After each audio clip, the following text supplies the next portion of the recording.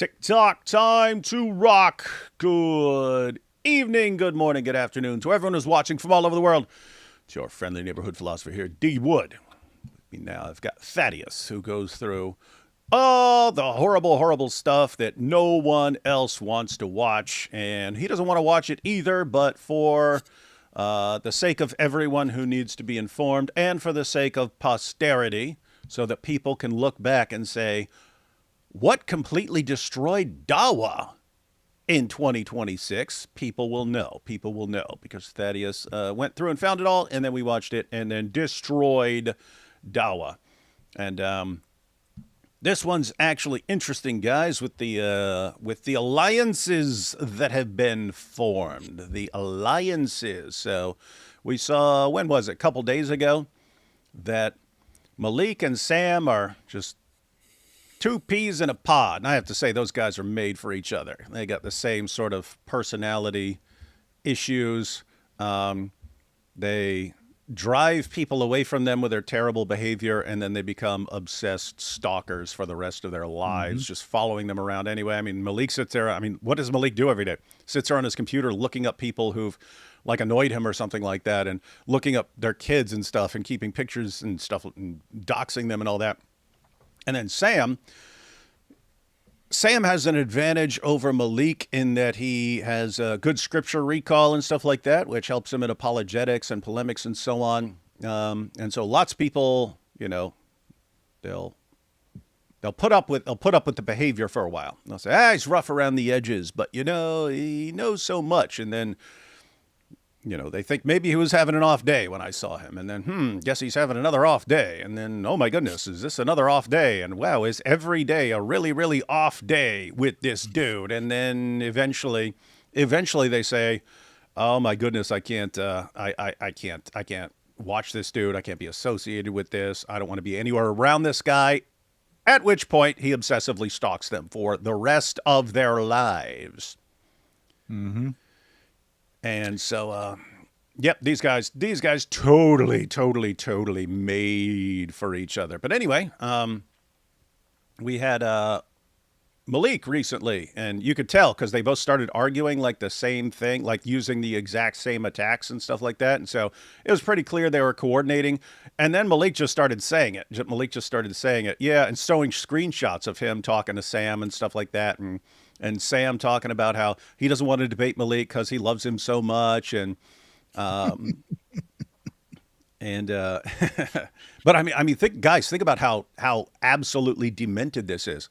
This is a guy who is literally trying to get Christians killed. He riles people up, and then gives people the address where they can do it. Now, fortunately, he's not terribly popular and doesn't actually have any real street cred. So people aren't actually going out and doing it, but he's trying. And there are people who are willing to do it. Fortunately, people who are willing to do it haven't connected with Maleek. But even recently with that church, I mean, think, he goes outside the church, gives the address of the church, says where they're at. And he says, inside this place are two people who rip Qurans. Thaddeus, were there two people in there who rip Qurans? No, you weren't there. I wasn't there. Eric wasn't there. Al wasn't there. No one. None of the main Quran rippers were there. And the two people he fingered have never ripped a Quran. Yep. And the people he was pointing at, Avery and IP, a.k.a. Avery and Ivory. That's funny. They should start a weekly show called Avery and Ivory. Avery and Ivory, they're not into that stuff. They don't do that stuff. And yet he said it about them in order to try and get a violent attack against them. He posted, I've never been to IP's house, so I don't know if this was actually his house, but he was posting pictures of inside of what he thinks is IP's house, gives the address, and it shows pictures and says, this is the room, here's the window, where IP is in there blaspheming Islam. I mean, he basically gives a roadmap to anyone who wants to go kill him. And Sam looks at all this and says, here's a guy I need to be pals with. Why? Because this guy's going after D. Wood. So all else is forgiven. That's demented, guys. Like of all the people you could buddy up with, you decide to go with the guy who's literally trying to get Christian apologists killed. Guy who called Avery's wife a whore and used some clips where she was auditioning for a show and said she was auditioning for porn and all this stuff. Yeah, and Sam says, "Yeah, how can I help this guy?" Why? Because that's just how obsessed he is if you abandon him because of his behavior. And so these guys are made for each other, and we're starting to see that. We're starting to see it. That maybe this alliance will last a long time. I don't think it will because neither of these guys can get along with each other. And I'll go ahead and tell you the dynamic. It's the same dynamic as when like leftists unite with jihadis and stuff like that on some issue. It's a common enemy, and then they'll unite. And both Sam and Maleek think they're using the other one, right? Like Sam thinks, oh, I'll work with Maleek to help attack David, but other than that, I'm going to kick this guy to the curb, right? And Maleek's thinking, ooh, I can use Sam to attack David. And other than that, I'll just kick this guy to the curb and stuff like that. Each one thinks he's the mastermind who's manipulating the other. And what will probably happen next is because Maleek's just been glazing him. Sam's destroying you. Sam's so awesome. Oh my goodness, Sam's so great. After we comment on it, Maleek's probably going to come out and go, "Ha ha! I wasn't working with Sam at all. That was just a trick." Too late, dude. You already showed too much. And I don't just mean with the screenshots. I mean when you're saying what Sam is saying to you behind the scenes. I've known Sam for 20 years, and I've seen what he says when he's trying to manipulate people, and he thinks he's manipulating people. And what you said, exactly everything Sam would say. And Maleek, you're so incredibly stupid and such a poor judge of what people are thinking and so on, that if you were to describe what's going on in my mind or Thaddeus's mind or anyone else, you would be completely wrong because you suck. You suck at this. You and Sam, you're both terrible. Why? You're both narcissists, and you tend to be incapable of seeing anything from any other perspective other than your own. And so when you try to think what someone else is thinking, you think, what would I be thinking in that situation? And you get it wrong. You get it wrong over and over and over again. And so you're just terrible at reading people. You suck. And so the fact that you are right on the money with everything I know, Sam, like you could have said, what would Sam say to me if he wants me to, if he thinks he's enlisting me in his war against David, what is he going to say to me? I could have told you exactly what he was going to say. And what you said, that's exactly what I would have told you he would say. So anyway, yeah, you can try it later on, Maleek, and go, no, we weren't working together. Again, too late. You already showed screenshots, talked about things you were organizing and stuff. And then just, yeah, I can tell. It doesn't take a genius. And then you were using some of the same attacks. So it was clearly coordinated. And then when you said that Sam told you to go focus on other things, so like you could just go after Avery, who Sam is supposedly still good with, but Sam said, no. Let me deal with David now. You go on and deal with, Avery and stuff like that. And then what happens? Sam just goes on, right when you said he was doing it, that's when he goes on this tirade in like every post. David this, David that, David this, David that, David this, David that. So it's too many. All signs pointing towards you guys having an alliance. And again, you had the screenshot up on where you guys are talking to each other. So, yeah, try that crap with someone else. You're good. It's truly extraordinary how similar these two individuals are. The only difference is one claims to be a Muslim, another claims to be a Christian, and one at least has a good memory. The other is just completely incompetent at every single thing in the world other than doxing. But even doxing they share in common. Sam has been known to dox Christians who he got mad at. I have a video on my channel of a time he went live to dox a person who was a former donor, and their crime was they stopped donating to him and marked the reason as this guy is a scam.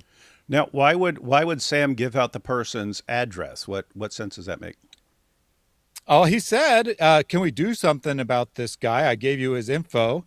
What can we do about him? So he seemed to be making a attempt to get his audience to go and find where this person lived and do something to them. Now, Thaddeus, I said that Sam's issue is he'll drive people away with his terrible behavior, and then he becomes obsessed with them. Um, Wouldn't that kind of fit the pattern? Hey, this guy's supporting me. Oh, now he's realizing how repulsive I am, and he's just giving up. And so, okay, I'm not supporting Sam anymore. And what does Sam do? Guys, here's his address. Let's deal with this guy. Mm-hmm. Same mentality as Maleek. Same mentality as Maleek. That's why, again, these guys made for each other. Pretty. It's funny. Right before we started, I was setting up, making sure everything was organized and stuff like that, and went and checked the chat before the stream, and there was one of Sam's fans was in there, and he was saying, all David ever talks about is Israel. It's all he talks about. He kept saying it. Every show is about Israel. So finally I jumped in and I said, hey, click on my homepage, go to live streams, and scroll down and show me the most recent show that's about Israel. You said it's all I talk about. And he says, be right back. And then, he came back a couple minutes later and he started posting towards other people. And so I just deleted any new comments. And I said, I'm deleting all your comments until you answer me. Answer me. When is the most recent live stream about Israel? You said it's all I talk about. When's the most recent one? And then I never heard back from him. I don't know if he came in right when we were about to go live or something like that, but did not see him anymore. And this is amazing because I think it was on AP's channel. When he was bringing up what Sam was saying and how completely like stupid Sam is, but even more so his fans. Sam is saying, let's go over to their channels and see how everything they talk about is Israel. And he goes to my channel. There's nothing there, right? I mean, you could go back to like the war and stuff like that, but there's nothing on there that's about Israel. And he says, and then he clicks over on AP's and nothing about Israel there either. And he's going, see, everything's about Israel. And I said, his fans are so brainwashed that they won't look at that and go, wow, Sam's spouting complete nonsense. There's nothing there. They will say, oh my goodness, it's all about Israel, even though nothing there was about Israel. And lo and behold, one of his fans actually comes over and confirms that all he talks about is Israel. Why? Because Sam said, look at their live streams. All they talk about Israel. There's not one thing there. And so, so I told the guy, go check it out. And then I just don't hear from him anymore. Now, what should happen in that situation, right? So what should happen is you shouldn't allow people to tell you what's there if it's not there to begin with, right? You shouldn't have fallen for that to begin with. If Sam says, look at his page, everything is about Israel, and you look and it's like, there's nothing on that page about Israel, you should be like, oh, this guy's like trying to dupe us here. That's evil, right? That's what you should have been. But you were stupid and gullible and brainwashed. So what did you do? You go, oh my goodness, it's all about Israel. But then later on, so now when you come and spout that to me, and I say, oh, all I talk about is Israel. That's what I talk about every single stream, according to you, right? Okay, go through and show me my most recent live stream about Israel. Show me, and then never hear from him again. What should happen is you should have gone over to the live stream page and gone, okay, no, and, found how far back you need to go to actually find one. What should have happened right then is you should have realized, oh my goodness, I'm in a cult. He told me, he flat out lied to me, and I mindlessly believed him. And then even when I'm looking at the evidence, I see what he tells me to see, and I don't see reality here. I need to take a step back and get away from this dude. I need to get away from this dude if he brainwashed me into seeing things that aren't there. Now, did that happen? Probably not, because, people are brainwashed. They don't snap out of it that quickly. You should, but you don't. So I forget what your name is, but you know who you are, and I know you're watching. As this happens over and over and over again, just remember what I said, and eventually, maybe you'll catch on. And here you have, Sam made it appear so. Yes, Sam is just like Allah. He made it appear as if all I talk is about this and that and this and that. This is some sick wild stuff. But that's not. It's not even really our main topic, although that's in the thumbnail. But we have Maleek glazing Sam on X, but we also have the aftermath of Maleek trying to get the church attacked and so on, trying to cause violence against the church. So we kind of want to focus on that, but we will be talking about Sam because, again, this is the guy. I mean, this guy's trying to get Armenians killed in church. He's trying to get Avery and IP and my wife and a bunch of other people killed. And Sam's like, hey, this seems like a guy I should work with. So we'll eventually bring it back around to Sam because he's just screaming for attention. So Thaddeus, we're going to start. We're going to check out some video clips in a second. We'll probably check out a tweet from Maleek. Anything you want to add before we jump into it? Yeah, I'll just say that although you were describing Sam all this time, you could have been describing what we'll see from Maleek, where he just goes absolutely berserk after the church incident because he thought this was going to be his big break. He thought that all the Dawa guys would pile on and be like, "Oh, Maleek, you're so great!" In the zoot sense, pile on him. Yeah, and instead he basically was ignored, and now he's quite enraged, saying that he's going to find out whoever called the police and he's going to bury them and stuff like that. So very, very mature individual. And we also have a very brief update on Central since our last show. Central. He said he was quitting forever. And then a couple days later, he said, never mind, David won't let me quit. Yep. Who could have foreseen that? Who could have foreseen it? We'll find out. But by the way, Thaddeus, notice the parallel with Sam that you just mentioned, right? So you just mentioned Maleek, thinking that okay, I'm just getting worse and worse and worse, driving more and more people away, destroying more and more lives, destroying everyone around me. The guys who do that, they're still narcissists.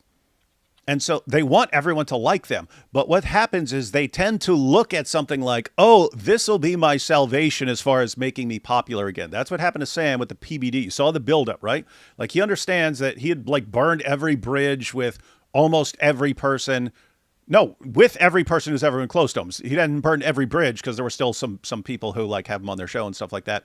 But every person who was actually close to them, like destroyed it. Look at everyone who was close with Sam like 10 years ago. So me, Anthony Rogers, my wife was good friends with Sam.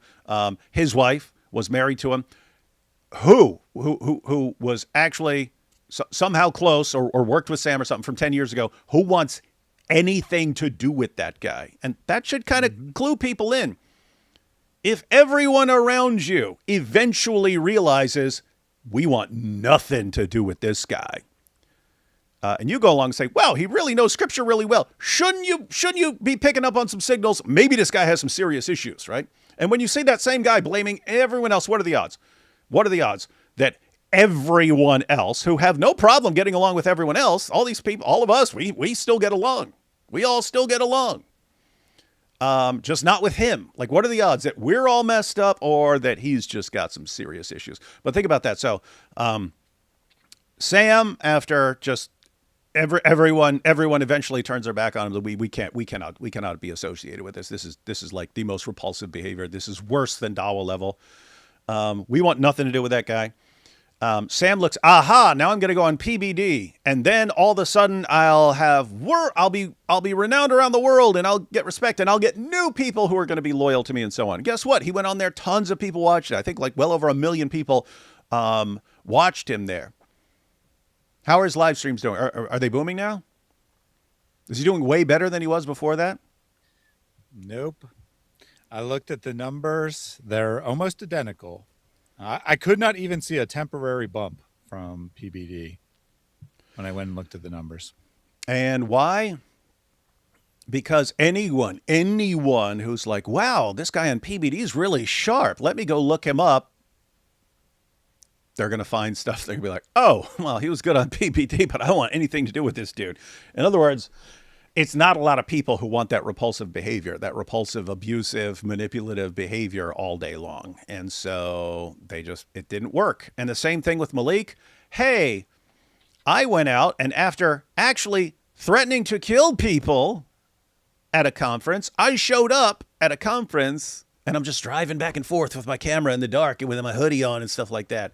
And then they call the cops on me. Oh, no. Hey, this will make me the champion of Dawa because all the Dawa guys, Mohammed Ajab, Sheikh Uthman, Libyana, they're all going to be like, oh, my goodness, this guy's being persecuted. And then I'll be the hero of Dawa and not a peep.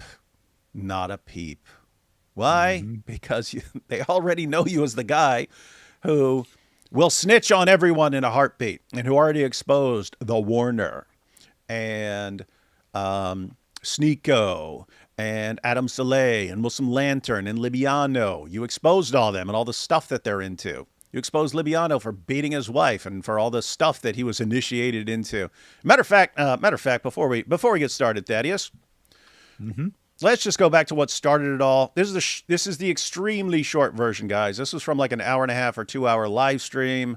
Then there was like an 18-minute cut of like him just completely exposing all these Dawa guys and so on for all the stuff they do. But then there's a little 4-minute cut. So this is just like very brief intro to what Maleek was exposing the Dawa guys for. So check it out.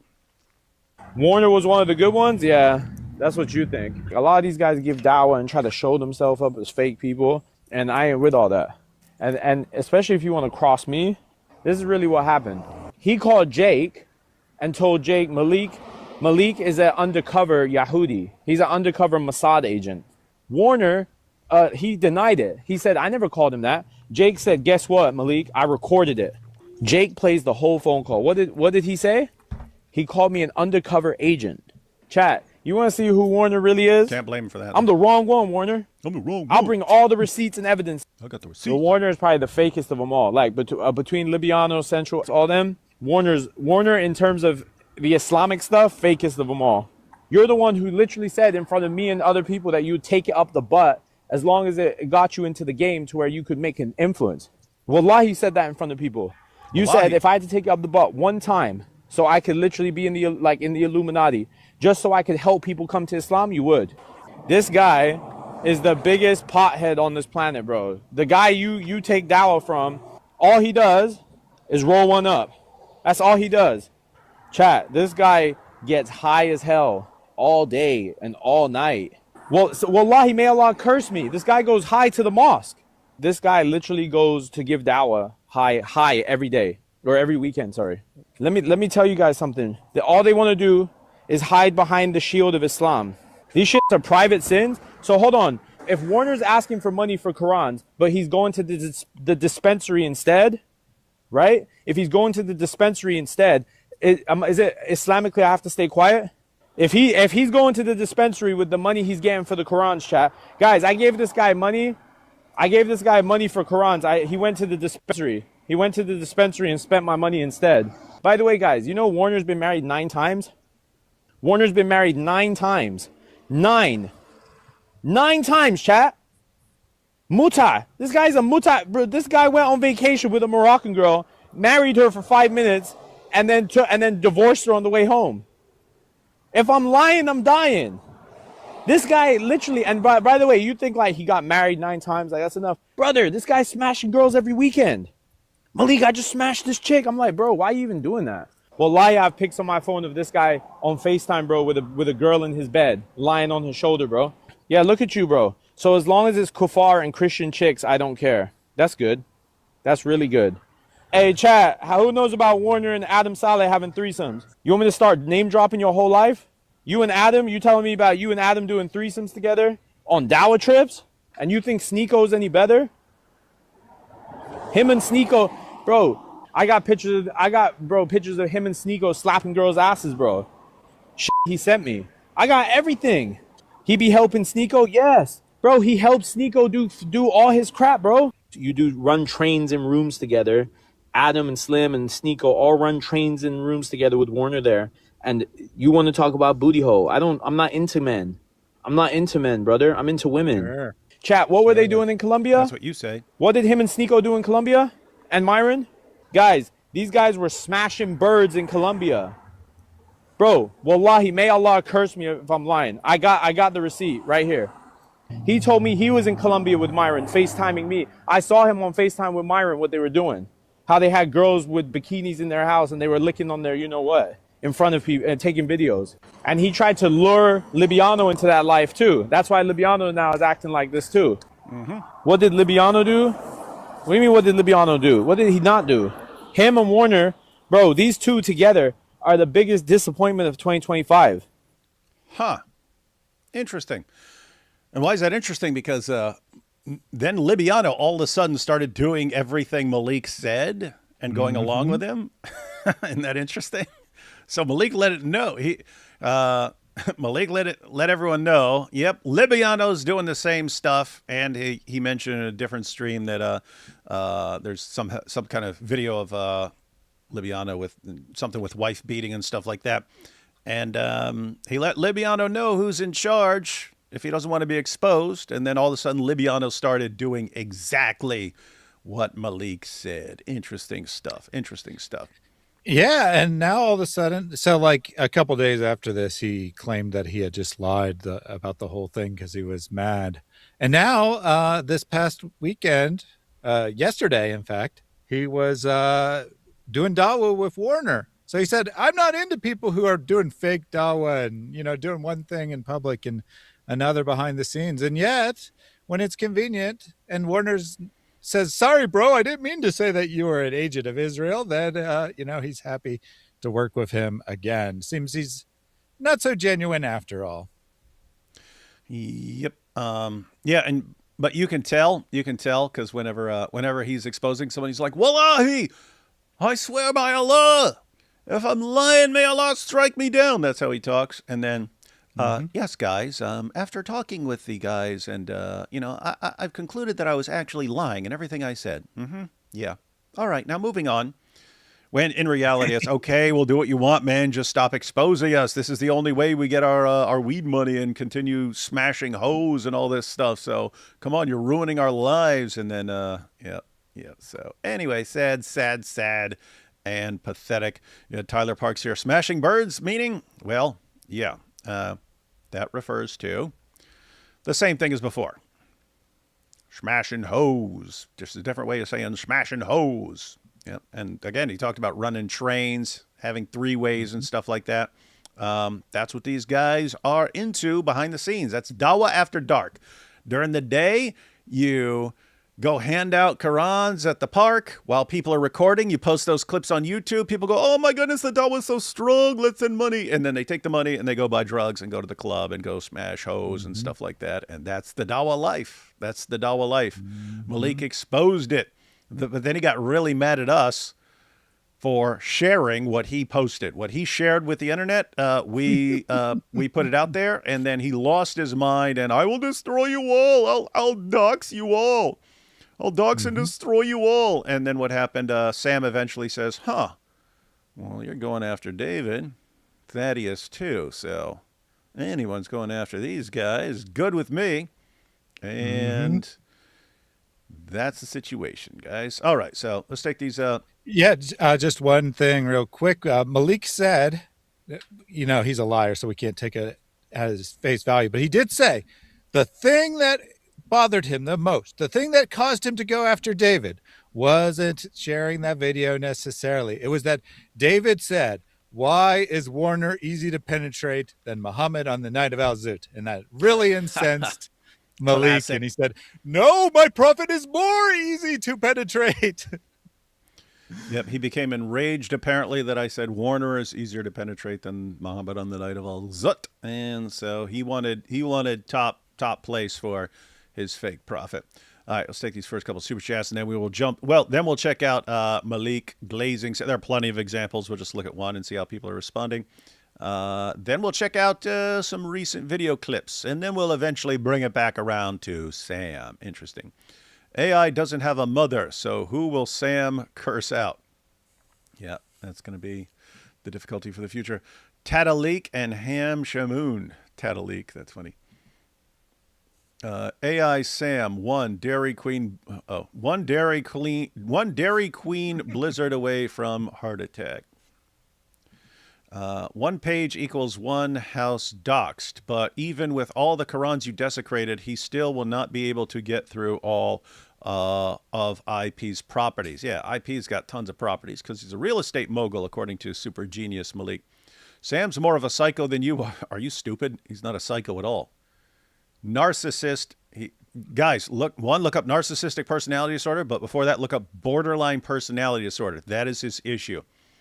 And I said last year when he just demanded attention by going after everyone around me, like trying to screw with everyone around me. We finally had a live stream, and I told him, dude, psychopath goes at it with someone with borderline personality disorder. You've already lost. You already lost when we get into this, right? Sam's gained like 50 pounds since then. I told him he would end up psychologically traumatized by this, guys. I told him. He's gained like 50 pounds.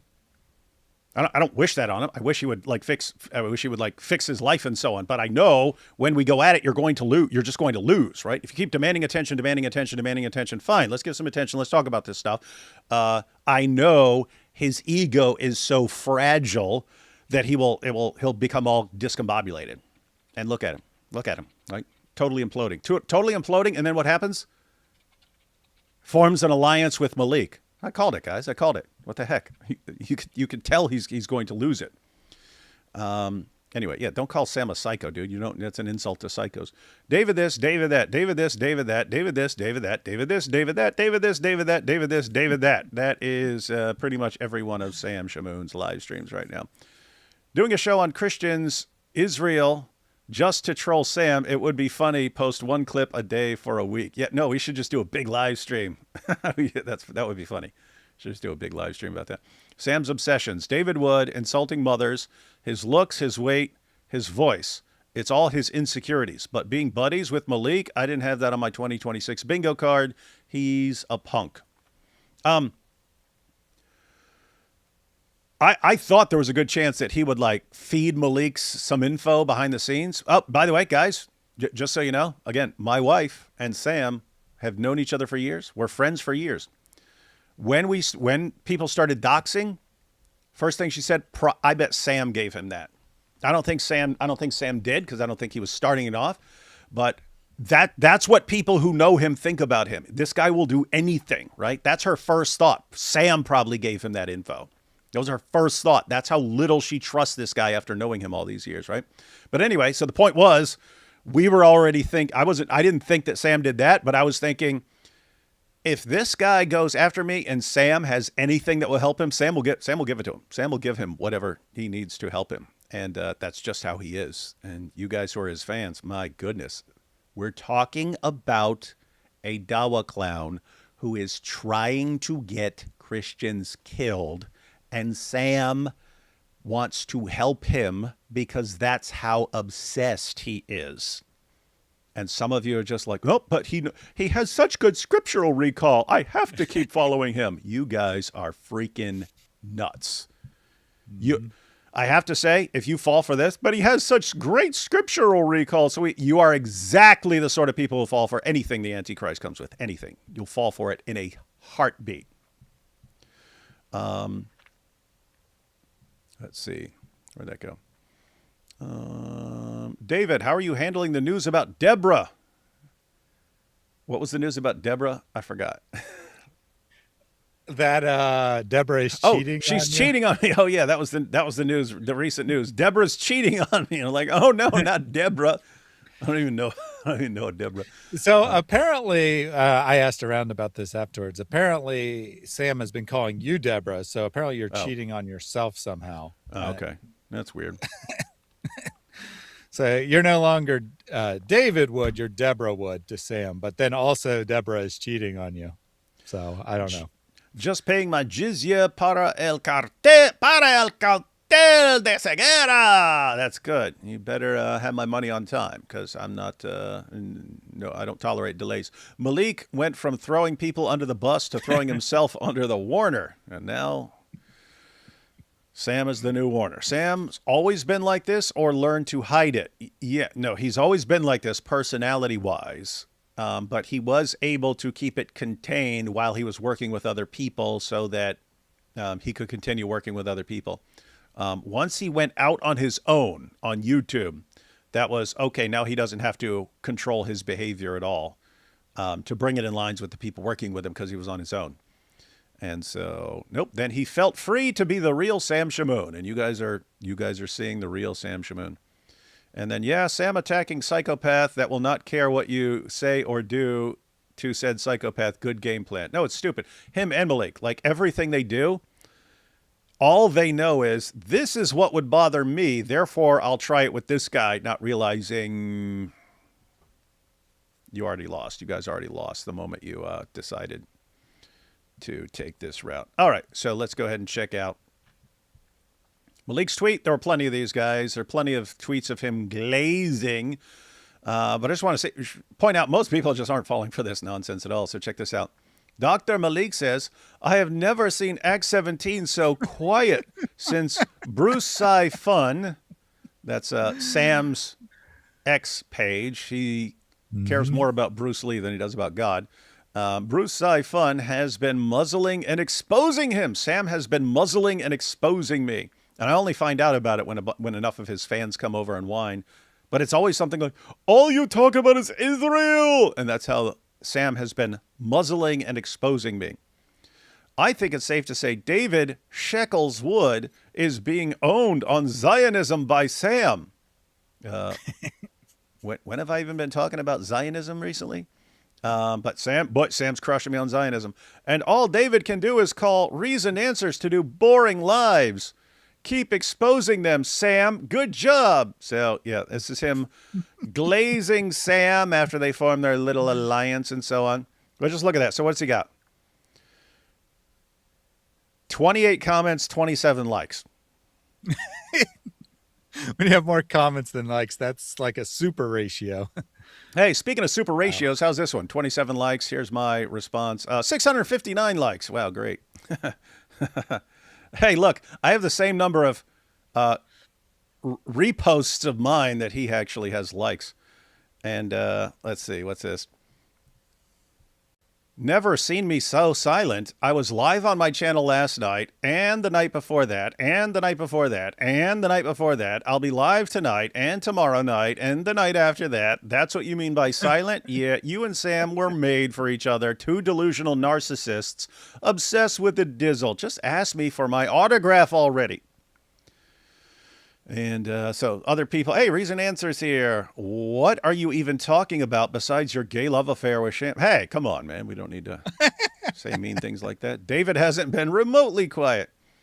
Let's see how far we have to go to find someone who's agreeing with him. And look who's turned into Sammy's dimmy. Then he'll dump you. Oh, then he'll dump you and you'll dox him. But just remember, his mouth is so much more destructive than your low voice will ever be. Maloink, you found your Momo. That is correct. We have this.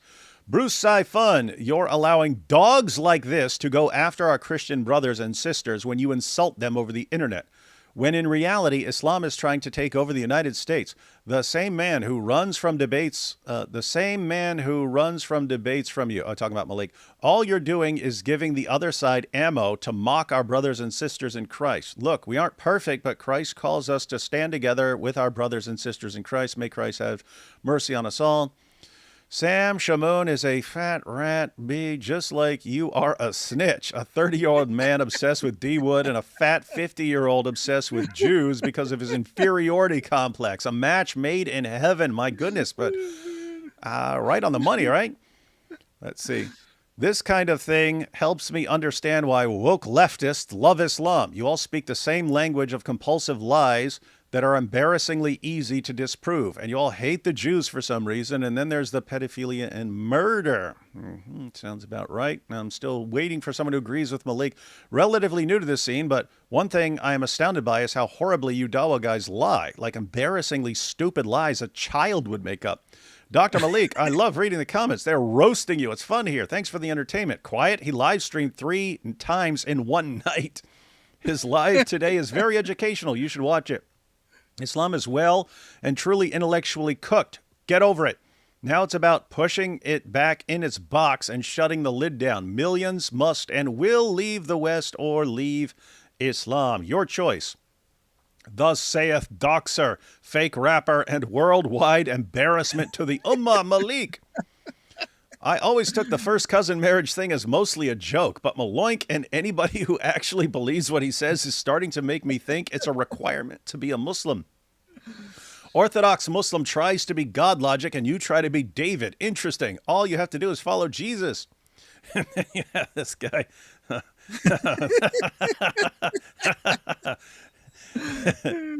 And then Battymon, get off D Woods. You are so depraved for attention. You're a bona fide loser. That is correct. David has been about as quiet as Muhammad was during his night with the Al-Zut. Nobody cares about you. Dr. Maleek and Sam Shamoun is truly a duo made in hell. Yo, crazy person, gaslighting doesn't exactly work when the truth is only one click away. But then again, what would you know about truth? Your timeline is just you rambling on like a meth addict that's been up for 3 days straight. Sam and Maleek sitting in a tree, exposing what exactly? No one cares about what Sam has to say, lol. This is making you look terrible. Guys, I don't click on the show probable spam because I don't know what's behind there, but those are the responses to Maleek, guys. That's on his page. That's on one of his posts. That's what people think. He has people who follow him, and you couldn't find one person remotely agreeing with him. And Sam said, yes, let me hitch my trailer to that guy, and together we will destroy the Dizzle.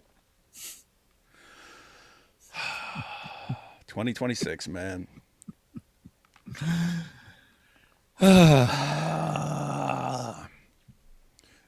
All right, we ready to check some clips, guys? We'll later on. So we've got a short update on what's his face, Central. I want to call him something else. Central Puppet. Racism. We'll call him. We call him Central. Central Puppet. Yeah. Central Racist, or Central Puppet. And we'll explain both of those. But yeah, just short clip from him, short update there. And then we've got the latest from Maleek, where he's trying to escalate against the church that he showed up at after making it known that he threatens people at conferences and so on. So we'll check that out, and then we'll get back to Sam, and we'll go and check out Sam's page and see what Sam's page is looking like. Hey, Thaddeus, you know what's funny? Wasn't it just recently? You could put these clips together. Was it just recently Maleek said, "Okay, so I'm done with David. I'm gonna go after other people." And I looked at the camera and I said, I think I quoted Breakfast Club. I think I said, in the words of John Bender, Sweets, you couldn't ignore me if you tried. And what's he doing? Talking about me all day, every day. And we have the same exact thing with Central Puppet. Yeah, even while Maleek was on his way to confront IP and God Logic, which he was trying to not do, right? He was trying very hard not to do that. Even while you were not in the state, you had nothing to do with anything he was after. He'd just occasionally be like, and this is all David's fault. They'd be like, David, I know you're watching. And, yeah, weirdo. All right, so here we have the update from Central Dawa. Here we go. So he had said he's going to give up Dawa. I told him, no, you're not. And then we got the follow-up. Let's see. Previously, I have been thinking about wanting to get out of the debate and the Dawa scene, and I think I am officially done. Sorry, Central Dawa. You're out of the scene when we say you're out of the scene. And we are not done with you yet. We are not done with you yet. So get used to it.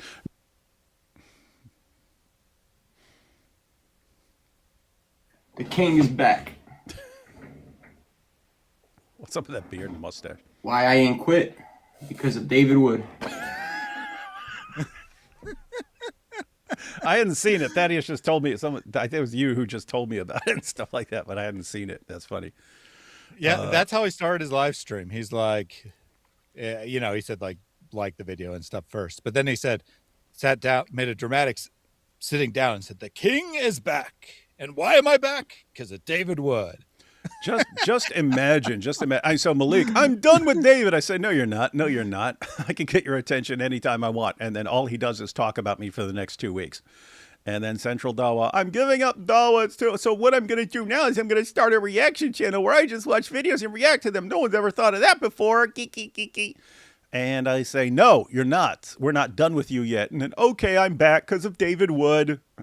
It's like, we're all puppets. We're all puppets here. That's why I said central puppet, but we have a challenge here. Mm-hmm. So he does have a challenge for you. Uh-oh. He's already asked me to debate.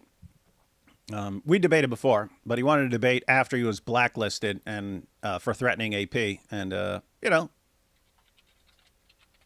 have a problem if people still want to debate guys even after they death threaten. I mean, they follow Muhammad. What do you expect them to do? But it was, nope, pretty much everyone was saying that he sucks. So he's kind of not worth debating because of how bad he sucks. But on top of that, he's handing out death threats. So let's just not interact with him anymore. That was the attitude towards Central. Whereas someone else, like if Zakir Naik threatened people or something, which he has, he said that Muslim nations need to have a database, but he's calling it a data bank. He said a data bank of all people who criticize Islam so that if they're traveling and they stop in an airport, they can be arrested right there. And so he's basically saying, arrest us wherever you can and stuff like that, and then punish us according to Sharia. But if this guy were ever willing to debate, we'd all jump at the chance just to expose him. In other words, we consider it worth it, given how many people think that he should be taken seriously. We would think it's worth it, in spite of, messed up things that he's done. But if someone is just really low tier TikTok loser and stuff like that, okay, well, do we want to put up with that guy? No. And so let's see what the challenge is. Hey, Thaddeus is watching. So David Wood's friend, he was right, who literally has an orgasm anytime David speaks. Thaddeus, you're right. watching. He doesn't like that. David Wood, I challenge you. He doesn't like what? He doesn't like that he must have watched the live stream and saw how much I was laughing during it. That's presumably what he's referring to. And while David is funny, and I was laughing at David at times, I was mostly laughing at you, Central. I was mostly laughing at how pathetic you are. You are indeed pretty darn pathetic, Central Dawa. And you should be glad that Thaddeus was watching your live stream, because that probably made it like 3 people or something. All right, here we go. Technically, I'm recording and watched it later. Okay, yes, that works too. That works too. So he wasn't even helping your numbers. He was just recording it. David Wood, I challenge you to a boxing match or an MMA match. Okay? Muslim versus Christian. Me and you, David Wood. Winner donates all funds raised to a charity of their choice. And that challenge goes out to David Wood, Thaddeus, and any Christian apologist. I know they're watching. I know Thaddeus. Thaddeus, I know you're watching. Clip it. Put it on YouTube. That's the challenge.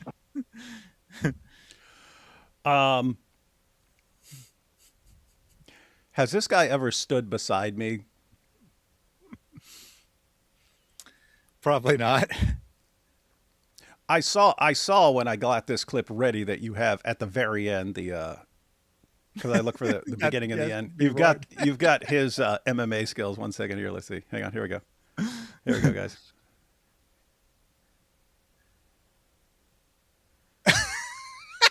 Guys, he posted that. He actually posted that. Watch out, AP. Because it's when he was making death threats against AP. Here we go.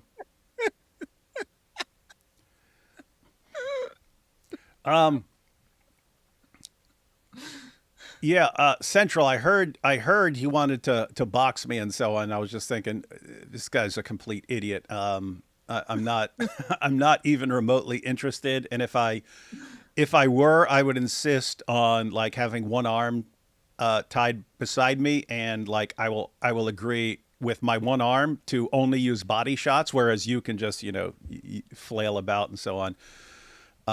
So anyway, had zero because like what are you gonna do? I mean, it'd be like fighting a 10-year-old girl or something like that. Oh, I won! I beat a 10-year-old girl. There's what the heck? What is the honor in that? And why would anyone care? But I didn't know. No one told me that he actually wanted something to go to charity. Now, my concern here, Central Dawa, is that all the donations would come from Christians, because who in the blue hell is going to donate from your side to see a fight, right?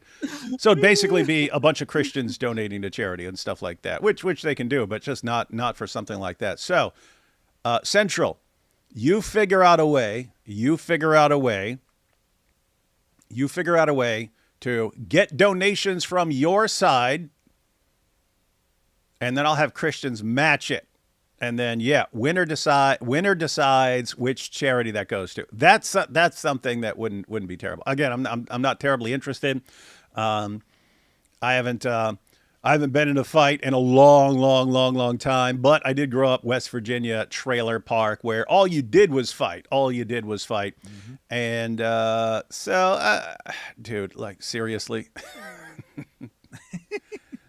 Central, walk into a West Virginia trailer park and pick someone at random and say, I want to fight, and watch what happens, dude. Watch what happens. And then get the brilliant idea to come mess with me. Are you stupid, man? Are you stupid? Mm-hmm. All right. And keep in mind that Central is following Maleek's little lead here and saying, oh, the Christians are so violent. Elijah came out and he was trying to fight Maleek, and Maleek had to run away to avoid getting in a fight, but he was going to fight him. He just wanted to do it down the street where no one could see anything. So he's saying that Christians are violent, evil individuals because they want to start fights, and yet he's literally challenging people to fights. And it's not just Central. Hijab's done the same thing. Numerous Dawa guys have done this, where they're like, instead of having a debate, let's have a fight, because that will prove Islam's the truth. How exactly? Yeah. Guys, if fighting and winning means you're right, my goodness, you guys should be like, Israel's the most right place in the world. That was for you, Sam Shamoun fans. I need to keep doing that like every 5 seconds. All right, so now what do we have? Now we're actually getting to. Hang on. Okay, let's take a couple super chats and then we'll jump into Maleek's video. I don't know. All I know about the Maleek clip is that he's flipping out over the church and flipping out over Elijah Johnson, when Elijah Johnson's the only person that just like he walked up to him. Like when he's like, hey, where is everybody? I'm out here, blah, blah, blah. One guy walks up to him. He runs 5 miles down the street. And then he spends the rest of his life obsessed with going after that dude. It's so pathetic. Absolutely pathetic. Let's see. D. Wood, hope you guys are safe. Off topic, are you planning on publishing any books or guided studies on Islam history or apologetics? Hope your will. Oh, I'm planning. It's the completing. It's the follow through on plans. Because at the end of the day, I like making videos. So if I'm like writing, this is so boring, hey, I can just make a video, and that would be awesome. And it's instant, right? It's instant. So yeah, I've started several books. I've not. No, I did finish 1.5. But the one, then Nabil told me to finish. Nabil said before you publish that. It was on a philosophical topic. He said no one's going to be interested in that except a few people. Write your testimony book first. Write a testimony book. And he said, write your testimony book before you write anything else or publish anything else. And so I had 1.5, and then I started working on a testimony book. I have about a quarter of a testimony book, but that's something I started that's when Nabil told me that. So that was 10 years ago I started that, and I had a quarter of it and I'd have never finished that. Anyway, yeah. And by the way, I actually submitted one. It's on Christian stuff. It's not on Islam. But I actually submitted one, and then the publisher was like, you're just a YouTube guy, right? You're a YouTuber. That was before people realized, oh, YouTubers can actually do their own marketing and stuff like that. It was after that I started getting asked, hey, contacted by publishing companies. Hey, you want to publish something here? And then I was kind of spiteful, no, one of you guys said I'm just a YouTuber. So no, I'm not giving you guys anything. So I was like that for a few years. And anyway, then eventually I was just like, oh no, I need to knock out my testimony book and then put some of this stuff out again. So anyway, apparently what Nabil's saying is if you come out with something first,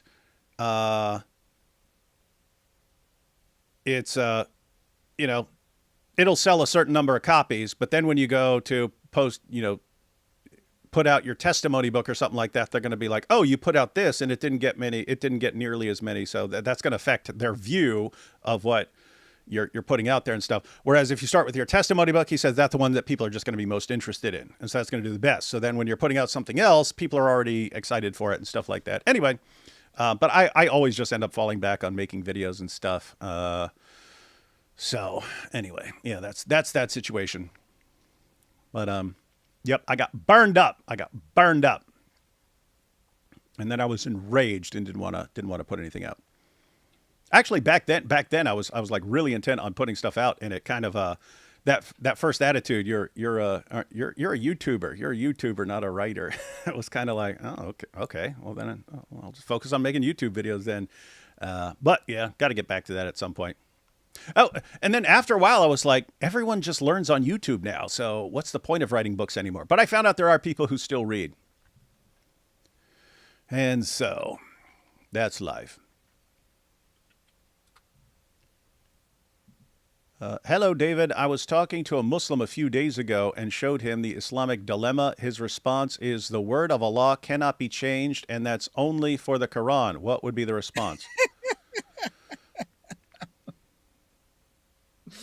That the Quran never says that at all. I assume he brought up Surah 18, verse 27. Recite was what has been revealed to you of the book of your Lord. There's none who can change his words. He doesn't say there's none who can change his words in the Quran. He just says there's none who can change his words. And so you combine that with showing that the Torah and the Gospel, according to the Quran, are Allah's words, and then ask him if the Torah and the Gospel have been changed, have Allah's words been changed? And he will say, yes. And you will say, okay, therefore, there are people who can change the words of Allah. And he will say, yes. And then you say, so when Allah says there is none who can change his words, that statement from Allah is false, right? No, what he really means is, yeah, but as it's written right there in the Quran, that's false. And you have to add something to it that's not in the text to make it not false, right? And that should start bothering him if he has any respect at all for his religion. But apart from that, the Islamic dilemma does not depend on 1827 or 114 to 115, which say that no one can change Allah's words. Those verses could not exist. You still have the Quran ordering Jews and Christians to judge by the Torah and the Gospel. He said Jews. You see, he's obsessed with Israel. You still have the Quran saying over and over again that Allah is affirming what is with us, the scriptures that we actually have. So, yeah, there's no way out of it. But yeah, just keep giving your Muslim friend more and more passages and asking for his explanation. Just letting you know, I bought 10 copies of the Islamic Dilemma and gave 9 of them to 2 college students before. 9 of them to college students before their summer break. That is awesome. That's cool. That's a good idea. As a former Golden Glover, can I please fight for versus Central Dawah? No. And that's not me saying I want to fight. I have zero interest in fighting, guys. I'm 50 years old. I don't throw punches anymore. I know I outweigh this guy by 100 pounds. And so given that kick that we saw, again, I could go in there one-handed. There's nothing. But again, no, I'm not interested. I don't care. I'm not trying to impress anyone. If I wanted to raise money for charity or something like that, I would just do it. Don't really care about this. It's just kind of, just to be forthright, I just think it's funny interacting with this guy. And I think it's going to be funny if he goes out and just starts wasting his time trying to set this sort of thing up when no one cares about him and no one wants to see him fight because he's a total joke. I think it would be funny. He did say it was open to any Christian apologist. So if someone else wants to do it, I wouldn't recommend it, but if someone wants to do it, feel free. Yeah, and guys, we don't care. But this is Dawa, right? These guys are getting cooked every direction, and so now it's, but we'll fight. Yeah, we'll fight. Oh my goodness. And you guys are coming with Central Dawa? Central Dawa, he looks like freaking olive oil from Popeye. My goodness, man. But he can lightly tap a bag while spitting. Here you have, isn't D Wood's son MMA trained? Yeah, he went to years of jiu-jitsu, Muay Thai, and boxing. That was when he was a teenager, though. So you could say, oh, maybe he doesn't remember any of that stuff anymore. Sadly for you, he's like 245 pounds of muscle now, so it's not going to help. But it was funny when Maleek said, yeah, and David's son, he's scared of me. My son goes, tell him I will fight him with both hands tied behind my back and blindfolded. Both hands tied behind my back and blindfolded. I'm like, no, you're not fighting. You're not fighting anyone just to show. But yeah, no, I've said it before. A professional fighter would beat up my son, but you'd have to be fairly well trained because he is a muscle bound, pretty well trained dude. But that's what I'm saying. That was very. Yeah, that was very nice I don't want to send not to fight. Yeah, I don't want to. You don't want anyone We're not in the interested, hospital. guys. We are watching the collapse of Dawa and the fact that you guys are, they're scared of me, and I challenge you to a fight. It's just, I look at this as like you're in full meltdown mode and you're trying anything right now, and it's pathetic. So, Central Dawa fighting in a ring. I have a hard time believing he has the brain power and coordination to tie his own shoes and wipe his own behind. Does he not know you're twice his size, D Wood? Lol. Yeah, that's one of the things we're trying to figure out. Steven Seagal is greater than Central Dawa. That's true. And y'all know what we think of Steven Seagal. The half-assed back kicks are the most dangerous. You see, David Wood is shacking in his Karanagami boots. Yep, shaking my Karan skin shoes. Do you believe Christ can save Sam Shamoun? Yeah, but like, I don't know what to do when a person sees himself destroying everyone around him his entire life and has not the slightest desire to change. Like, I don't know what to do with that. And so let me put it this way. And guys, let me put it this way. For those of you who go, why are you saying just ignore him and don't have all this infighting and blah, blah, blah, blah, blah. Guys, I happen to believe that the only hope for Sam is eventually, if no one's following him and he has nothing else to do, then maybe he would look back. As long as he has like some people, like even if it's 100 people who are still cheering him on, that's enough. That's enough for a narcissist like that. He thinks in his mind he should be way bigger, but just if there's 100 people just cheering on everything he says, that'll be enough to keep him going. The only way I can see forward for him is if he just like, same with Maleek, these type of people have to hit complete rock bottom, realize that every manipulation tactic they have no longer works, that people have caught on to them, that people know exactly what they are and don't trust them anymore. And at that point, maybe they will decide and realize that they need to change and then start taking steps.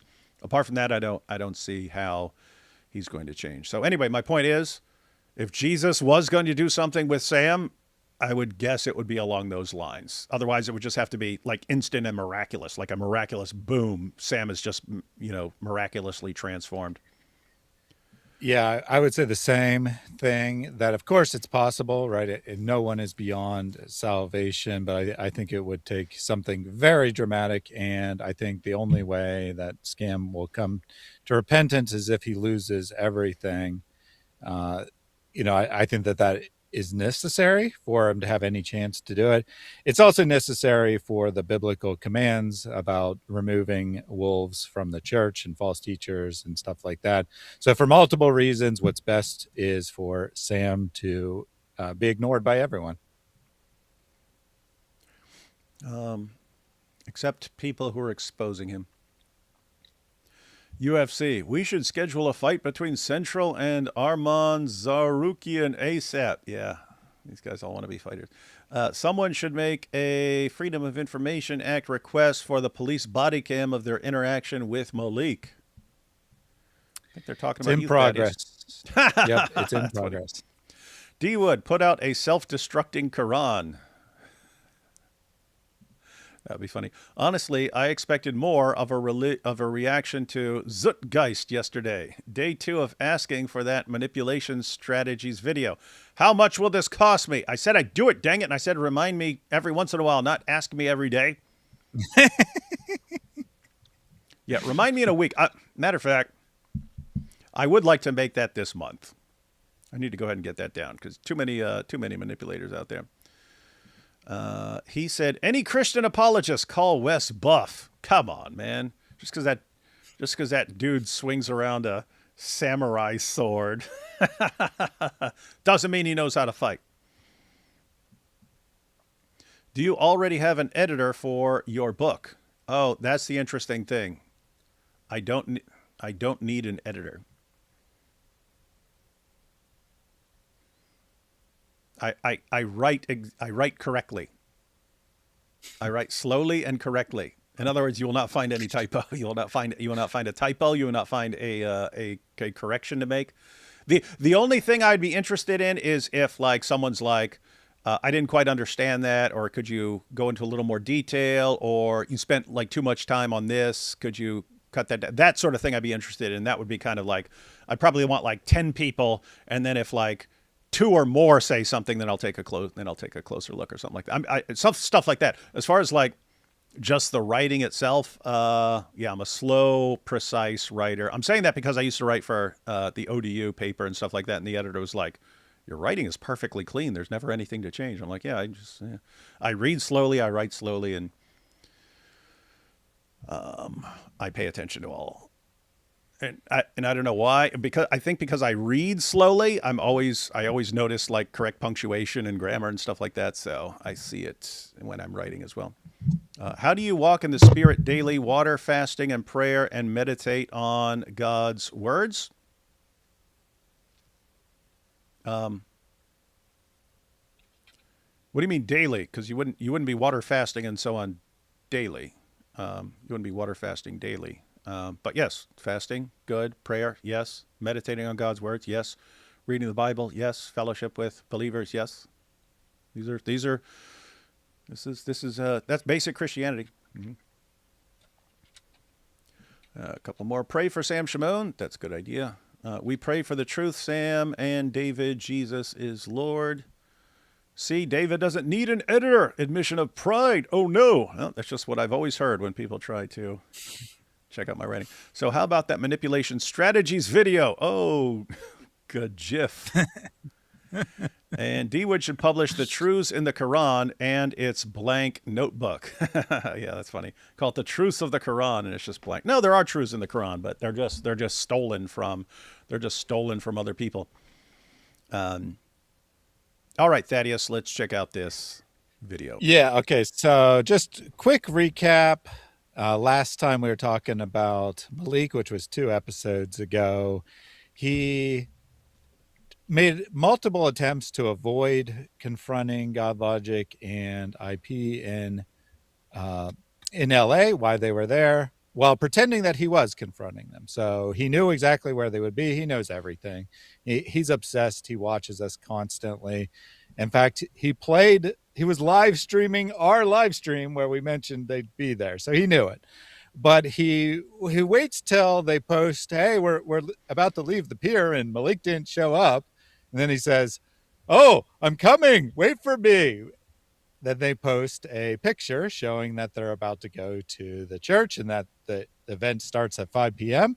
Maleek eventually shows up at the pier at 5:08 or 5:10, something like that, after he knows that they are not only gone, but they're somewhere else. He records a dumb little video walking around the whole thing, being, "Where are they? Where are they? Where are they?" And then he ends his live and comes back, and he wants to do a victory lap, but his chat is not impressed. They want him to pull up at the church, and he keeps giving excuses why he can't do that.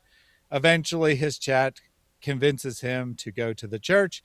He does come to the church. He gets out of his car for about 10 minutes, walking around, not even getting close to the church, recording, and then gets back in his car and circles the building repeatedly, which looks super, super suspicious.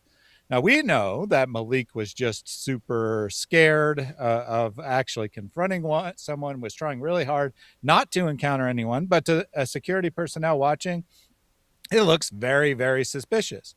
And they were made aware that Maleek was this individual who has made multiple death threats against Christian speakers, has been harassing and making threats against two speakers who were at that church, inspiring philosophy and God logic, for months. And they start listening to his live stream, and eventually the police get called. Maleek gets pulled over by the police after crapping in his pants. He completely complies with everything that the police tell him to do. They let him go because he didn't actually have a gun, despite him posturing multiple times that he was dangerous individual.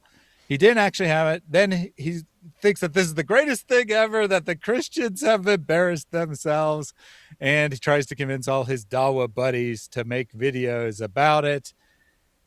That didn't really happen. Central had a half-effort attempt at defending Maleek immediately after Quora published a video. A couple days later, he goes live, supposedly to review Quora's video. He watches like maybe 30 seconds of it, and the rest of the time is him retelling all the events in his own spin. So that's what we got here primarily. But while doing that, he makes many, many threats against Elijah and the church. Yeah, so let's check that. We did have, as you were talking, we did have a couple. We could wait for the super chats, but they're actually relevant to what I was just saying. So go ahead and cover those right now, since a couple of them were relevant to what I was just saying. So we'll just go through them real quick. David, stop playing with your food. No, don't tell me what to do. Sometimes I think that guy's either purposefully misunderstanding the point or he's actually stupid. Every argument was answered with insults. I can't even tell if you're talking about Sam or Maleek or Central Dawa. I can't tell because they're all like that. Let's see. Okay, this is the one. What are the titles of the books you've written, Dr. Wood, and where can we buy them? I don't know if you just missed the discussion I just had, but I started multiple. In fact, I was actually wrong. So I had one. It was on the problem of evil, guys. I wrote an entire book on the problem of evil. I submitted it, and then it was like, who are you? All you are is a YouTuber and stuff like that. You don't, and so they weren't interested. Back then it was, if you're a YouTuber, you're in a separate world from like the world of books and so on. Which I could have just submitted it somewhere else, but I was like ticked off and like, well, screw you guys. I won't submit anything anymore. But I also I said half, but in reality it was probably 3/4 or more of a book. And it was basically, short chapters just going through a bunch of topics. First half was like on Islamic topics. Next half was on Christian topics. And it was like short answers for people as like a reference guide. If someone's bringing up something on social media, you have like something where you could familiarize yourself. All the chapters were like short, like 2 to 3 pages and stuff like that. So short answers. And then it was in reaction to getting ticked off at publishers and just saying, well, I'll just make YouTube videos and stuff like that. So anyway, I was probably like 3/4 done with that.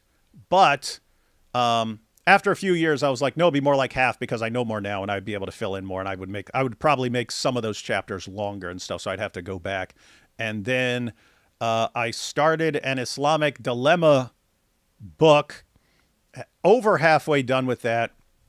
Was going to call that the Islamic Dilemma, but Chris finished way before me. I totally burned out like October, November, or whatever it was. And it was actually funny because I was like, okay, here are the remaining chapters. Why don't I just make a good video on each of these remaining chapters? And then I'll have all the content, and I just, revise it a little for print. And anyway, they never got back to it. And then now Chris has published his. So now I can't even title mine the Islamic Dilemma because he's already titled his the Islamic Dilemma. So, yeah, unless I think of some awesome title. Like right now I have no motivation to finish that when, I should, because I kind of went in a different direction from Chris. We both cover the Islamic Dilemma, but we go about it in different ways. So it'd be and mine's simpler. Like his I would recommend like high school and college level, and about high school, college, and then, basically adult Christians. Whereas mine, you probably fine for like middle school or something like that. It's shorter. But yeah, now I just have to think of an awesome title. Because the Muslim is false either way, which I think is good. So wait, so you're saying not the Muslim difficult decision between two alternatives that don't work? I mean, that's funny, but it's not really a good book title. Islam is false either way is a good book title. I was thinking, just because I liked my video that was titled this, but I was thinking what the Quran really says about the Bible. But that doesn't tell you it's about the Islamic Dilemma. But maybe a subtitle that says it's about the Islamic Dilemma. Yeah, I don't know. So anyway, guys, I have one complete book on the problem of evil, one book on, kind of intro Christian apologetics with dealing with Islam, and then over half of an Islamic Dilemma book. But yeah, nothing that's really out there. I have chapters and books out there, but yeah, not my own books. So anyway, hope that helps. Mm-hmm. And we've got that one. Thank you for that. And this might be off topic. You and AP talked about Christian Zionist, and you said it's not the same as people see it on the internet. Can you explain the difference? No. It's basically they're different. There are different kinds of Zionism. Christian Zionism is a specific position that's about end times, and you read the Bible, and Israel's supposed to be there at the end time. So you view the nation of Israel now as part of the fulfillment of end times prophecies, and Christians need to do certain things. That's what me and AP are saying. We're not I'm not denying that is. I don't know. I haven't studied enough to know. And if you're talking about end times prophecy, and that's what that is. And I'm like, I don't know. It might not happen for another 20,000 years. So how do I know it has any connection to this? So anyway, the point is I don't know. So that's not how I'm thinking. I'm thinking in terms of it's good for Jews to have a place where they can go. That was kind of one of the ideas for Zionism, right? That people in various nations just decide to go on killing sprees and stuff like that periodically against Jews and stuff. And so some Jews got the idea, hey, what if we actually had a place where we didn't have to rely on other people to protect us? Wouldn't that be good? And so on. And so that was the Zionist movement. But now Israel already is a nation. Israel's already a nation. And so Zionism now isn't, Jews should get some place where they can actually defend themselves and not be under someone else who is in charge of protecting them, who might turn against them. That's already happened. There already is a place like that. So secular Zionism, not Christian Zionism, but secular Zionism right now is basically Israel has a right to exist. But for that, it's what do you kind of don't need the word Zionism for that, right? Because I think Canada has a right to exist and defend itself, right? There's no religious reason that I think Canada has a right to exist. And there's just a bunch of people there and you live there. And so what? But anyway, so yeah, that'd be the general idea. So I would be a Zionist in the secular Zionist sense, in that I say it's good that Jews currently have a place where they can exist and defend themselves and not be at the mercy of other people, because you got people like Sam Shamoun who will just lose their minds over something eventually. Mm-hmm. All right. I got that. Speaking of which, there's a Sam fan came into the chat and said, "I'm leaving this channel because it's filled with hate. I'm going back to Sam," because you never find any hate on Sam's channel. Hey, hang on. I got the proof. Okay. Let's just round out the super chat so we don't have to come back later. Islam, it's for clowns. That's true. What about baby book? A baby book Islamic dilemma. Oh, I actually think that's good, right? There should be like a children's like bears, like little toy bears explaining the Islamic dilemma for kids. That should be Christians of all ages. This needs to be a standard part of Christian education because it's the ultimate Dawah destroyer. And you can still title it the Islamic dilemma, but if you want a title, the Quran destroyer Islamic dilemma, and you can make it a series of different topics or arguments you have that's against Islam. All of that may be the case. How about the Islamic dilemma according to D. Wood? Or, hey, what about the better Islamic dilemma? Hey, how about the Islamic dilemma, but better than Chris's, or something like that? That would be funny. All right, but anyway, you were saying some guy was saying this channel's too much hate, so he wants to go back to the less hateful Sam. All right, guys, let's go ahead. Alexius, where is he? His name. Is he far back? Alexius. He's still spamming. So he said he was leaving, and then he mouthed off a whole bunch more, and then he said, "I'm really leaving now, but I wish you guys would just tell Jesus to get in touch with Christ," which I don't know what the heck that was supposed to mean. Hey, And Alexius, he's still here. Hey, Alexius is still here. Hang on. Yep, he just said a new one. Alexius Davinko. Let's see. What's this? Sam and this other guy should actually guide and help. Sam. How is Sam going to guide himself? We would love it if Sam and this other guy, I don't know if you're talking about me or Thaddeus as the other guy, but yes, we would love it if Sam would guide himself. That's the problem. He is guiding himself, and it's completely destroying him and everyone around him. When we say it would be good if he guides himself, it would mean according to something that makes sense, according to good behavior, guiding himself according to the teachings of Christ. That would all be good, but he's guiding himself according to his own feelings and stuff like that, and it's a complete disaster. But if you're saying, wait, Jesus said, "Get the stick out of your eye before you judge." Yeah. Okay, so just to be clear,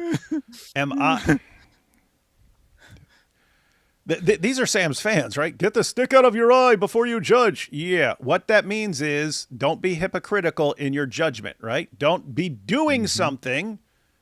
Don't be doing something and then condemning other people for it, which is exactly what Sam does all day, every day, right? He condemns everyone else for things that he does and they don't even do. But since you think I'm being hypocritical, then if I'm being hypocritical, if me and Thaddeus are being hypocritical in our judgment, then you must think we act like this. So whoever complained, let me say, you're a pig, you're an animal, you're a beast, you're a dirty dog, and you're good for nothing to be destroyed and sent to hell. Wallahi, Khalid Habib, my goal is to get your mother and piss on her and get the Shia to rape that whore and then also sodomize you, you filthy dog. So what's your background, Augustine, besides your mother being a dirty whore? Shut your pie hole before I get your mother to mount your uncle again. Stupid little bastard. He's manifesting like his mother when the Shia mount her. Yeah, I think Radvan is confusing with his father. He used to beat the snot out of his mother after his father used to mount him. David Wood thinks he's smart. Let me tell you what a dastardly Satan this spiritual bastard is. You stupid, dumb little bastard. No disrespect to bastards. Maybe AP, that effeminate Turkish fag, will come and lay hands on you. The stupid fat cow. No, it was by your mother being a Shia prostitute in Iran. Shut the hell up, you stupid bastard. You stupid dumbass. Let me tell you why, David, you're a stupid fat bastard. You're too much of a narcissistic, sociopathic scum, tool of Satan, to humble yourself and seek reconciliation. No, you stupid bastards. You fake bastards, sons of Satan that think you're Christian and pious, that condemn me. So come on up, you little prostitute, you whore of Satan, you're a slut of Satan. You dumb, stupid, satanic bastard. You scum. Okay, you son of a whore. You son of a whore. But the dumb, demonic bastard manifests. Now get the hell out of here. That Jake, that fat cow bastard, and his cow boyfriend, Orthodox lesbian, what the fudge is going on? The Shia are mounting your whore mother because you're a whore like your mother, and they fudge you and her, you filthy bastard whore, prostitute that you are. Your uncle's mounting you right now, you filthy lowlife. Stupid bastard. What are you going to do now, you satanic bastard? I'm David Wood, and you got to follow my script. Yeah, you stupid bastard. No, you're a whore like your mother. You're a whore like your mother, brother. Go find who your father is, because it took 20 Shia to birth you. The Bible calls out whores and your mothers for being whores. You're a whore, brother. You're a whore. You're a bastard. You're a coward. I'd spit on you, but my spit is better than you. Because, Mango, they're all whores, sons of whores. Because your whore mother likes bald heads to rub her bald ass, because you're a whore like your mother. And you like your bald uncle because he mounts you, because you're a whore like your mother. So your mother doesn't complain about bald asses rubbing her bald face and bald heads rubbing her bald ass, you prostitute. Bring your mother out of the darkness of being a whore like your grandmother, and stop letting your uncle molest you and mount you because you're a whore. Are you his whore? Because I think you're his whore. Because I think Lesbiano mounts your mother and sleeps with her. The same Muslims that fudge your mother? I didn't know that. Can you go to that faggot and tell him come on my stream? Hey, faggot, I know he mounts you and your mother. Here's the link. Orthodox faggot. Come on, faggot. Come on, fag boy. Only Orthodox Lesbiano, your mother's gay lover. Did they invite your mother too? Because I heard she's a whore, and they like to mount her and defile her because you're a bastard, you little effeminate faggot, you little whore, you prostitute. You son of Satan, you spiritual whore. Shut up, you stinking bastards. You're a drunken bastard. Kenneth, stop being a whore like your mother, dude. Your mother's already repented for being a whore. Why do you continue being a whore, you stupid bastard? I said that you are a whore, and your mother's a whore. Hey, we got a whore, a Shia whore, whose mother's a Shia prostitute. Don't hide like your whore mother. Bring Orthodox lesbian, your faggot lover, and fairy queen, faggot stone kisser, join me, because you guys are faggots. You're not men. Keep barking like your Shia prostitute mothers when they get mounted to do muta. Teaching is why your mother needs to repent of being a Shia whore, because his mother is the bastard prostitute of the Zoot people. There are no greater whores mounted by the Zoot than him and his mother. Yeah, because he laughs when he sees the Zoot stuffing his mother and him with their genitalia. Yeah, and they mounted your mother because you're their bastard seed, because they're two faggots and you're their bastard seed because you're a whore. Fat little bastard. What's the evidence that your mother is the best whore in Iran and you're the bastard whore of your uncle? Because the Bible is busy talking about your mother being a whore. Your mother's a whore. You're a bastard. You're effeminate queer. You're gay. And Satan's proud of you because you're a whore of Satan. You stupid whore. They think all women are like their mothers who are whores because you're a Shia whore and your mother is a Shia prostitute. Are you a dumb, stupid bastard or are you a whore of Satan? Because you're a whore of Satan, Shia prostitute, you little whore. Here you go. Come on up, you filthy, effeminate sissy, fat little bastard. There's the link, little whore. I'm an effeminate queer bait. I need to hide behind time. And then take their mothers like the Shia took your mother and mount them. Come on up. Don't hide like mommy did when the Shia came to do muta with her. That's why Orthodox lesbian whore is running to his mommy's bed where the Shia are. Satanic bastard. Because you're all the bastard seed of Muslim jihadis. Gay, fags. You are another whore. You're a prostitute like your mother. I know you're a whore like your mother. You condemn Palestinians, but then you make love to Palestinian men because you're a whore. You like to sell yourself to them. I want to chill out your mother, brother, because I know she's a whore too. So now go find your whore mother with this whore. So get out of here. You are a stupid bastard, Murtad. Now, can you tell me this guy's not a stupid bastard?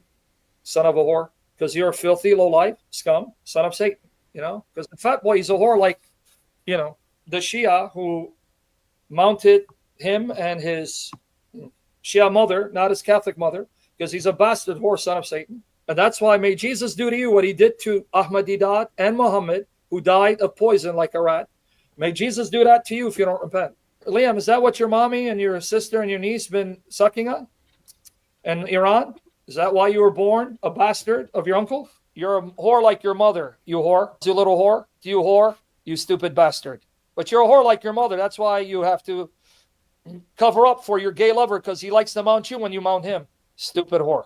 You are a fat slut, you filthy lowlife. You fat ass. Thank you, Lord. Hallelujah. Hallelujah. Yeah, so that's and for everyone saying, no, that's too much, guys. That was the shortcut. I have a much longer version that I'll go and say it. Eric, your brother in Christ. Keep in mind, you can actually look at Sam's shirts from that. That was from just a few live streams, guys. Apparently, he's like that all the time. And so you could make a 15-hour cut of just Sam's insults if you wanted to take the time. But yeah, Eric, I was like, Eric, Sam's running his mouth, and I don't. I've seen, because people have sent me short clips of the messed up stuff he's talking about, helping. I want to help people grape your mother and stuff like that. So I knew it was all in there. And I was just like, hey, Eric, could you go through a couple episodes, man, and just cut out the stuff so people have an understanding? Because people who don't watch them might have no clue, and they might sound like Alexius here and be like, what? I don't get it. Why the division? Why the division? And so then I would be able to say, this is why. This is why I do not want anything to do with this.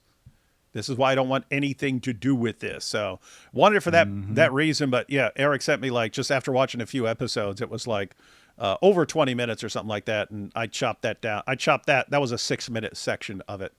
So let's see how Alexius is responding now. Alexius said, David said he's a psycho. David said, who's a psycho? Sam, I guess. Even though you explicitly said, no, he's not.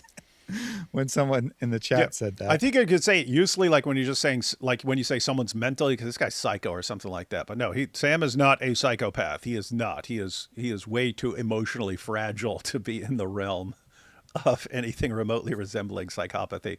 Narcissistic, yes. Borderline, yeah. Those guys they have very fragile egos.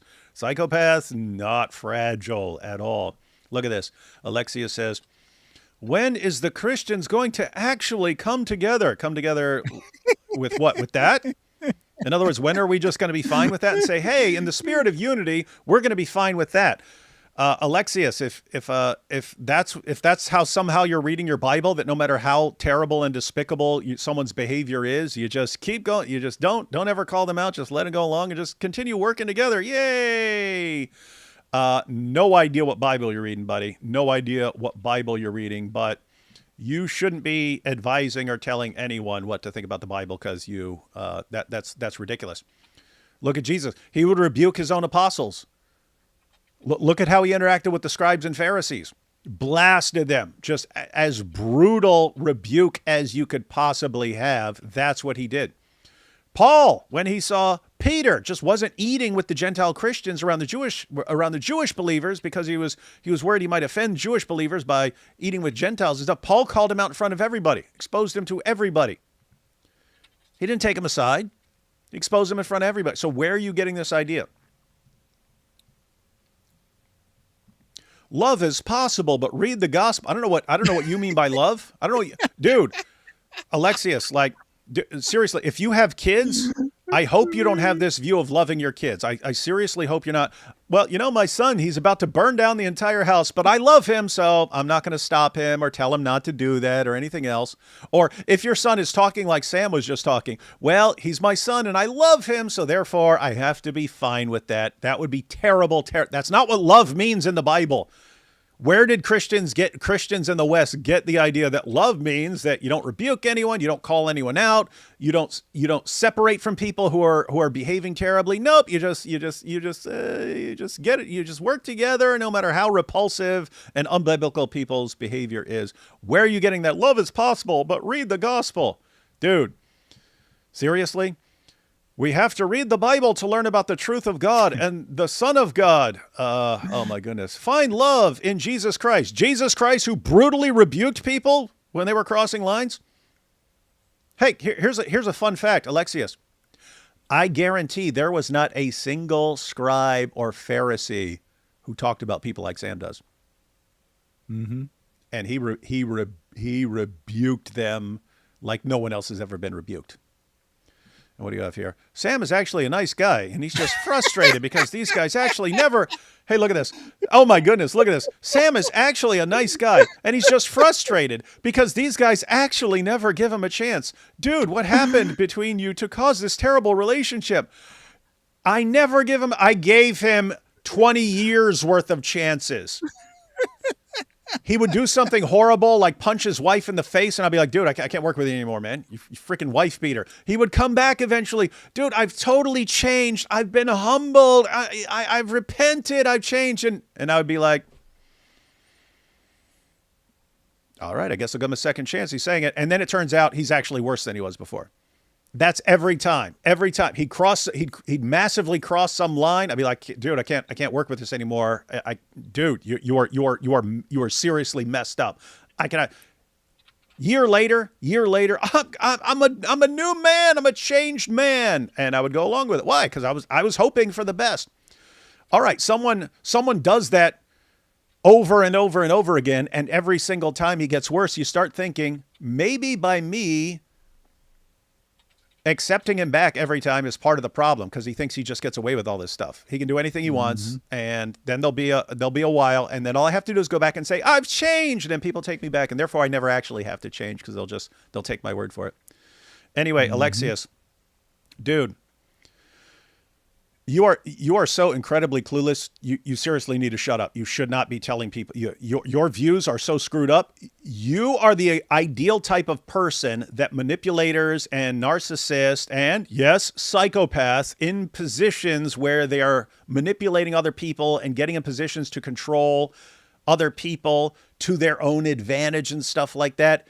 That view is what keeps that. You're an enabler. That's what you're called. You're an enabler. You enable it, because anytime someone goes to call them out and correct them, you go, come on, guys, what about love? What about love? It's not loving to want people to behave better. That's not loving. You should want people to be as bad as possible and just get along anyway and just work with them anyway. Dude, shut up. I'm telling you now. Look, we've been through this so many times with so many people who enable the most disgusting behavior. This is how people in positions of power in churches can have scandals going on for years and never get exposed for it. Everyone's like, oh, it would be unloving to stop this guy from all the horrible stuff he's doing? No, it would be loving to make him stop, because you're supposed to stop him from abusing the people around him. You're supposed to love the people around him who are victims. You're supposed to love them too and protect them, which you would want to do if you love them. But guess what? If you love the abuser, you should make him stop too. It's not loving to let people continue in terrible behavior. That's not loving even for the person, even if you didn't care even slightly about all the other people. For that person, again, if your kid is about to burn the house down, it's not loving to let him do it. It's loving to make him stop. Anyway, all right, done. Don't say anything else, dude. Don't have time for this nonsense. All right, now we ready? Yeah, that was fun. So we watched that clip last time. We were talking about Sam and Maleek and their loving relationship. We're going to get back to Maleek now, but you can see my reaction to that clip premiering after this on my channel. I'll set it to premiere when we finish. Reaction to which clip? The clip you just played of Sam. Oh, okay. So my live reaction to that the first time you played it is premiering on my channel tonight. I thought it'd be a good tie into the show, so that will be coming up later tonight.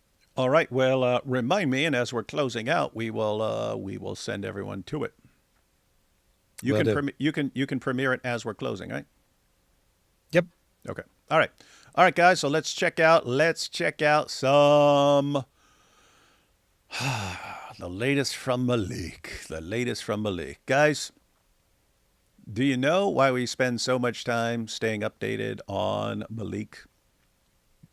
He is like, in my mind, he's like the picture of what's going on with Dawah in 2026. It's just total meltdown, lashing out in every direction and doing the dumbest things you can possibly do because you have no clue what will work, because nothing's working anymore. And it's just complete meltdown, complete self-destruction, attacking in every direction, doing the dumbest things imaginable. And Maleek is just the embodiment of what's going on in Dawah. And so, fun to watch. Let's see. The snitch episode. That's funny. You heard what I said, right? I said, talk to me nice or don't talk to me twice. Talk to me nice or don't talk to me twice. Guys, tap the screen, share the live. Club Paru, snitch episode. What is this crap, Thaddeus? You normally pull up some good clips. That was pure garbage, man. But you missed it. This is Club Pyru, the snitch episode. I mean, it fits. I mean, but with Maleek, every episode is the snitch episode. I mean, the real snitch episode was back when he exposed the Warner and stuff. That was the real snitch episode. All right, let's check this out. I ain't listening to none of that. None of that snitch recovery. Snitch recovery. Snitch recover me. 911. 911, help. Help. Hey. It's one guy, chat. Hey, hang on. So he's talking about the church? Uh-huh. Okay, wait. So he's complaining this for snitching. Didn't he cheer on the Muslims who called police on God Logic? Mm-hmm. How? I keep wanting to think, like, how can his fans fall for this? But he's got like 15 fans, and the rest of people are just making fun of him and stuff like this. But yeah, guys, Avery showed up to Balboa Park. He had his wife with him. Guy kept pushing up on his wife. He warned the guy and actually like escorted the guy away from his wife. Guy did it again, put his hand in front of her face and stuff like this. God Logic went to slap his hand down from being in his wife's face. The guy's hand fell. The guy's phone fell out of his hand, and then Muslims ran to police. Police, help! And anti-snitch Maleek, who happens to be the biggest snitch I've ever encountered in my life. I've never seen anyone snitch on more people than this guy ever in my life. Because you wouldn't make it. You wouldn't make it snitching on this many people in like prison or something like that. But anyway, and he was giggling himself silly and cheering it on for people calling cops on God Logic. And then people call cops on him. Why? Because he posted videos threatening to kill Christians at conferences, and then he shows up. He's driving back and forth in front of a Christian conference, and someone calls the cops. Oh, they're snitching! You giant hypocrite! You giant hypocrite! And he also encouraged his audience to call animal control on you. Right? Oh yeah, which is like several levels below calling the police and pathetic. Yeah, he snitched. He snitched to animal control because I was feeding my dog bacon wrap Quran pages because of Maleek. And then he snitched. Matter of fact, Thaddeus, you've been there. Did you notice that wherever we would show up in around Muslims, they would call the cops on us? Yeah. When we went on public property in front of a mosque, just on public property, inviting Muslims with a sign to answer a question and offer a reward if they can successfully answer the question, three police vehicles showed up. 3 police vehicles showed up. When we were out in front of a supermarket, what happened? They called the cops on us. We're in front of a supermarket talking to people, asking anyone who wants to step up to the mic can step up for discussion. Police showed up. They called police. And here you have the Muslim. Oh, they're snitching. Hey, Alexius, when you quote Jesus, first take the beam out of your own eye before you try to remove the speck in someone else's. This is an example of where you'd apply it, right? Oh, if you do this, you're snitching. Oh, then you guys are the biggest snitches in the world, according to you. Let's see. Backpedaling. Snitch Maleek. Your boy pulled up for dawah, and they got scared. Hey, Elijah, come around the corner, man. Why Elijah didn't want to come around the corner? We got the Elijah. Guys, you hearing this? Those of you who saw the video remember it, right? He's driving back and forth in front of the church. Then he starts harassing a random guy who's walking down the street because this guy's like, what the heck is he doing and stuff like that. Starts harassing a random guy. But he's also on TikTok live. And so someone tells Elijah Johnson, who's in there, he's at the conference, that Maleek is on TikTok outside the church in his car. He actually goes on there and has to look and see where he is. He's like, okay, he's by a white car. So he looks around, sees the white car. That's how he locates Maleek. He walks up to him. Maleek bolts down the street. And then he starts saying, yeah, come around the corner. And Elijah's like, no, I'm right here. And he's like, oh, but there's 30 people with you. Or by that time he was saying, there's 20 people with you. I'm standing here by myself on a corner. What are you talking about, right?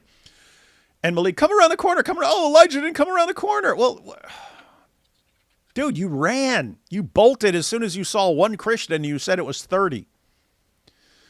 This guy's a joke, man. This is like the biggest. I mean, Dawa in general is a joke, but Maleek is like the joke of jokes. The dilemma going on today. Oh, it's going to be good.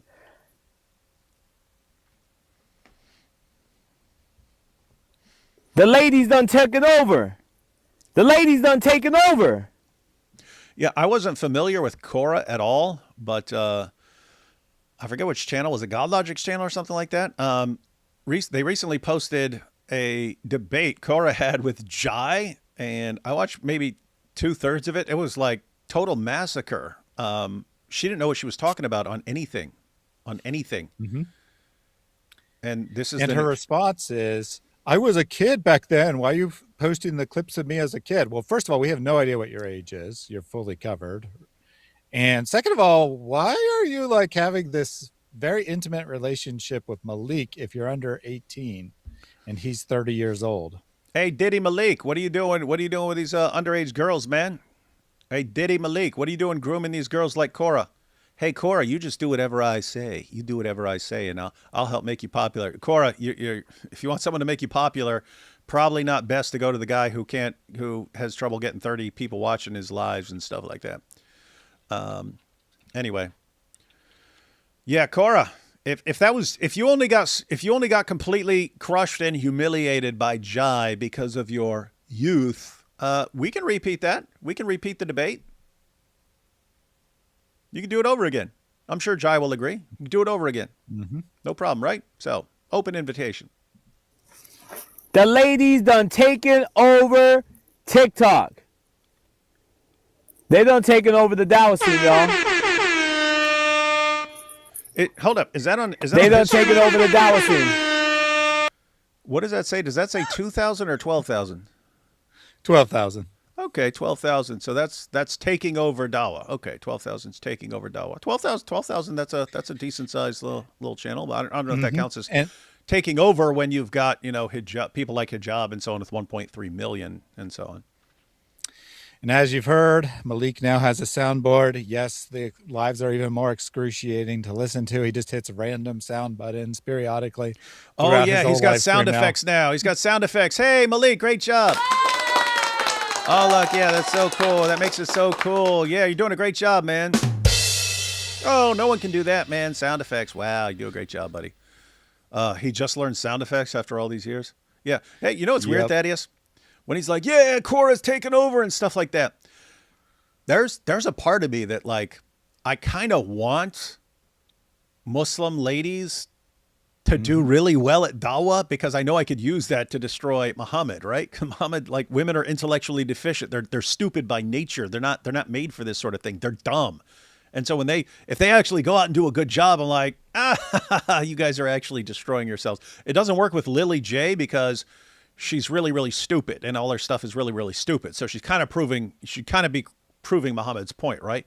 But if you actually get like very intelligent women, even if they're defending Islam because they've been brainwashed and stuff like that, if they actually come across as intelligent, I think it undermines Islam. So there's a part of me that's actually rooting for people like Cora to do something. Problem is, I've only seen her one time, and it was a massacre. They don't take it over. They're taking over Club Pyru, and we here for that. That one comes in all types, you know? You gotta respect it. You gotta respect it.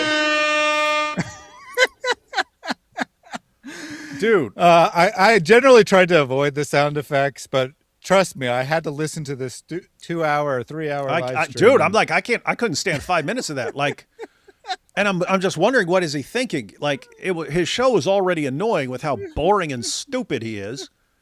But like when you're just belting out stupid sound effects the entire time, it's like, dude, shut up, man. Yeah. Hats off to Thaddeus, everyone, for sitting through all this to get clips. But that's what it's like listening to Club Pyru. And this is who Cora says, this is the guy who will really make me the world champion of Dawa. Mm-hmm. Okay, Cora. That kind of sounds intellectually deficient. So you need to sound the opposite of intellectually deficient, right? Don't get mad at me for saying that's what your prophet said. I'm quoting your prophet. And I actually like it when you or other Muslim women seem very intelligent, because I think it undermines what your fake prophet said. But when you're like, I want to do dawah, so I'm going to get Maleek to manage my career. It's like, oh my goodness, she is dumb, dumb, dumb, dumb, dumb, dumb. Don't be dumb. You'd be totally better off on your own than associated with that guy, because there's no way at all that you're still going to be having this guy managing your stuff after 2026. Trust me on that. So nominally, Maleek is reviewing Korah's video. The video is like 20-ish minutes long, and he plays, no exaggeration, less than 30 seconds of the video in his 3-hour live stream, because he doesn't actually trust her to tell the story the way he wants to. So he plays a tiny bit of it, and then he talks about his version of the story for 10 minutes. And then he plays another 5 seconds of it, and then he jumps ahead 30 seconds in the video, and so forth. So even Maleek doesn't trust you, Korah. Yep. She's taken over Dawa, but I can't let her speak because it's not going to go the way I want it to go. Yep. This is the guy. This is the guy you have controlling your career. Great. Very, very smart. Not deficient in intellect at all. And I said I'm going to be there 5:08. Okay?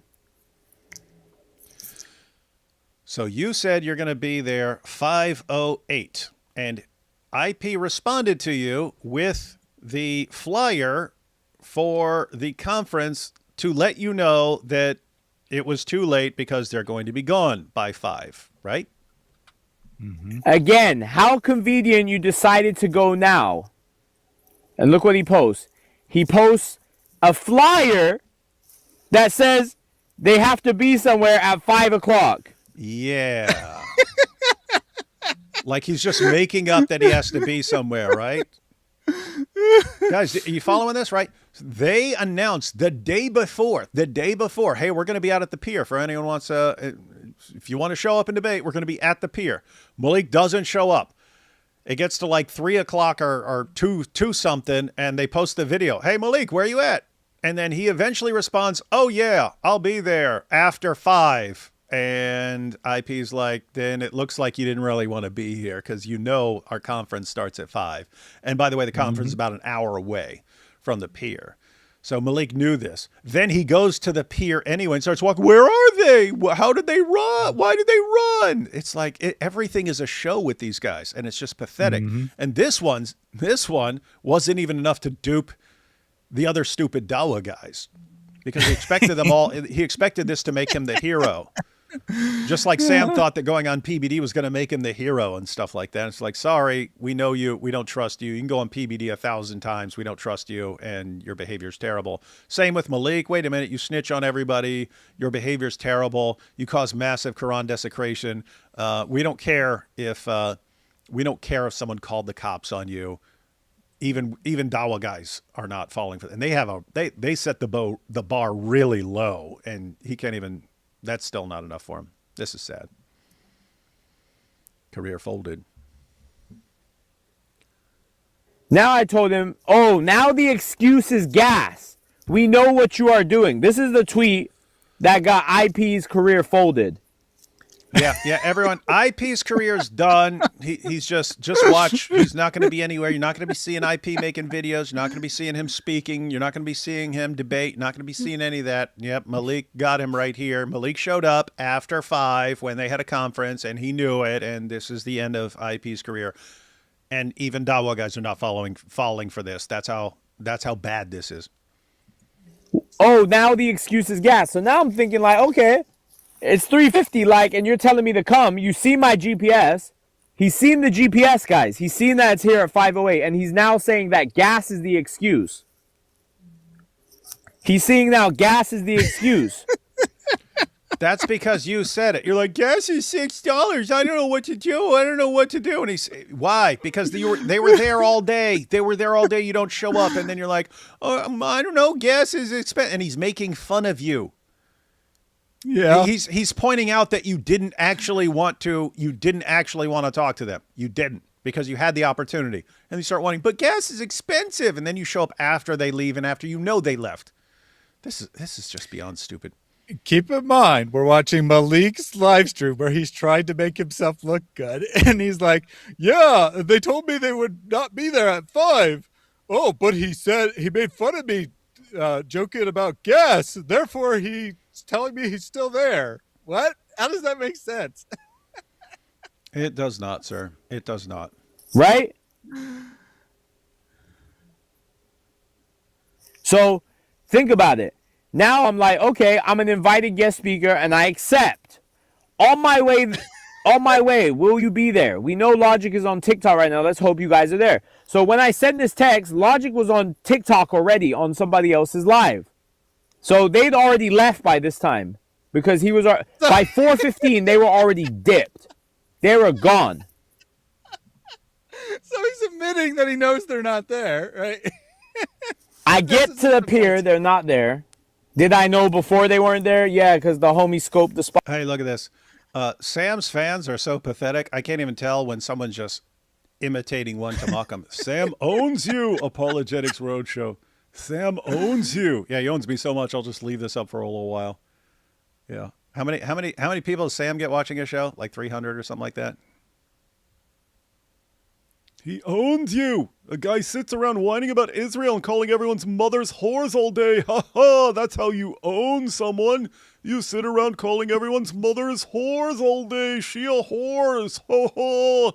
That's what owning someone means. Out. But I still showed up just to let you know that I touched down on turf. So he said again, I knew they weren't there. He said, I knew they weren't there from the tweets. I knew they weren't there because my friend went ahead of me to see if they were there. And he showed up anyway. But I showed up anyway, just to show you I show up. What? What? I showed up anyway, knowing they weren't there. But then in the video, he's going around going, hey, you know where God Logic is? Have you heard of his IP around here? He knew they weren't there. So it was just, guys, this is Dawa in 2026. These are your lives, man. Maleek, you understand you have a certain number of years in this world, right? This is how you want to spend it? You know what's crazy? Like, when he talks about, I don't think I've heard him talk about it, but people say he has, that he was in med school and dropped out and stuff. And it was because, what did he say? What did people said? He said like, he was prescribing drugs or something. People were like, what? You were, and then talking about bossing nurses around and stuff like this. And like med students don't boss nurses. Everyone with an actual medical background was saying this guy has no clue what he's talking about. He's not been to med school and so on. So anyway, I'm guessing something along the lines of his parents wanted him to be a doctor and they had hopes of him being a doctor and he just wasn't cut out for it. He's too stupid. And so he decided to become a rapper instead and thought that would be a good career. But he ended up having to pay people to show up to his little concerts and clubs and stuff. He had to pay people, but then he would agree to pay people to show up and pretend that they're fans, but then he wouldn't pay them afterwards. And then they'd be really, really mad. Guys, you can look this up. If you look up Dr. Maleek and stuff, it's one of the articles that pops up that people were enraged at him for because he would offer to pay people hundreds of dollars to show up to his conference and pretend to be fans. And then they'd show up and then he wouldn't pay them afterwards. Like absolute loser. But think about this from the perspective of his parents, man. They wanted him to be a doctor. He decided to be a rapper. He fails at that. And at the end of the day, now he's a guy who sits around whining on TikTok and looking up people like pictures of their like kids and stuff like that and posting them and threatening them and doxing them and then showing up at a pier and stuff like that. It's like, Maleek, do you have any clue what a complete disappointment you are to your family? And I'm saying lots of parents will hope things and then the kids don't do it, or the kids decide to go in a direction. The parents might be disappointed. That's not what I'm talking about here. That can happen anytime. I'm talking about someone who like you have hopes for your kids that he's going to do something good in this world, and you do what? You become like the consummate doxer and causing, I mean, your parents are Muslims, man. And what do? You cause more Quran desecration than anyone else has ever caused in the history of humanity. And you're like exposing all the dawah guys. You're destroying Islam from within, man. So that it's so bad that people actually think you work for Mossad because they don't think someone can actually be this stupid. That's sad, man. And then the end result is you're going to be locked up because you've committed dozens of crimes in all of this. But just keep in mind, you can, once you hit rock bottom, remember this when you eventually hit rock bottom, that you can change. And I say that because guess what? When I was in prison, that was a pretty big disappointment to my family, given everything that I had done. Pretty big disappointment. Fast forward 10 years, proudest family in the world because I came out of all that. So anyway, point is, you can do it, man. You can do it. You're just going to have to go through some stuff before you do. That's why I said, remember what I'm saying now. Remember it in the future when you eventually hit rock bottom. And you will.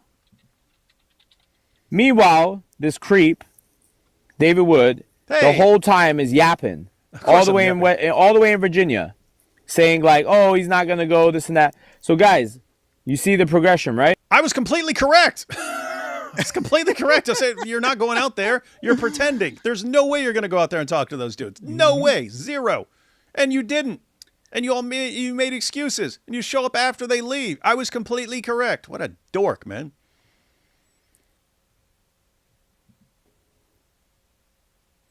And notice the obsession as well, right? He's trying to tell the story of him confronting God logic, and he can't help but bring David in there all the time.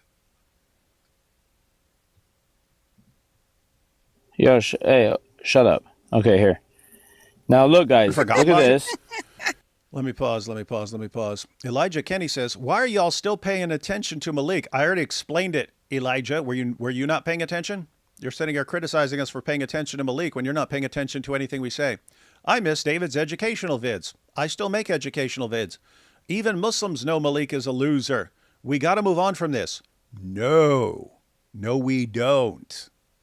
And quit saying it because it's freaking annoying. This guy is sitting in someone's basement, doxing, and he's been doing this for years. Doxing people, trying to get people killed. Someone needs to deal with this. You don't just let this go on forever. So we're exposing it in real time because he keeps committing more and more crimes, and then he does it live to respond to us, and so we have the evidence. Dude, shut up. Go away. Just stay out. If you don't like this, go somewhere else. Don't worry. We'll take care of it. But no, we're not sitting back and letting people stalk, harass, threaten, dox people's wives. No. And shut up if you think we should. We're not interested in your opinion because it's pathetic. Go away or I'll freaking block you, dude. Okay, I get to the church, right? So if you could pause just for a second here. Let me back it up to explain the context. Yeah. So the reason this is called the full clip, he plays a little bit of Cora's video, and then he says, and here's the full clip they'll never show you, that David and Thaddeus would never show you. And then he goes to our live on his live, reviewing his live stream, and plays the full clip from our live while saying we will never show the full clip. So he's saying we won't be clear. That's so he's saying we're not going to show the full clip. But he goes to our live, knows it where it is, right? Because he's watched it, he's studied it, he's made the timestamp. He goes to our live because apparently he doesn't have a copy of his own live to go down. and says, here's the full clip they don't want you to see. I did say, in fairness, I think he didn't say they won't show you, but that they don't want you to see when he's playing it from our live where we already showed it. So just to be clear, they won't show this clip and he's playing it from our live stream where we show it? Uh-huh. I don't think we're dealing with the top brass here.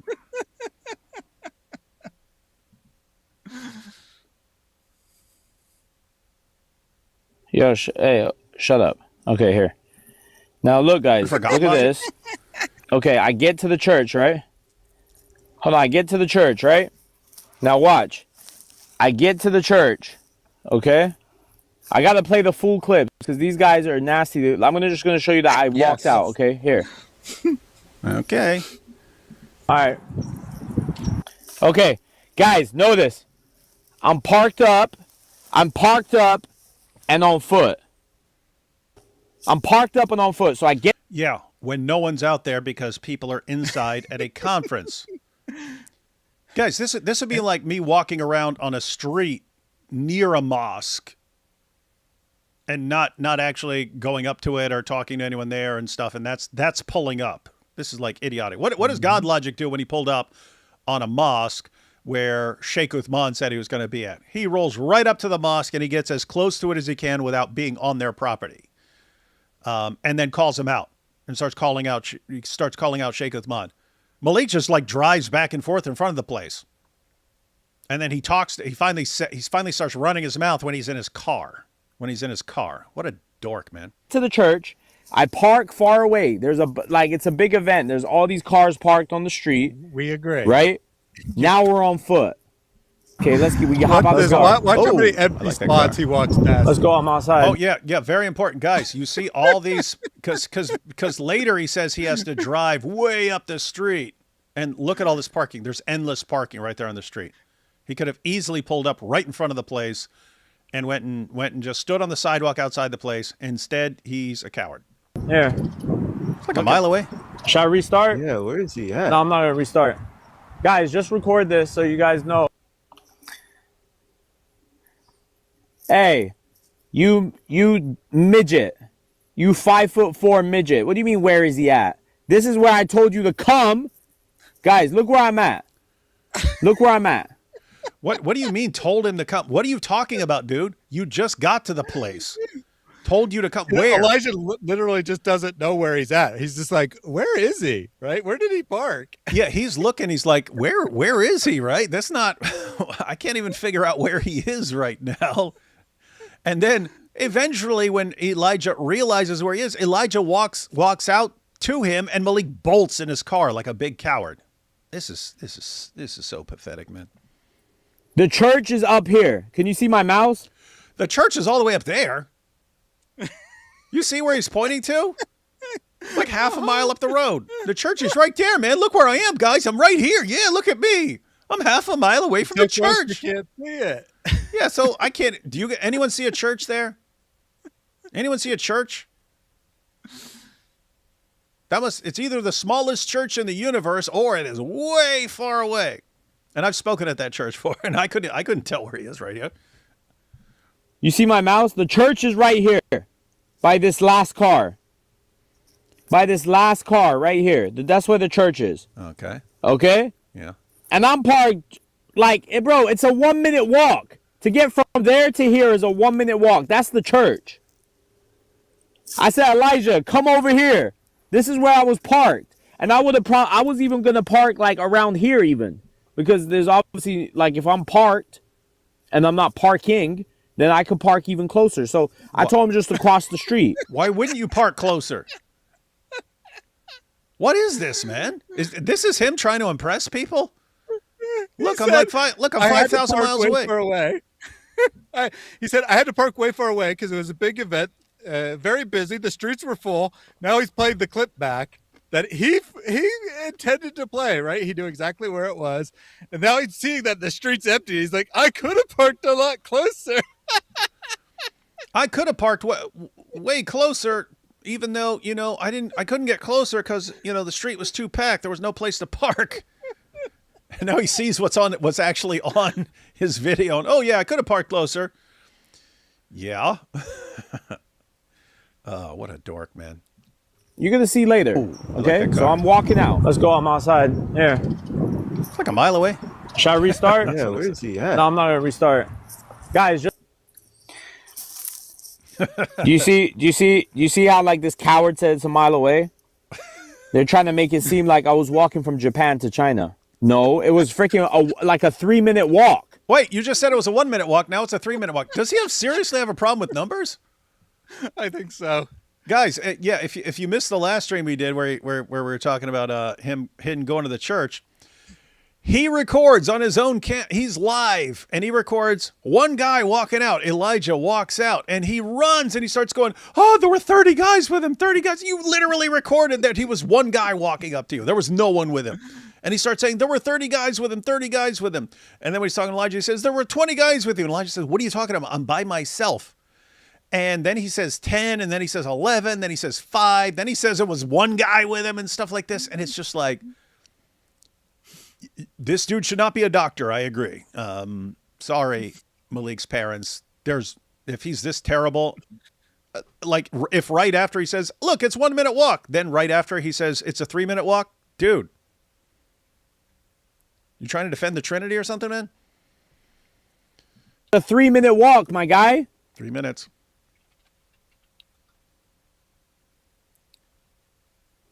You guys, you see the filthiness?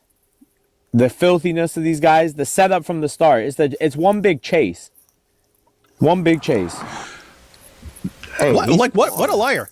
Hey, Maleek, show us the conference. Show us that. I invite you to come to this conference.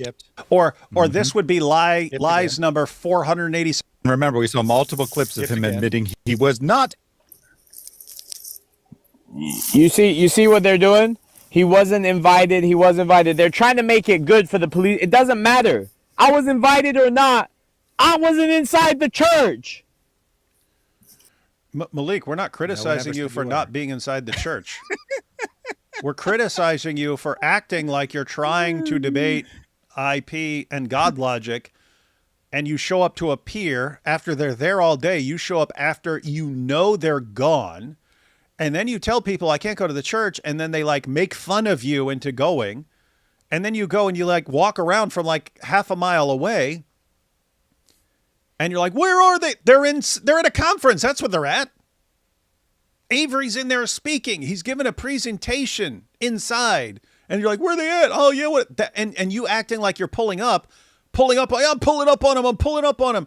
And then one guy walks up to you and you become, you bolt down the street like the biggest coward ever. And you start telling him to walk and find you.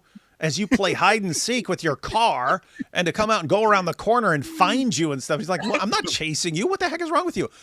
And then running, oh yeah, they were coming after me. So I'm calling up all my boys and there are 30 guys. And oh yeah, now we need to do something to this church. Mm-hmm. And he says, you see the game? They're trying to make me chase them. No one even knows he's there, right? No one is even outside. Who has any clue you're there, dude? Chased by making me park way down the street and walk up to them. And then he keeps skipping ahead.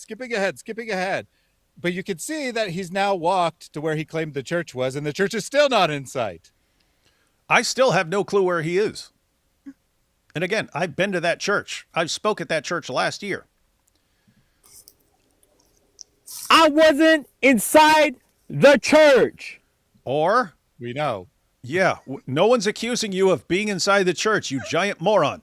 We're making fun of you for pretending that you pulled up on the church and everyone is coming out to get you and simultaneously, but everyone is scared of you and you're a joke, dude. I mean, everyone, again, just imagine I was like, yeah, I'm going to pull up on this mosque.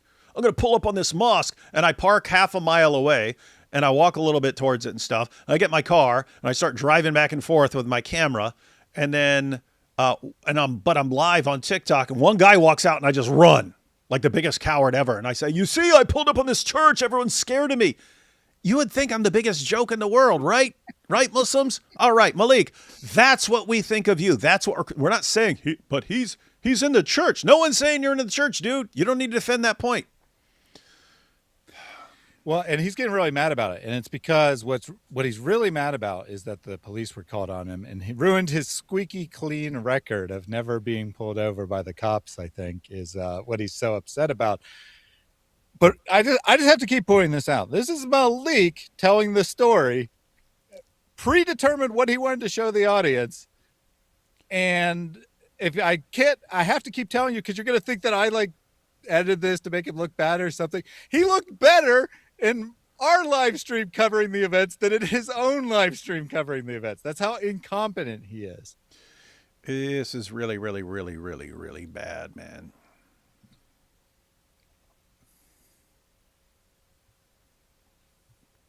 And then let's go back to Cora now. Let's go back now to where everybody's kind of saw everything. Now I want to show you on the official recording what happened, not the one they chopped up.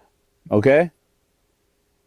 Because these guys are cowards. They're lying and they're clipping things out just to look cool. Here. Okay, so that part was the full clip. This was the part that they don't want you to see. Either way, both times he's basically saying that they won't show you this part. This time it actually isn't going to be our live stream, but I'm pretty sure we showed the same clip that he's going to say that we don't want anyone to see. But just in case, here you go. Here's Maleek showing a portion of his live that has been uploaded to YouTube that he thinks you don't want to see. He said, yeah, they chop it up, and watch just how many times he skips ahead parts he doesn't want you to see. Now watch. This is the parts they don't want you to see. They don't want you to see the original clip. Nobody's here at the front. Watch.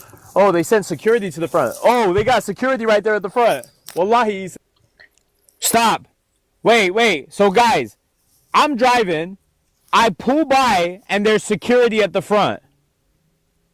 Okay. There's security at the front. I'm pulling by. No way. Okay, so don't know what we're about to see here. Given people who make threats against Christian conferences, conferences usually have security nowadays, so that is not weird. If you have a Christian conference, it is not weird to have security anymore. Lots of churches nowadays have security, just because there are attacks on churches and so on. So I don't know why you'd be saying, oh my goodness, there's security. So that's one thing.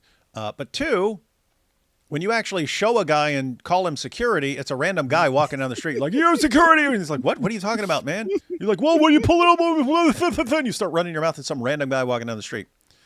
And then eventually it's one guy who walks up, Elijah, you run and say it's 30 of them. We don't believe anything you say, dude.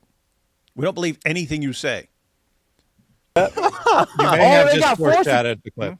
What's up? You may have just foreshadowed the clip. Okay, so but his evidence is that he on his own live stream said that there's security there, and that's what we don't. So he doesn't actually show the security, right?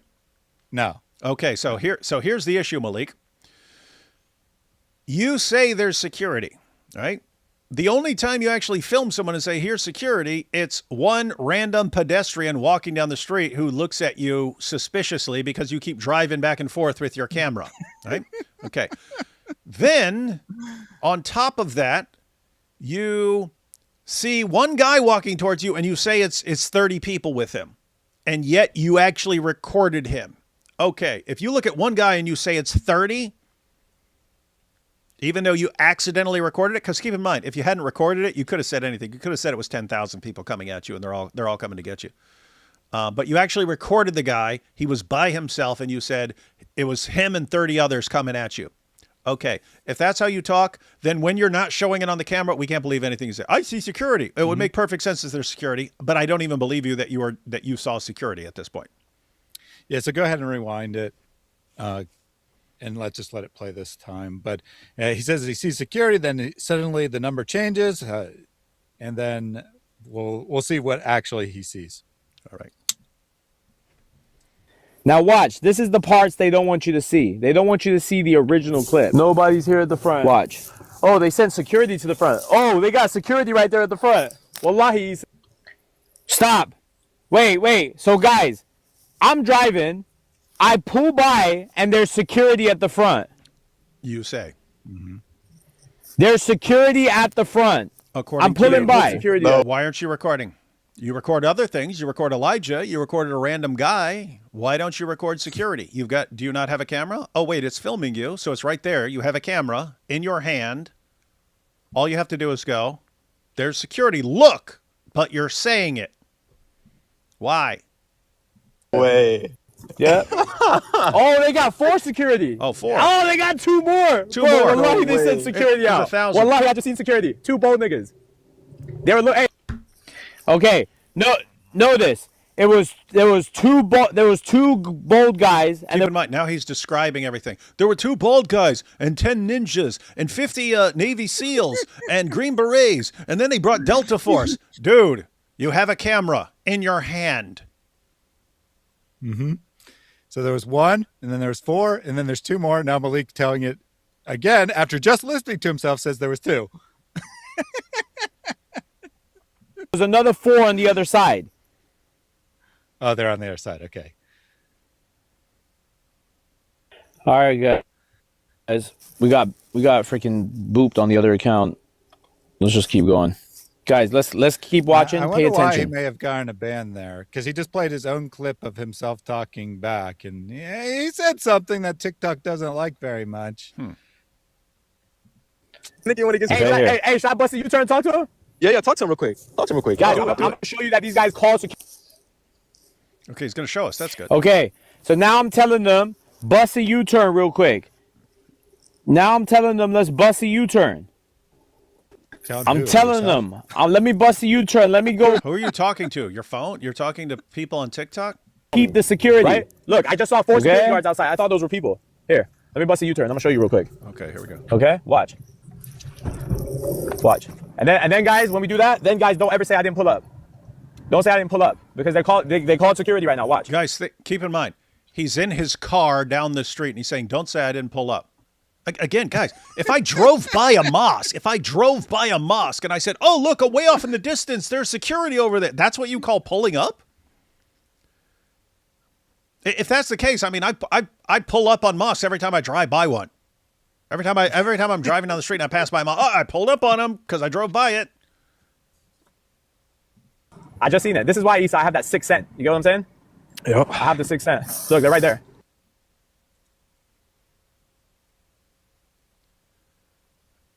What is why he has a 6th sense?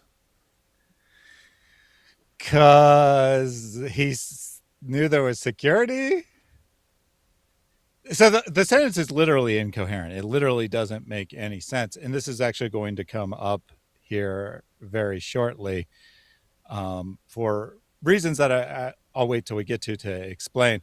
But he's saying, that's why I got it. Because I knew they'd have security, which you can't have special ability because they have security, right? The sentence is incoherent.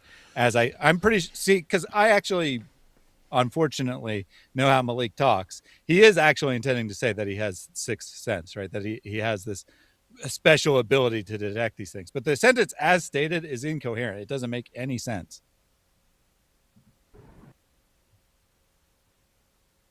So then he continues.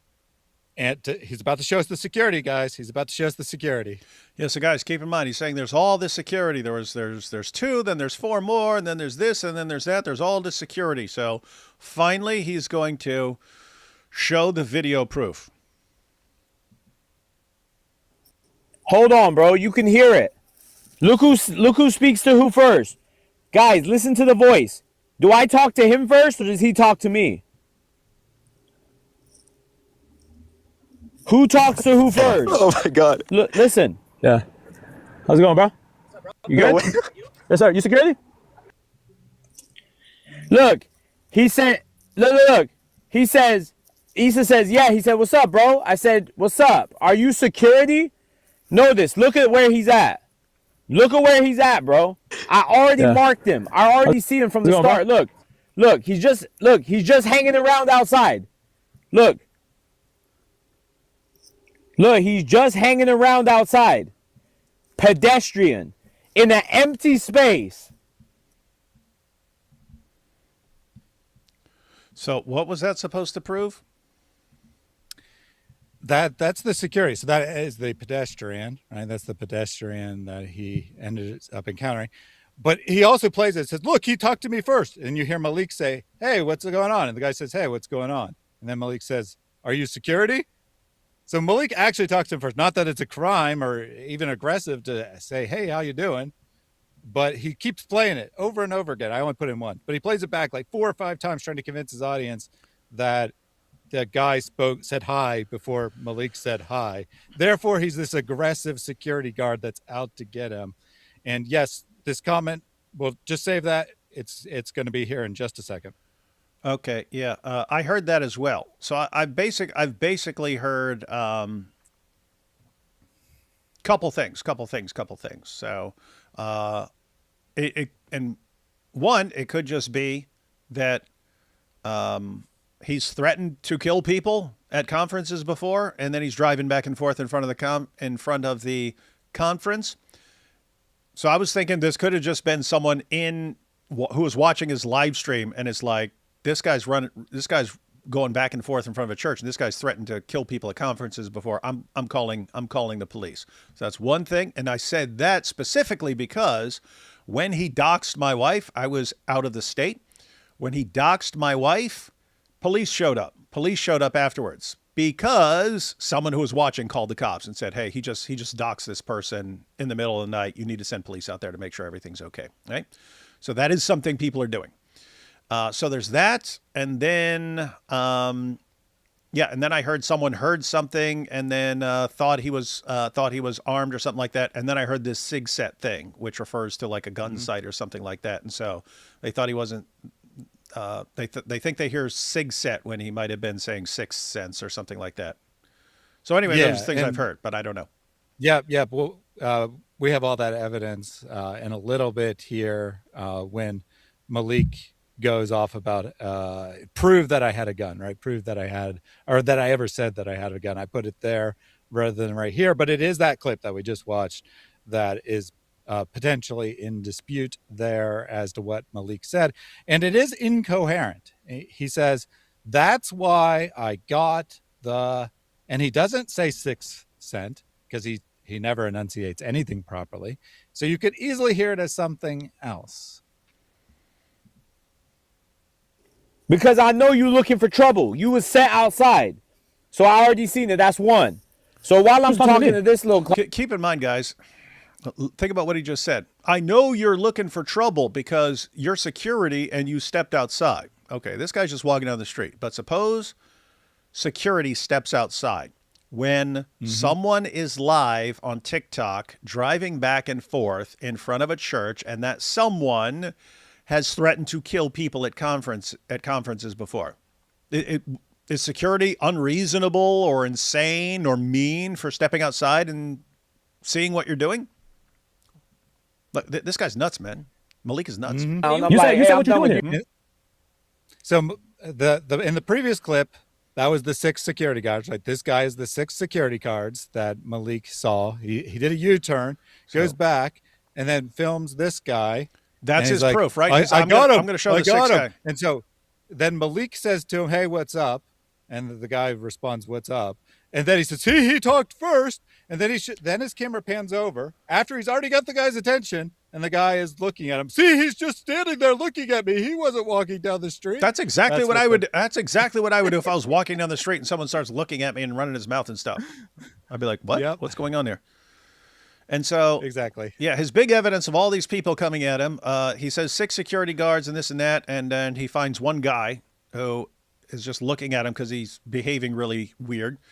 And then you have Elijah who goes to walk up to him, but as Elijah's stepping out and walking across the street, he pulls up his pants a little bit, and that, according to these guys, is like the sign that you're coming to kill him or something like that. And that's all their evidence. Here's a guy, and there was another guy, and that's their evidence that it was 6 security guards and then 30 people with Elijah. Out of the distance. Nobody run you over. Out of the distance. Look. First off, look how he's inching closer with his hands in his pockets. Hands in his pockets. The least confrontational approach. It's different if you have like your hand behind your back or somewhere you could be pulling out a gun. He clearly is not holding a gun or anything. He's got his hands in his pocket. Chat, think about it. Somebody inching closer to your car with their hands in their pockets, right? Because you're running your mouth. I'm like, at him, okay, you idiot. This could be a problem right here. But he's like 5. By the way, that's exactly what I would do. If someone pulls a car over and they start talking to me out their window, I'd probably come a little closer, like, what are you saying? Yeah. What the heck are you? Oh, you see, he's coming to kill me. You see, it's 6 of them. Like 5'6". I'm like, this guy ain't gonna do nothing. Out the corner of my He's giving you. eye, look, out the corner of my eye, I see Elijah running over. Notice, guys, fast pace, running over. No, I ain't running. Nobody running over. People. Running over. You're talking to me like you want to do something. Look at him. Yeah, you look like you want to do something, G. Yeah. Yeah, he's Shut trying up. to do something. Now, And keep in mind, Maleek's story is that there were 30 people with Elijah. You see Elijah right there? We don't see them on this side, but maybe on the other side of the camera, there's, maybe on the other side of Elijah, there's these 30 people. Elijah runs over. Pulls his pants up. Hold on. Pulls his pants up, got his hands moving around. I'm thinking like, is this guy going to pull? Is this guy pulling something? Like I'm up in the moment. Yeah. Right? So his hands are in his pockets. His hands are in his pockets. Yeah, just imagine all these guys walking around, their hands in their pockets, man. That's the universal sign of people trying to kill you, man. Hands in their pockets. In his pants up. He said he was sagging. My guy, what do you mean I'm sagging? Nobody run you over. Keep on going. You're at the church, my guy. What do you mean? You're sagging for Christ? What do you mean I'm sagging? I'm sagging for Jesus? Who are you sagging for? This guy's so stupid. Just trying to talk. That's his proof that he was aggressive, right? Is that he could have his pants could have been sagging because that means he would be sagging for Jesus. Couldn't be sagging because that would mean he's sagging for Jesus. Yep. So there's no way this guy was sagging. In other words, guys, your pants sagging a little bit. You're walking across the street. You pull them up a little bit. You're being recorded. You pull them up a little bit. Nope. This is him coming at me, man. This is coming at me. That's why he had to bolt down the road. Problem is he was recording. There was no one there except Elijah. And he goes down the road. There's 30 of them. There's 30 of them with him. There's 30. And then later he has to say there were 30 of them, but they're all hiding.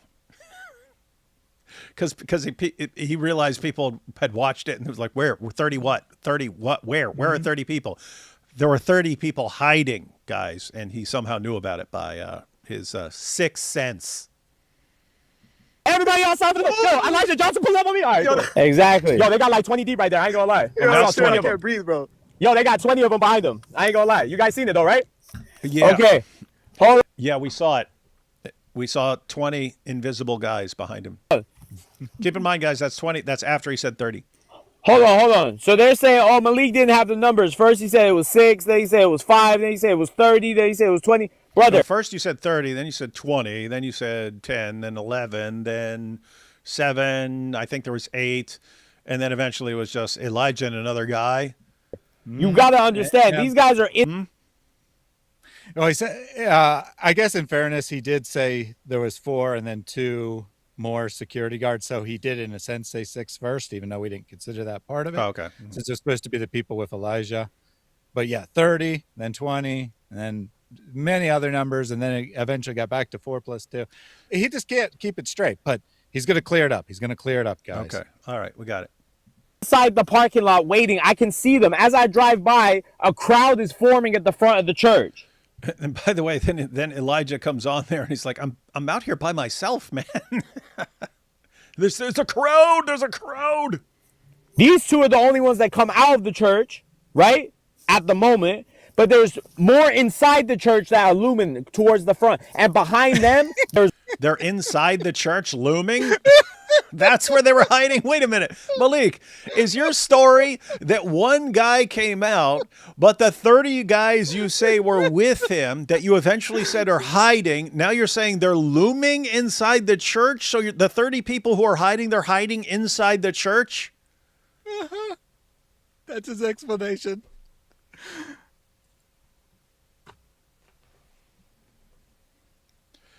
So Sam Shamoun's buddy now.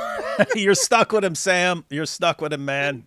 Better you than anyone else, man. You guys belong together. more. So I'm like doing a holistic count. But I don't know who's there for me, who's just wandering in the parking lot. And right there, he got a second ban. Wow. This guy gets... This time, I don't know why, but... That's crazy. This guy gets banned every couple minutes. Guys, these are TikTok bans. These are TikTok bans. He is live streaming and then he gets banned, and so he'll go live on a different account and stuff, and he just keeps rotating through his millions of accounts. Come back. The other account is going to take forever to get back up. Sad. And I lost Libyan So we've Lion. lost the video now. This is not even the main live. The main live is when we get the 911 call. For right now, it's just this is what's going on. So anyway, guys, as you can see from that clip, the guy is waiting outside. Like, he's been waiting outside, right? So I peeped this stuff. Elijah pull up. I'm busting a U-turn around the corner, right? And then Elijah comes onto the live, right? Elijah pulls up to the live. You say a U-turn around the corner? You Well, I can't keep it straight because you mean you're turning that was around totally a corner? wrong order of events. It was a totally wrong order of events in any case because he drove by, then he did a U-turn, then he confronted the pedestrian, then Elijah pulled up, but he said all those things happened before he did the U-turn. So, you know, he can't even keep the order of events straight. What a dork. And I'm like, okay. He said, I don't want to fight you. I don't want to do this. You could see in the clip, I literally tell him, hey, turn around. I'm right behind you. And he stays walking inside. By this time, he got 5 or 6 people outside with him. You remember any of that? Well, I mean, he's at the mile down the street. And he's like, well, but by this time, I told him to come down the street, but he went back into the church instead. But he had 5 guys with him. Trust me. Yeah, we trust you, man. Whatever you say. If we see 1 and you see 30, it must be 30, man, because we trust you. So I'm cool. Like, it's one person. There was always going to be many people. That wasn't the problem. The problem was the energy. The energy just felt like Logic and IP was never going to come out. And that they had sent these B reserve. They sent the reserve team outside. Actually, Avery was inside speaking, giving a presentation, and someone told Elijah that Maleek is on TikTok and he's somewhere outside the church. And then Elijah went out and had to find him. And then he found him, and Maleek ran down the street and goes around the corner and says, yeah, I'm going around the corner, and keeps saying that it was 30 people rolling up on him. But the problem's the energy, David. He The was energy. outside He his felt car the for energy. He 10 felt the minutes. energy of 30 people. He felt the just like Muhammad felt the energy of 30 people. He felt the energy of 30 people. Yeah. It wasn't that he was afraid. It wasn't that he was afraid. He just felt the not energy scared. and just knew that from his 10 minutes outside of his car, where he barely was in front of the church for maybe like 30 seconds, because he had walked way down the street and then had to walk back to his car during those 10 minutes, that there was no way that Logic was going to come out. He just wasn't going to do it. So he just, it was just pointless waiting. So that's what the problem was, that he felt the energy. No one was going to come out. So then he went back in his car and circled the church 20 times and confronted a pedestrian. And Yeah, but I mean, think about this, Thaddeus. Think about this. So he's sitting there, 30 people. That's why I had to run. Okay, one, there weren't 30 people there. There was one person who was walking out, and you called it 30, and you ran. You ran, and somehow it makes sense to run in your mind. Okay, so hypothetically, suppose someone informs God Logic while he's speaking. So God Logic's in there giving a presentation on the Trinity and so on. He's breaking it down. Someone says, oh my goodness, Maleek is outside. He's live. He wants to debate. Okay, suppose Avery says, you know what? Who cares that we have this conference and this schedule? Who cares about that? I'm going to go debate him. How many people do you think would go out to watch God Logic debate Maleek on the street?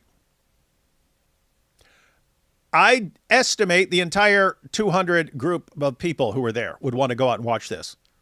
Would Maleek do that? He would have ran. He would have ran as soon as he saw anyone walking outside. So there was actually no actual way to do this. There's no way to do it. Right?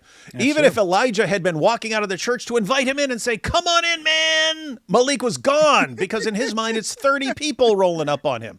This dude, he's like, I want to say like a roach, because sometimes they scatter, but sometimes they like freeze and stuff like that and think you can't see them if they freeze or something like that. But I'm trying to think he's like a deer, right? He's like a deer. If you're walking through the woods and there's a deer, they just bolt. If they hear a noise, they bolt. They'll freeze in headlights, but they hear a noise, they bolt. He's like that. I'm trying to think what's a good animal that just bolts the split second it hears a noise. That's what he seems like to me. Anyway. To play games.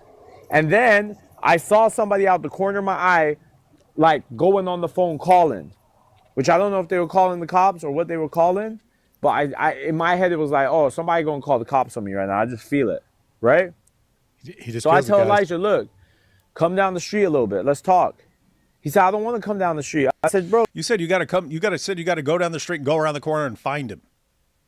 He's got to go down the. Who wants to do that, man? Who wants to play hide and seek? There's a million spots right in front of the church. There's one guy standing out there. You won't go near him, and you say you have to. He has to go. He has to go down around the street.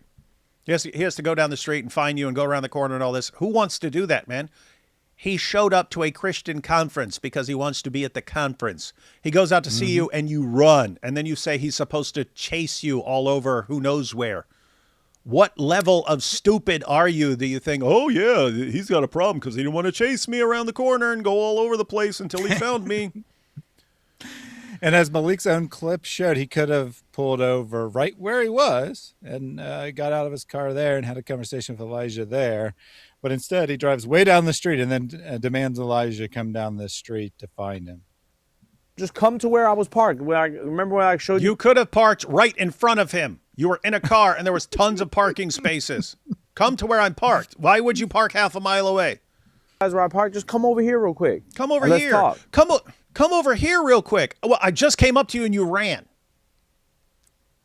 I just came up to you by myself and you ran. And you drive half a mile away, and then you say, "Why don't you just come over here?" And now he's still doing it. Why don't you just come over here? Well, I told him, "Why don't you just come?" I would. Who wants to follow you, man?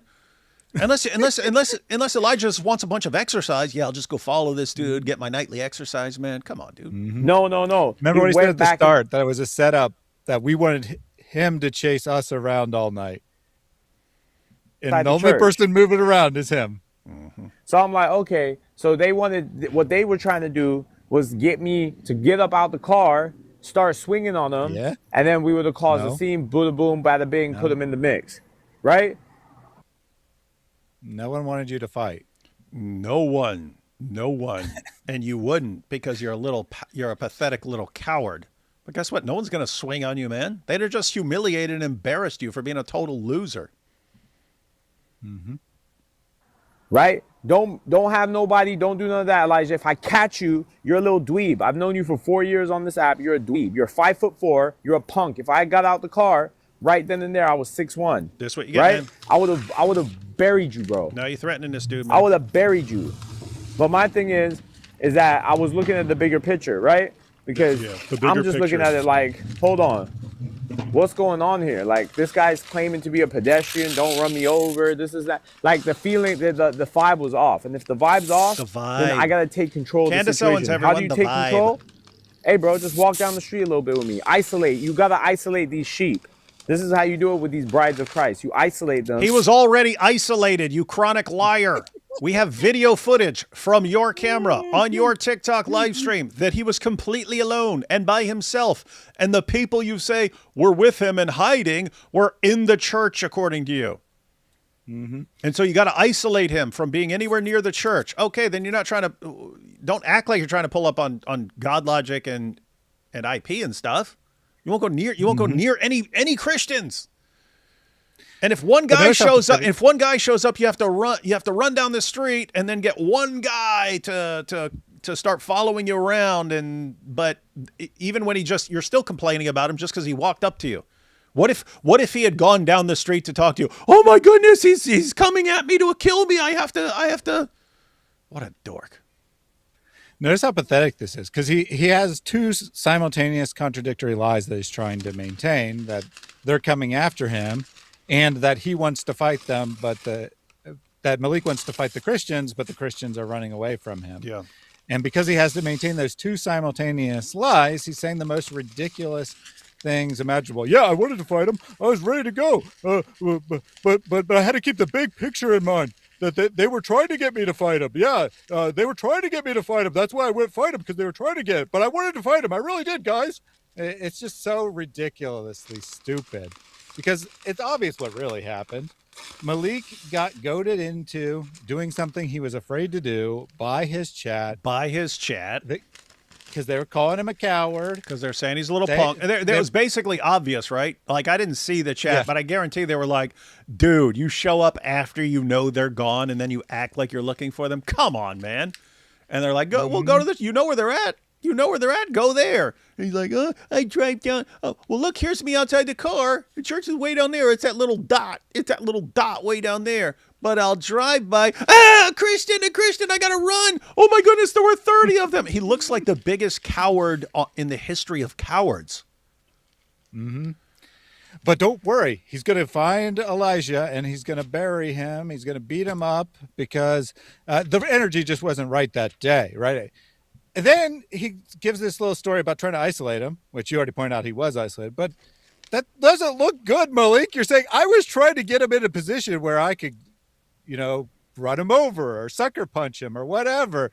When the police see that, they're not going to be like, oh, look, he's a tough gangster. He did what he had to do. They're going to be like, this guy was trying to get someone killed, just like he threatened he was going to do. Real genius, Maleek here. Real genius. 1 second. Got to try and find this. We got the rare Sam fan. Sam sending over his little fanboys. Where'd it go? He's actually asking me something because he's absolutely clueless. Where'd it go? It's a new problem when they updated Ecamm. Now, when you scroll as you're trying to scroll through the comment, as you're trying to click on a comment, it's also like simultaneously scrolling through them as people are posting new comments. So you can't. They made it way more difficult to actually click on anything. I need to message them and tell them to quit screwing up the freaking system. Let's see. I know I saw it. I guess I could just search for it on my regular computer and then just find it. Dang it, it didn't seem like it was this far back, and yet... Here we go, hang on. As soon as I go to click on it, it's gone, man. People post comments too fast. Ecamm has a serious problem. This would work if you have like 10 people watching or something like that. If you have a bunch of people posting comments, like how do you click on a comment when they're scrolling like 1,000 miles an hour?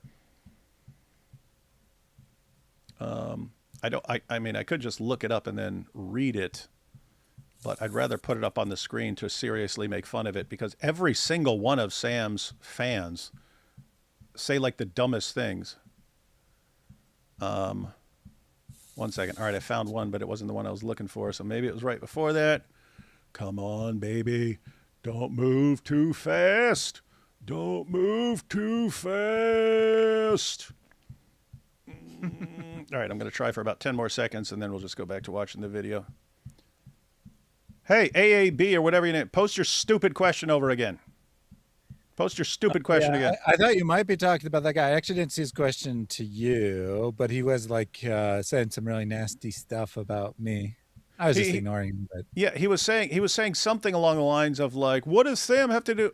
Gosh, as soon as I saw a comment by him again, it's gone, man. I don't even know what to do. Ecamm's system here is basically useless because you can't click on stuff fast enough because it's scrolling too fast. Hey, what was his name? AABHO.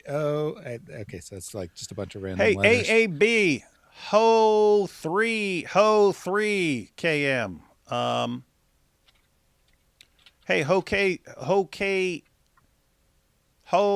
KM. Okay, here's a comment by him. Good dog, keep being David's lap dog, reason answers. As a 50-year-old, you're just a drama queen. You teach zero scripture. This sounds exactly like Sam. So either this is just an extra Sam account, or it's someone who's been watching Sam for so long that even talks like Sam. So, hey, AAB, post that question. You're like, what does this have to do with Sam? Go ahead, post it again. AAB, come on. You're in the chat. You're trying to get attention, and so now I'm giving you attention. What legitimate objections do you have to anything? Come on. So I clicked on it. His channel name is A_AB. He joined in 2020, so I guess it's not just a newly created alias of Sam. John Beaver said instead of using the scroll wheel, drag the scroll bar. No, that's not what's on Ecamm. There is no. Let me see. Oh, actually. Oh, hey, that might work better. That might work better. I don't know. No, you can actually click on it. No. Huh? I say it might be too old now to even go back. I don't know. Oh yeah, no, but that might actually work. Let me see if it's over here. Oh, hang on. Oh, it's still because like because there's so many. It has all the comments on there. So with even the slightest movement, you go through like a ton of them. So yeah, I think I just have to. I think Ecamm. Most people who use Ecamm is probably like like kind of small groups and stuff like that, chatting or something like that, and maybe not like. There's no filter function. I take it because I can search for something. Oh wait, I can search for him. Hey AAB, where you at, man? You wanted attention. We're giving you attention.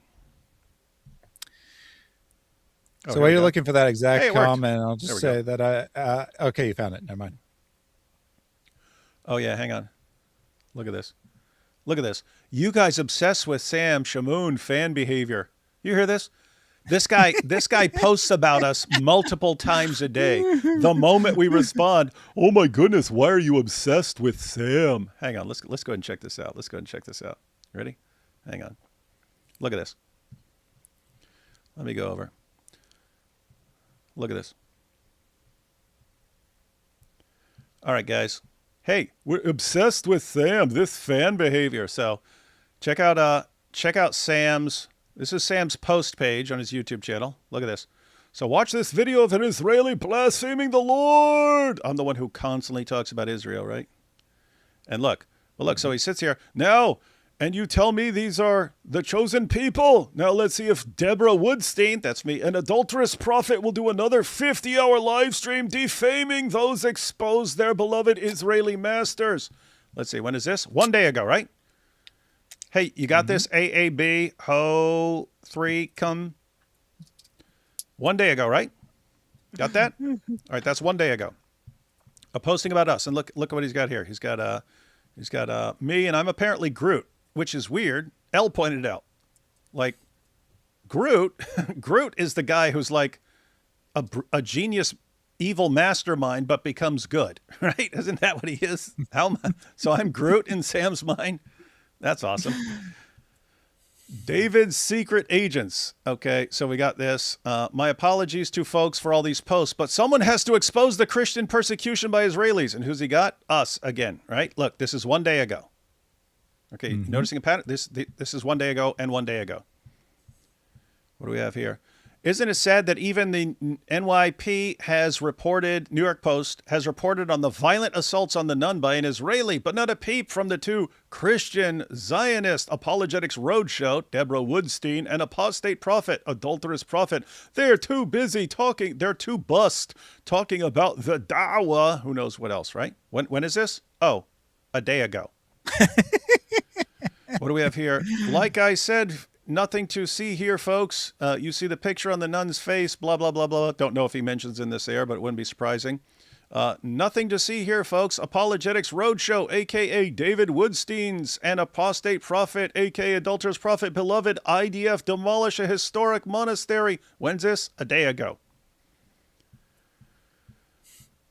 Here are a few more articles. Oh, he's talking about something else. I don't even want to click on it because oh my gosh, something else. Yeah, something else. Anyway, so notice, guys. Hey, look! Wow, something else there as well. Watch this to see what your allies do to your brothers and sisters, Christian Zionists. Here are the folks that David Woodstein, a.k.a. Apologetics Roadshow, and adulterous prophet, a.k.a. apostate prophet, are defending like two Zionist dogs. When is this? 1 day ago. Guys, this is all from the same day. It's post after post after post. 2 days ago, yeah. It's post after post after post after post after post. Oh, look at this. Hey, here's 2 days ago. Oh, look, doing the same thing. Well, the two Zionist pigs apologetics roadshow, a.k.a. David Woodstein. So this is what he's doing in his post. He's the same way in his live streams, talks about us. His idiot fans come over here. David, when are you going to face Sam? Why aren't you responding to Sam? Finally, we say, okay, we'll respond to something. And then, you guys obsessed with Sam Shamoun, fan behavior. Ha, ha, ha. Do you have any clue how stupid you sound, man? Like, seriously? And then, what does Sam have to do with any of this? Lol, he hasn't said a word about this. David. All he does is post about us all day, guys, and you can check out his X page. His X page is exactly the same. David Wood, AP, David Wood, AP, David Wood, AP. Hey, Thaddeus, AP, David Wood, AP, David Wood. Mm-hmm. What does he have with this? Well, you see, Sam and Maleek got a little thing going on, right? They got a little thing going on, and Sam's like, hey, Maleek, don't worry. I'll take care of David and AP. I'll escalate against them, which you see him doing, right? Because Maleek said it. Maleek told us, right? Well, he told his viewers that Sam told him, hey, don't worry about David. I'll go after David. Now you can focus on other things. So him going out and focusing on IP and God logic, that's exactly what's supposed to be going on. What's Sam got to do with this? What's Sam got to do with it? Dude, you're in a cult. You're in a cult. Get out of the cult. If you're in a cult, get out of the freaking cult. What's wrong with you, man? And it's weird. These guys keep popping up, and they keep attacking me, right? They just keep coming to the chat. They're like, get a job, Thaddeus. And why are you a loser making all these clips and all these things? It's very strange that for some reason they're all obsessed over me. And I have to think that they are coming from Sam, because Maleek usually doesn't care about me. He usually only cares about you. I think that Sam is still butthurt that I did 5 live streams and videos on him in the fall, exposing him as a false teacher who is working for Satan to undermine the church. And all his fans are still butthurt about this, even though I haven't mentioned Sam all this time until Sam brought it back up. Weird. That is some seriously weird stuff, man. Super weird stuff. Man, I need to cleanse my mind for a second from all of this nonsense. Gosh, I mean, notice, like every one of the guys who comes to defend Sam, keep in mind, you can be intelligent and understand that Sam has issues and still be like, I'm going to follow him to learn some stuff anyway. But you're probably not the sort of guy who'd be running around like obsessed with defending him and so on. The people who show up to defend him constantly are like the absolute dumbest, most brainwashed people on the planet. Let's see. Good dog, keep being David's lapdog. He's still posting the same thing. As a 50-year-old, you're just drama queen. It is weird seeing the people who say, it is weird seeing the people who, because you said they're like, get a job. What do you mean? Thaddeus had an awesome job and got fired for criticizing Islam. He actually got on their radar and they went after him. Mm-hmm.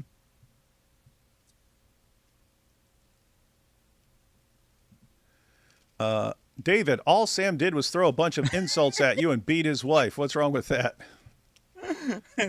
That's good. Well, guys, it was like, yeah. It was like 10,000 times more than that. That's right. It was like 10,000 more times more than that. And it was never about throwing insults at me. It was about the way he was talking to everyone else. But that was in addition to everything else from year after year after year. And basically, the main thing was just, you could do all sorts of messed up stuff. If you actually repent and change, I think you can move on and move forward. With Sam, it's just every single year he got worse. Every single year he got worse. Mm-hmm. And it's like, what do you do with that? Hey, look at this. Why are you so obsessed with Israel and Zionism? Can't even tell who it's directed to because Gaia. And you can't even tell who's trolling and who's not nowadays because I know because it's so difficult. Yeah, the people who are just making fun of how dumb these guys sound, but that's exactly how they sound when they're serious, and so it's just wild stuff. Let's see. But Sam is just so good with his scripture recall. David, how can you be so mean? That is what they sound like. Oh, boy. All right, guys. So someone reminded me of this. I had already forgotten. That's how little I care. But Sam got a video taken down roughly a week ago. And he said he said that you said all your minions to get it. And he said that I personally reported it. I had no idea this video even existed.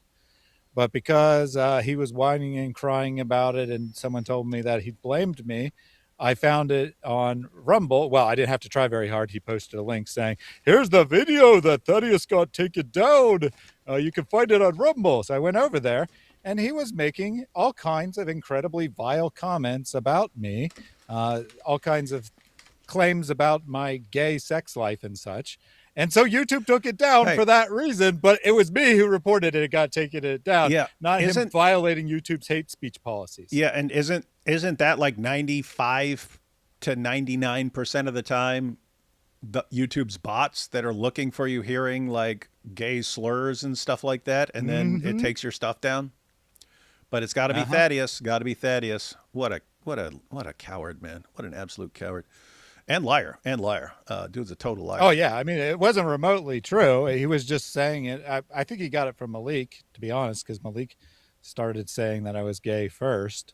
Yeah. And because he posted pictures of my wife, which he said was so ugly that I must be gay, basically. And thus, as a result, Sam is now saying that I'm gay. Yep. Oh, and by the way, now that YouTube is like now that YouTube is like, they seem to be dialing up their use of AI to take down stuff, because I've seen tons of people complaining. But if Sam wants to continue, he seriously needs to just delete all his stuff, because it's a matter of time for AI just goes through and hears all the stuff he's saying and talking about raping people's mothers and all this stuff, and just, nope, channel's coming down. Let's take these super chats, since it's much better than Maleek or Sam's fans.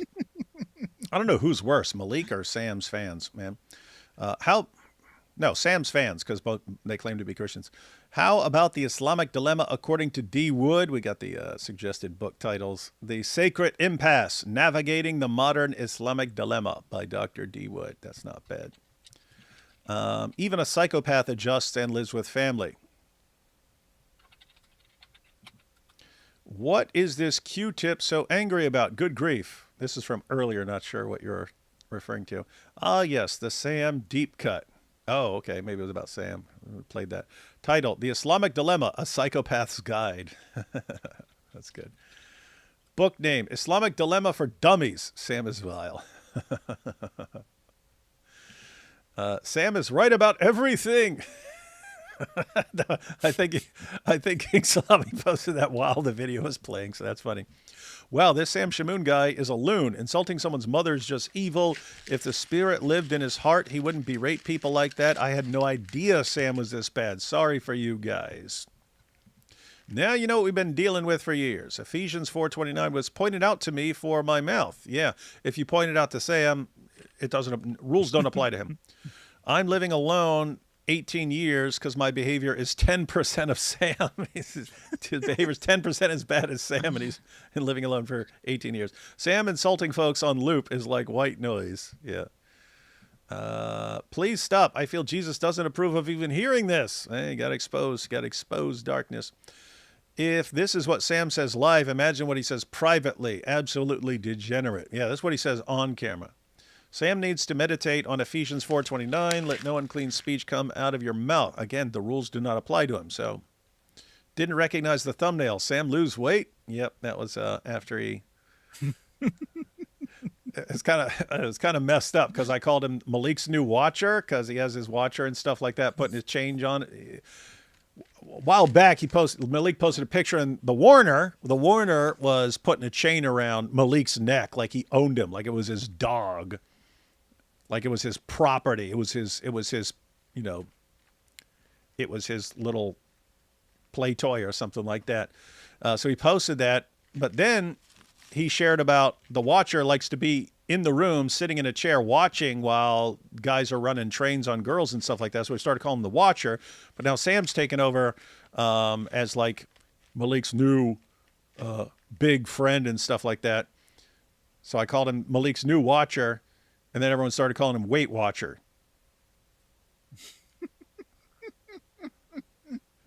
At this point, it's not a rant. It's a podcast genre. Yeah. I mean, if Sam wants to go that route, he should just like start a show on Rumble where all he does is insult people's mothers all day. I'm sure he could get like a following. Thanks for explaining. And are you going to do more conferences in Boston? And Alexis DiVincenzo needs to stop talking. Lol. I agree. I don't have anything scheduled for Boston. I was only there because ETS was there last year. I think that guy is misunderstanding Matthew 18:21-22. Yeah.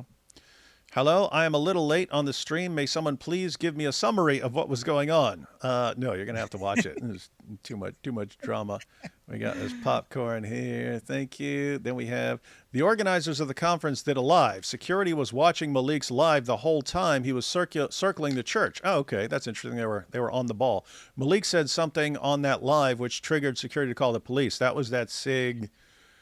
Yeah, so we're going to get back to that shortly. I was going to say the same thing that here that security was alerted of the threat. They were listening to his live, and I was informed that that was the line that they thought he had a gun. But he was acting super suspicious, whether or not he had a gun. And it's not a crime to think someone has a gun when they don't actually have one. Yeah, security generally tries to err on the side of security and safety, right? If they think you're a threat or they think you might be up to something, they'd want to take a look or see what they can do to check. So yeah, nothing weird there. It would have been weird if you've got this creep who threatens to kill people at conferences and he's going back and forth in front of the church. It would have been weird not to check him out or call the cops to take a look into things and stuff like that. Fortunately for them, the dude's a total coward. So the moment one person walks out, he runs down the street like a coward. Book title, The Deliminator. Cover photo, you crushing a Quran while holding the Bible. Background, crescent moon crashing into flames. I like the way you think. You watched the debate between Cora and Life about wine vinegar fruit on the vine. She's frustratingly dumb. No, all I've seen is her debate with Jai, where it was a total massacre, and her excuse is she was young, which is fair. But for me to think that she's a force to be reckoned with, I'd have to see something more impressive. You could destroy books for charity. 8-hour time limit. Donations X per book destroyed. Film the whole thing. We could do that. Destroy Qurans for charity. Man. Maleek can't even get 30 zut to back him up. That's true. Dr. Wood, I would like your opinion on turn the other cheek versus sell your cloak and buy a sword. This is a debate that I've heard so many different opinions. Well, we don't have much time to go into that now. We've got a bunch of super chats and stuff like that. Turn the other cheek, just give you a quick, my view, that it's in the context with if a man forces you to walk 1 mile, go with him 2. Who can force you to go a mile? Well, that was the Roman soldiers, right? A Roman soldier could order you to carry his gear for 1 mile. He couldn't make you go farther, right? But that was the law. He could tell you you're going to carry this stuff for 1 mile to give him a little break and stuff like that. So it looks like it's in the context of you're under like Roman occupation or something like that. Well, a Roman could also, you're getting on his nerves, give you a little slap. The word that's used there is like an open hand slap. It's not an actual like trying to do violence to you. It was an insult. It's like an insult, like pa, right? So imagine a Roman soldier slaps you. What do you do? Do you attack him? Because that wouldn't be very wise. Or do you run and cower? Jesus' view. It's something different from like mere passive. It's like you're showing your contempt for what someone can do to you, right? Like there's something that's way higher than you, and you don't actually have the power you think you do. So he slaps you to insult you, and then you go. Okay, so you're thinking that's in conflict with sell your cloak and buy a sword. Okay, if so, then you're interpreting turn the other cheek as being a complete pacifist. And that's the way it would be. One, that doesn't tell you that you're supposed to be a complete pacifist. That doesn't, right? That's telling you, even if you, so one, you could interpret it as in that context. You have someone who is in power over you who insults you by slapping you on your cheek. What do? Do you retaliate with violence? Do you run in fear, or do you do something else, right? You can interpret it as just that. Or you can interpret that in general. Like I'm walking down the street, someone slaps me, and someone who doesn't have power over me, and I'm allowed to defend myself and stuff like that, but I don't. I turn the other cheek. So you can interpret it like that. I don't know how you'd get, oh, someone's murdering your family, therefore you just turn the other. It's not, he doesn't say that. He doesn't say that, right? That's completely different from that.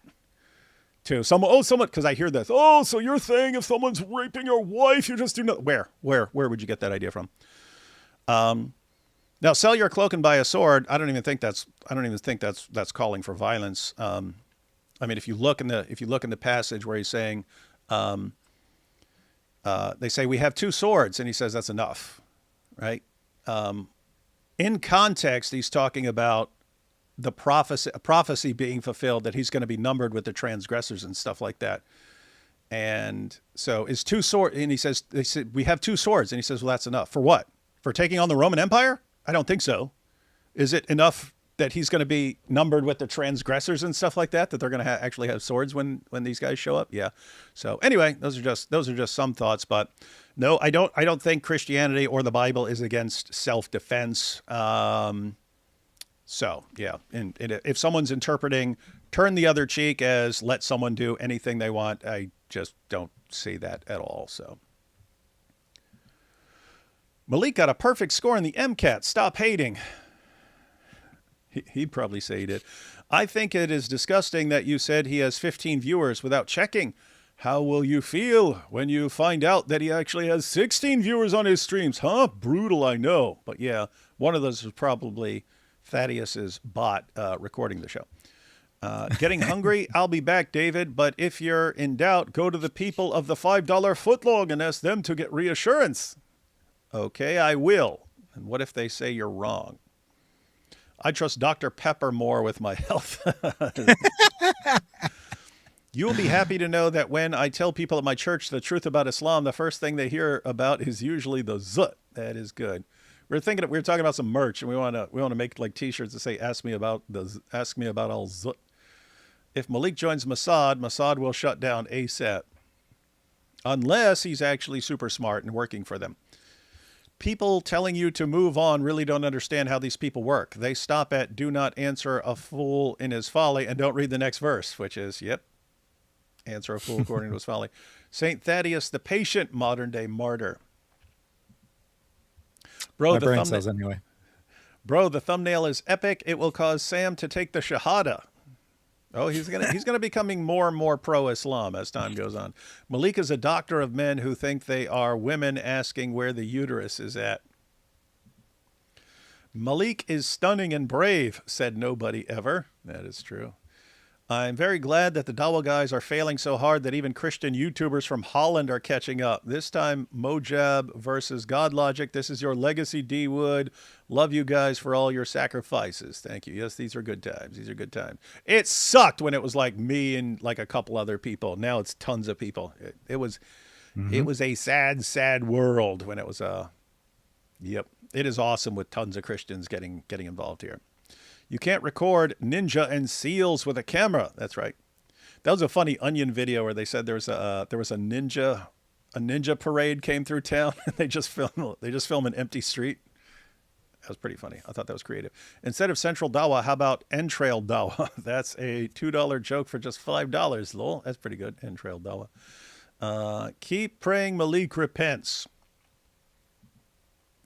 That thumbnail is just mean. David, can you please do a reaction to the Dawa Clown video? That song and vid were made for you. Please, dude, I am not checking emails now. I will eventually get to them. We were out of town for an entire week. I got back and there were like, even before I left, there were like 10,000 things that I needed to get done. And then I was gone for a week. So I got back and all of a sudden it was 20,000 things that I needed to get done.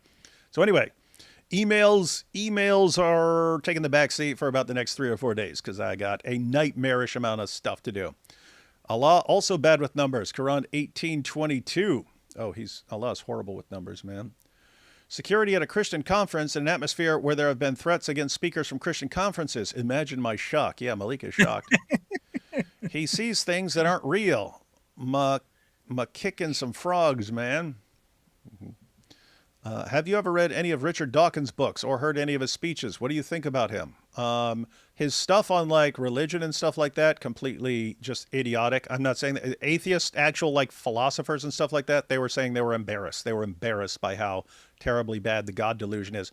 But it was written for people who don't know a lot. So he was very impressive to them. With that said, I've watched a couple of his biology lectures from when he was younger, and they were some of the most amazing lectures I'd ever seen. I watched it back then. I was like, oh, I get why this guy's popular. He was a phenomenal lecturer. So those are my thoughts. He's a guy who is probably an expert in his field and was a great communicator. He's older now and stuff, but back in the day, phenomenal communicator, just completely out of his depth and sounds like a complete moron when he's trying to give serious arguments. Did you check out Lil Kev from It's Always Sunny? It's totally Maleek. Hang on, let me just look that up. I'll just look up the picture real quick because I've seen a bunch of episodes of Always Sunny back in the day. I didn't see I haven't seen any in like the last 7 years, but I saw some before that. Who is Lil Kev? Oh, that dude. Oh yeah, you're right. That dude. Yeah, I do remember that. That is Maleek right there. You are correct. I might need to get some of those clips and make fun of Maleek with that. My Quran, I'm gonna complain to Muhammad.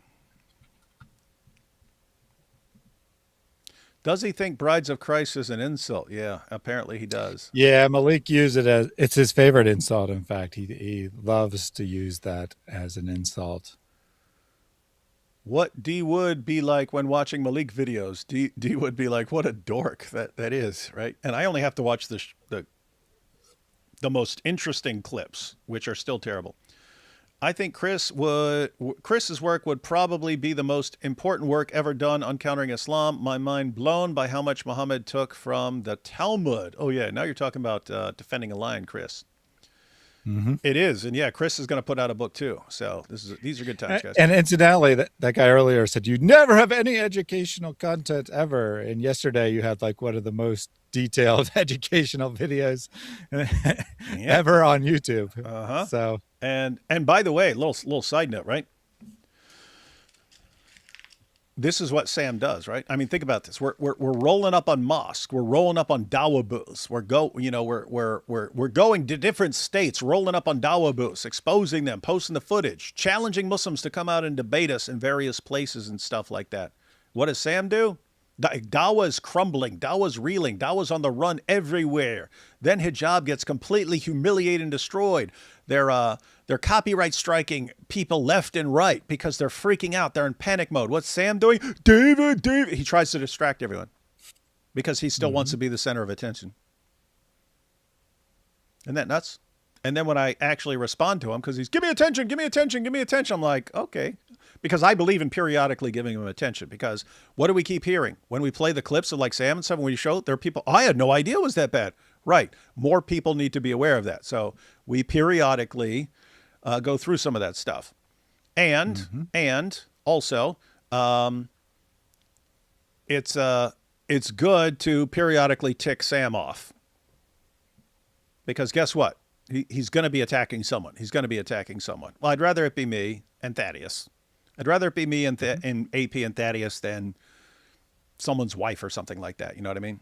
Because Sam gets obsessed and he will dedicate his entire life to like stalking and harassing the person. Okay, well, dedicate your life to stalking and harassing me. I'll periodically give you some attention to make fun of you, have a funny live stream. Then I'll ignore you, and then I'll ignore you for a while, and you'll obsessively stalk me. But every minute that he's coming after us, he's not coming after someone else. So that's good. Remember, Maleek said he prefers the goats. Yes, he does. David, what do you think eventually happens to Sam? That depends on Sam.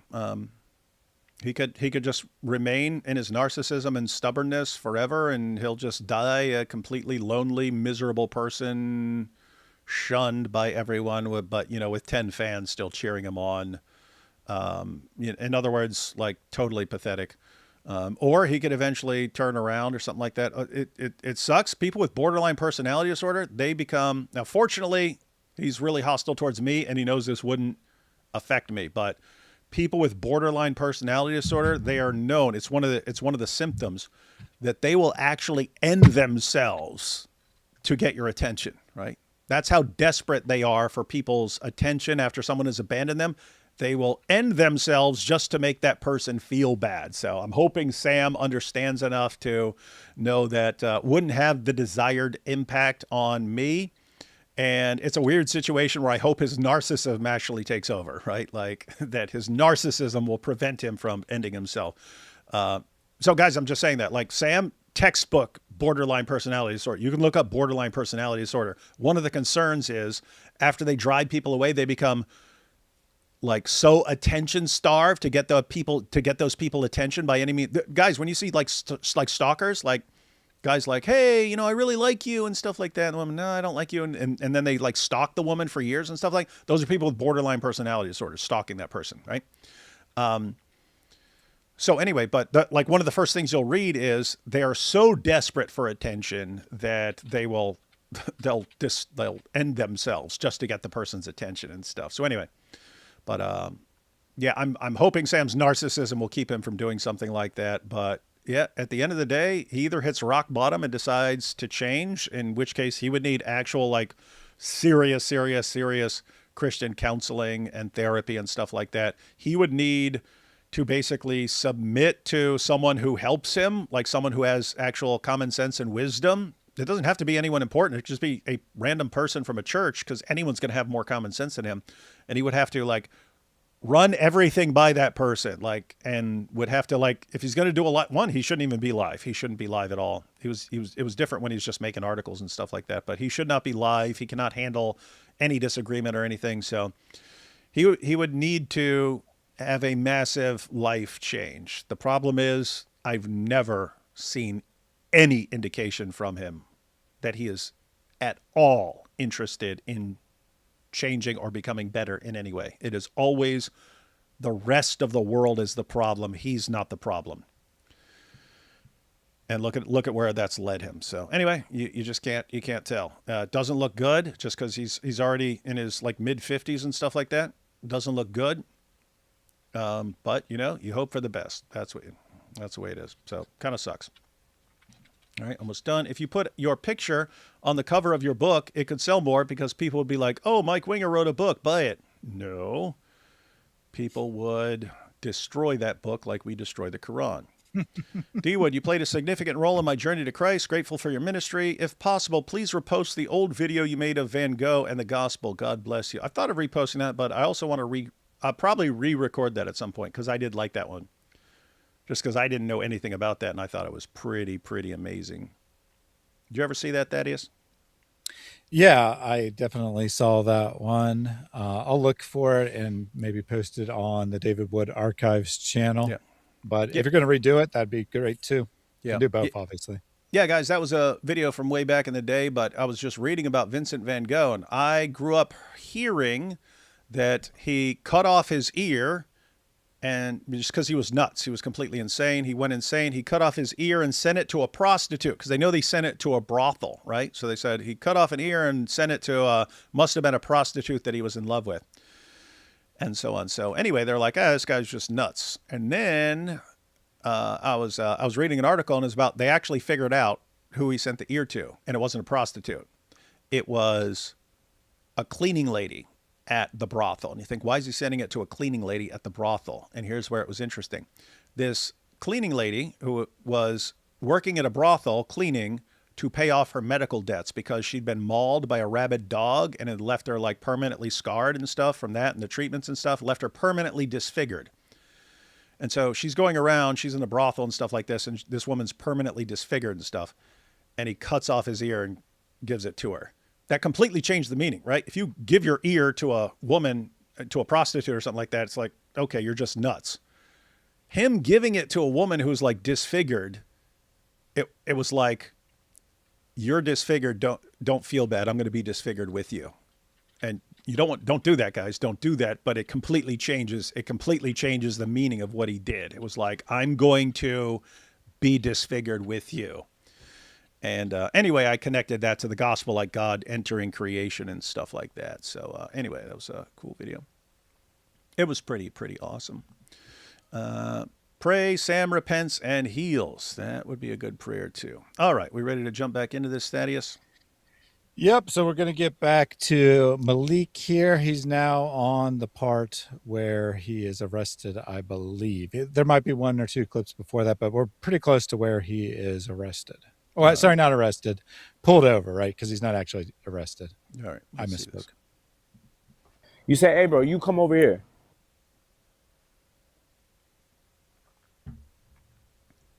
Because all of that is it doesn't mean nothing. After that, this is where we're at today, and this is what's going to show who's who. Okay? After that whole little situation, they all went back inside. At this time, the live's jumping. My live's got 350 people in it. Everybody's here looking for a showdown. We're waiting for Logic and IP to come outside. Nick said they're all outside. Little side note, if you wanted to wait for them to come outside, you should come at the end of the conference, because then they'd be coming outside. You know, at very minimum, been in front of the building. Yeah. Kind of hard for them to come outside when you're not even outside, because you ran the first moment you saw a Christian.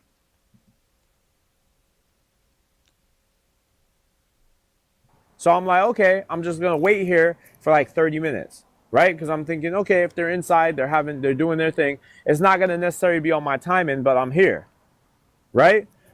Next thing, what happens?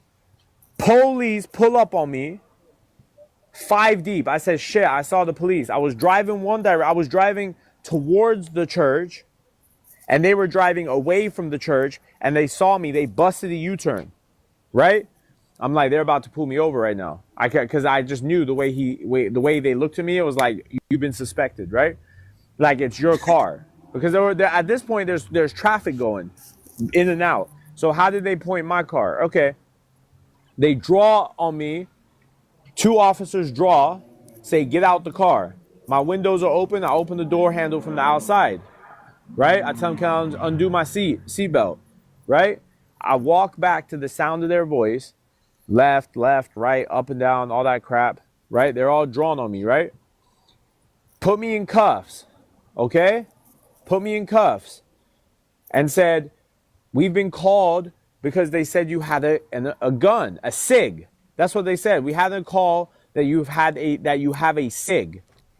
And I didn't know what that was. Oh, then we know what the call was for then. Mm-hmm. Yeah, we don't we don't need to speculate anymore. So security was now that I know, I didn't know when this was happening and stuff, or even during our live stream. So security is actually listening to the live stream to see if he's threatening, and then they hear him saying, "That's my 6th set" or something like that. That's why I got a 6th set or something like that. And yeah, we'll hear get the clip again in a second. But yes. Okay. So they heard that, and they said they thought they heard him say something about a weapon, and they called police to check. A SIG. I'm like, what's a SIG? Apparently, a SIG is like a certain type of hand. You know, you get what, right? And I'm like, I don't even know what a SIG is, right? I thought you were a gangster. It's Club Pyro. Yeah, Who doesn't know? I think he probably actually doesn't know. He probably. Like I said, I'm pretty sure he was intending to say 6th cent, but he is a very, very crap communicator. I have to peek downstairs real quick. There was a nurse was supposed to be here at 10. She's probably here, but when she doesn't show up on certain days, then my wife stays up. If my wife is waiting up, then I wanna go quickly. And if the nurse is down there, then we're in no rush. So let me check real quick. But you're gonna talk about stuff. Okay. Yep. I'll explain what's going on here. So Maleek is telling this little story. I think that the SIG part, right? He focuses on that quite a bit. I think that is definitely what the police said. That someone said that you have a SIG. He could be lying, but he probably actually just didn't know what the term meant. Now, him saying that they all pulled their guns on me, I think that is complete nonsense. even if an officer had a gun out when they pulled him over, which again, I doubt, they certainly were not still holding guns on him as they're making him do the sobriety test, walking back and forth. And you can actually hear some of the audio of what's being said between the officers and Maleek on his live. It's very faint, but you can make out a lot of it. And it does not seem to be any kind of situation where a police officer would be thinking that he's some kind of threat. It seems very cordial. Maleek is complying completely with the police officers. He's going to say here in a second that he gave the officers a hard time. He did not. Yeah, he did not give the officers a hard time at all. He complied 100%, which, I mean, good on him. That's what you should do. But he has to maintain this image of being a gangster, being a tough guy, but also constantly bragging about how he is a law-abiding citizen and whatnot, which is very strange. And as a result, he has to walk that line. So he's telling this little story, and the police officers, they all pulled their guns and thought he was a big, scary dude. And he's actually going to make a big deal out of this in a second. He's going to say that basically this is equivalent to swatting him, that he could have lost his life as a result of this, which is just ridiculous. It's a traffic stop, right?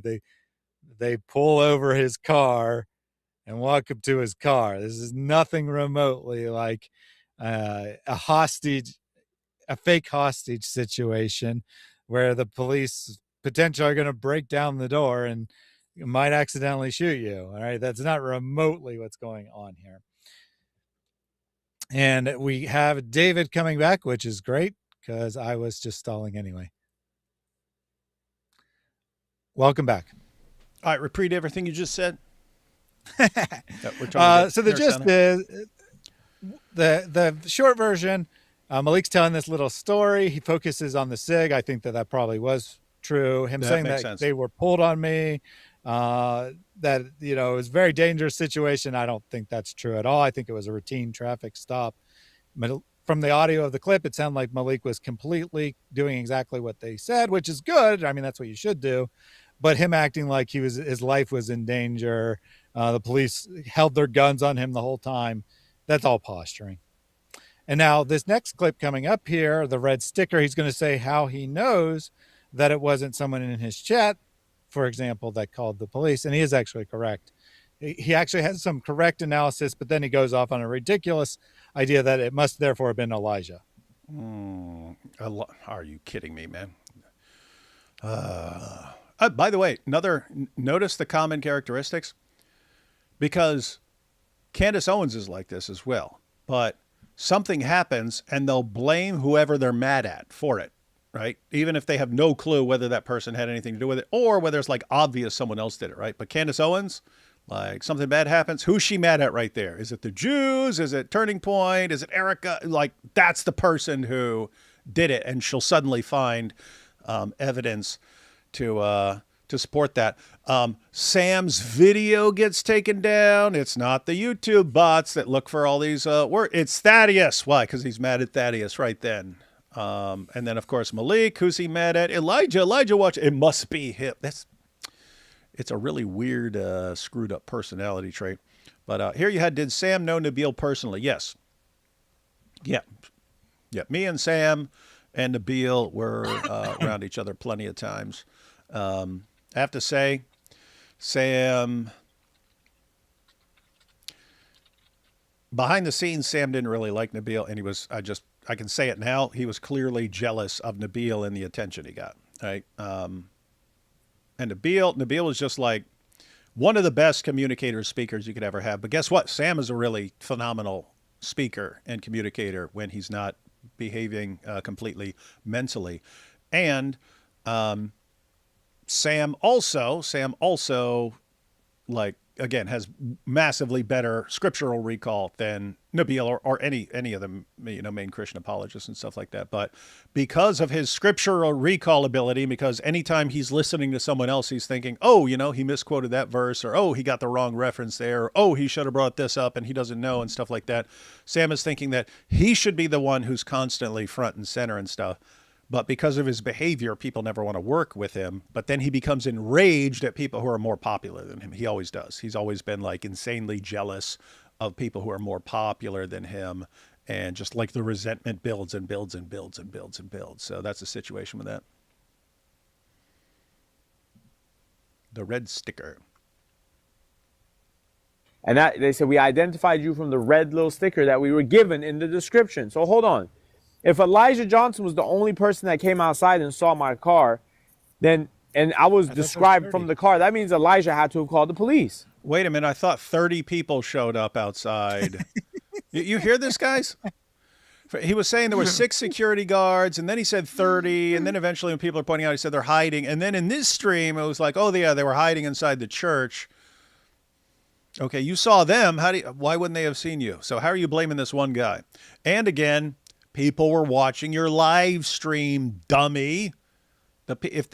If police said that it's because someone heard you on your live stream saying something about a SIG, whatever, then why would you think that's just Elijah? And we know because Arthur said it. Someone put it in the chat. Arthur pointed out that security was in there watching the live stream. So we know exactly. In other words, Maleek, you know, maybe you didn't know when you were live. You know for a fact now Elijah had nothing to do with that because it was security. Security watched it and they thought you said that you had a weapon. So we'll allow you to apologize to Elijah, but you can't do it, can you? Your narcissism won't allow you. You are pathetic, dude. Absolutely pathetic. You are not a man, Maleek. You are not a man. A man is capable of acknowledging when he was wrong and taking steps to make things right. You are incapable of that. Therefore, you are not a man. Elijah would have had to went back inside, told somebody my car, they would have called the police, or Elijah did it himself. And we gonna find out. We gonna find out. The 911 call is coming. So now he's going to explain why he had the police mute his phone. With the poll, I'm like, y'all can't search my car. They came around the car with like a metal thing where it's a metal thing that you can like swipe around the car. Because I just didn't want them to look inside because I got my backpack in there. I got money.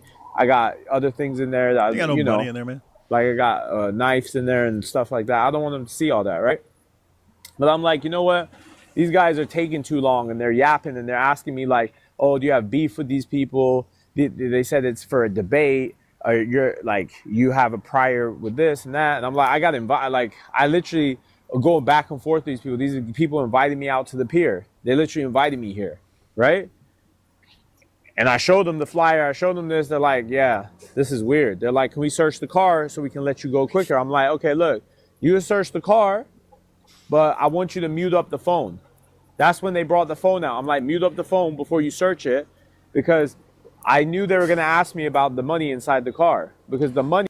Was it the money, Maleek? Or were they like, hey, what's all this gay porn doing in here? What's all this here? Or was it that kind of thing? Come on. Be honest, Maleek. What is this paraphernalia here? What, it's got a picture of who is this? The Warner?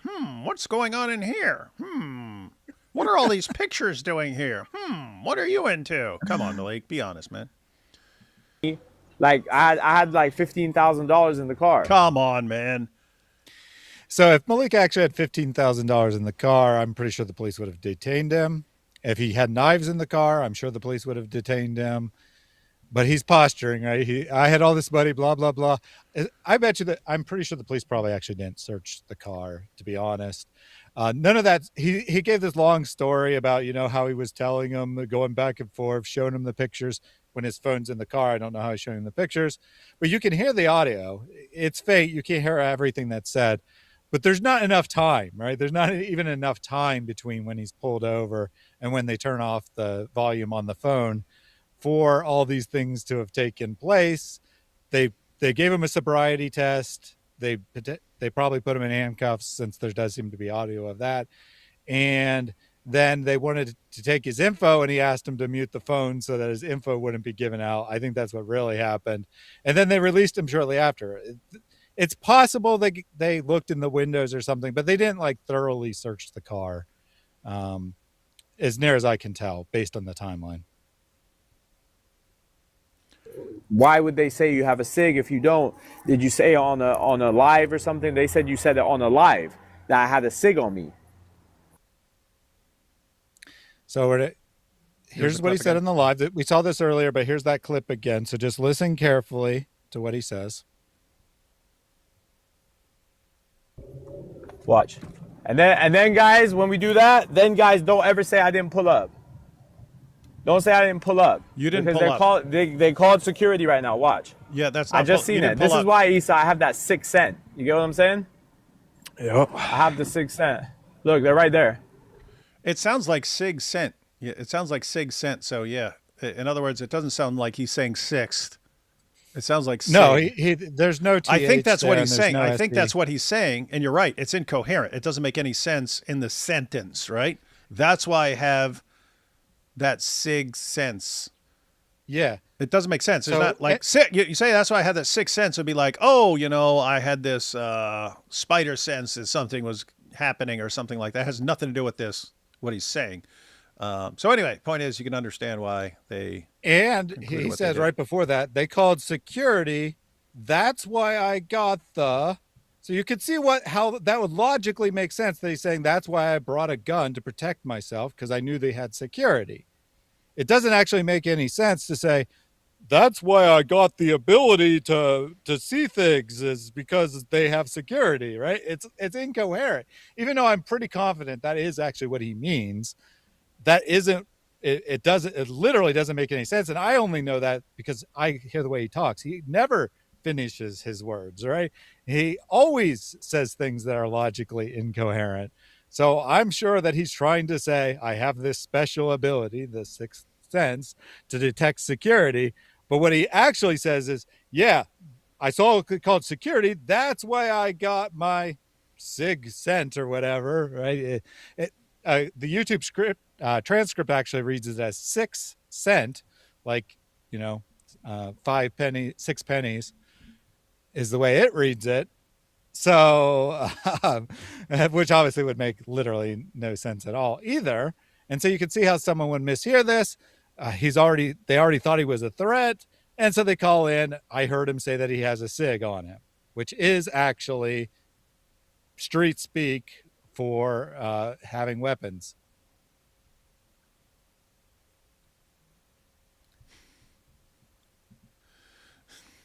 Yes, Nico's gay photo shoots. That's what he didn't want people to hear about. And so here I did just put it into Google, and the AI summary says a SIG set is a handgun Sights. Yeah. sight that is designed for a particular type of pistol, which is relevant because he actually does claim to have a pistol. He claims to have a pistol where? Home? He claims that at the pier he has a pistol, which we're going to see in the next clip. Oh, well, that's relevant, isn't it? Yep.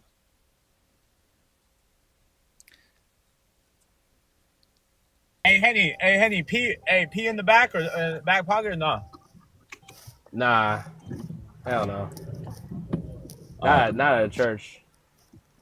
No, not church. I'm talking about the pier. Oh, yeah, I would. At the pier, yeah, for sure. So you would interpret P as pistol, right? Yeah. So Henny understands it. I mean, I personally would have no idea, but people who actually know this stuff have told me that saying a P in the back means you have a pistol in the back pocket. Yeah, because you want to say that on TikTok and stuff like that. So you come up with initial string. Yeah.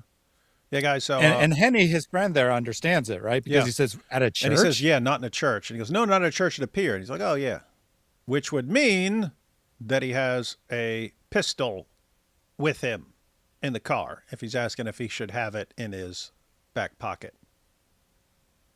In other words, security had ample reason to think this guy was strapped.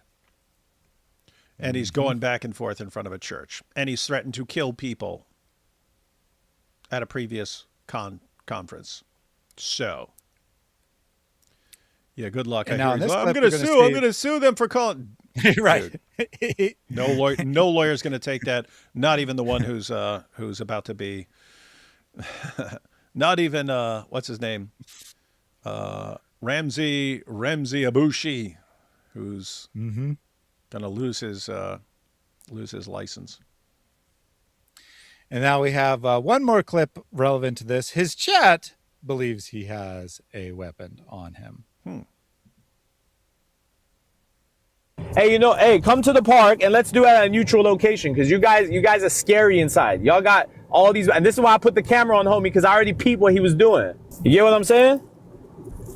Guys, always use your head. Know what these guys is doing. And I saw the homie on the phone calling the police. It's okay, man. It's okay. Maleek, there's no way you're running now. They're laughing at him. Some of them. It's okay, dude. Take one for the team and pull the strap. That's what he's about to respond to. That comment in particular is the one he saw and he's about to respond to. Guys, do not mention anything about anything. Do not mention, bro, I do not. No, when they say pull the strap, that's assuming that he is strapped, right? Why? Because he asked if he should have that in his pocket at the pier. And I think if they had shown all that to police would have definitely searched the crap out of his car. Have But they didn't know all this necessarily. That's what I mean. Anything on me. I am alone by myself with nothing on me. Do not mention that in the chat. So you saw about 4 people in the chat there thought that he at least potentially had a weapon, and that one person definitely did. Told him to use it. Take one for the team, right? Get yourself arrested, but take one for the dawa and pull your weapon out. And then he responds to that and says, "No, stop saying that. I really don't." They're like, I'm sorry this happened. They're like, we're sorry this happened to you. Somebody lied to us and said that you had a cig in the car and that you were going to bust up on the church and pow the church. So I'm like, okay. They're like, you could file a report back. They're like, these guys are greasy. I said, can I go back to the church? They're like, we don't recommend it because then they can call again. So I'm like, okay, I don't go back. Then I hop in the car and you guys know the rest. They try to lock it. So it was a setup from the start. It was a setup. It was a setup from the start. What an absolute dork. And of course, the police said no such thing. They did not say you can file a report against them for calling the cops to investigate whether you had a weapon or not. They did not say these guys are greasy, right? Yeah, and if they were to say, yeah, we have no idea why these guys called the cops, and then they play the clips that Thaddeus just showed, where he says at the pier that he has a pistol on his person or in his car, but he's got it with him. And then with them hearing the sig set and then people saying, yeah, go ahead and pull it, go ahead and pull it, go ahead and pull it, you can see why they would come to a certain conclusion, and police would agree that security was completely correct for calling the police. You have a apostate prophet saying, yo, what's up, chat? What's up, guys? Yo, chat. Yo, chat. And people tell him to jump in. He says, I can't join, lol. It's 5 a.m. in London. Making excuses like Maleek. Like Maleek. Oh, but I'm worried about gas money. It's 5 a.m. I'm worried about gas money. It's 5 a.m. And we have, love you too. Not in the zoot sense. Oh no, he said Hey, pull look at the this. leather straps. Look, he said 5 a.m.'s Shamoun because 5 a.m. looks like Sam. That's pretty funny, man. And he said pull the leather strap. Yeah. So Maleek wasn't strapped. He was leather strapped, everyone. He was leather strapped. All right, let's continue here. Elijah's, in fact, the one that called the police. We're going to have a whole different problem with Elijah. Because watch this. To say I had a cig in the car and that you heard it from my live is a blatant false police report. Whoever made the police report, once we get the 911 call and the phone number and the call logs and the records, whoever did it, you are going to get in trouble. I promise you. So we want to see the first one to send to jail is whoever called that police. Maleek, no one is being sent to jail for any of this except you giant idiot. When police hear what you've actually said in this TikTok live and how even your own fans interpreted it, they're not blaming anyone for calling the cops, bud. You live in fantasy land. What's Maleek thinking? So whoever that person was that called the police, because obviously it's inside the church, they identified the car. So I'm thinking, this is what I'm thinking. I'm thinking Elijah went back inside, right? And he told somebody to call the police because he felt like, oh, Maleek might do something to the church. So just say he got this, and that. They obviously got instruction from IP, like, yo, just tell them that he was doing this, and that, right? You heard that? So Elijah walked in and he did this, and they obviously got instruction from IP who said to do this, and then God Logic swooped in and said, you will do this because I'm the boss. And meanwhile, they're in there at a conference. What a dork. Get him locked up.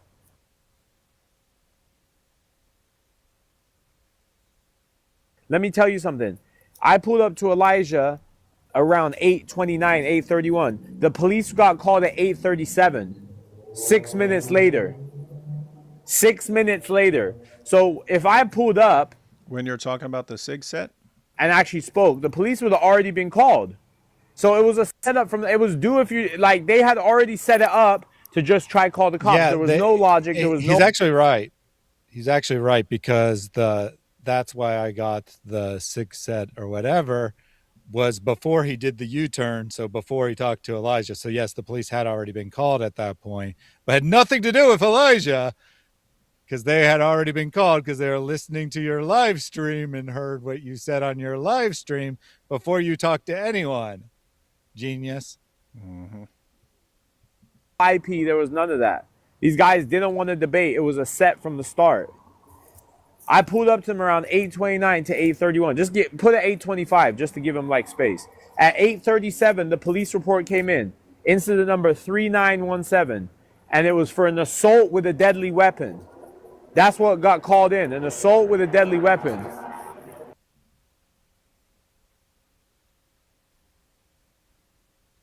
So any which way they strike it, it's a setup. And I'm going to get them for that. You're not If getting Logic and IP think that they're off the hook, I haven't heard a peep out of Dodge Logic. They are totally off the hook. Or Dashing Philosophy since Everyone is off the hook except you, buddy. that time. I haven't heard a peep out of them. Because they're really busy and they're going around doing important stuff. And they don't give a crap about you, Billy. Yeah.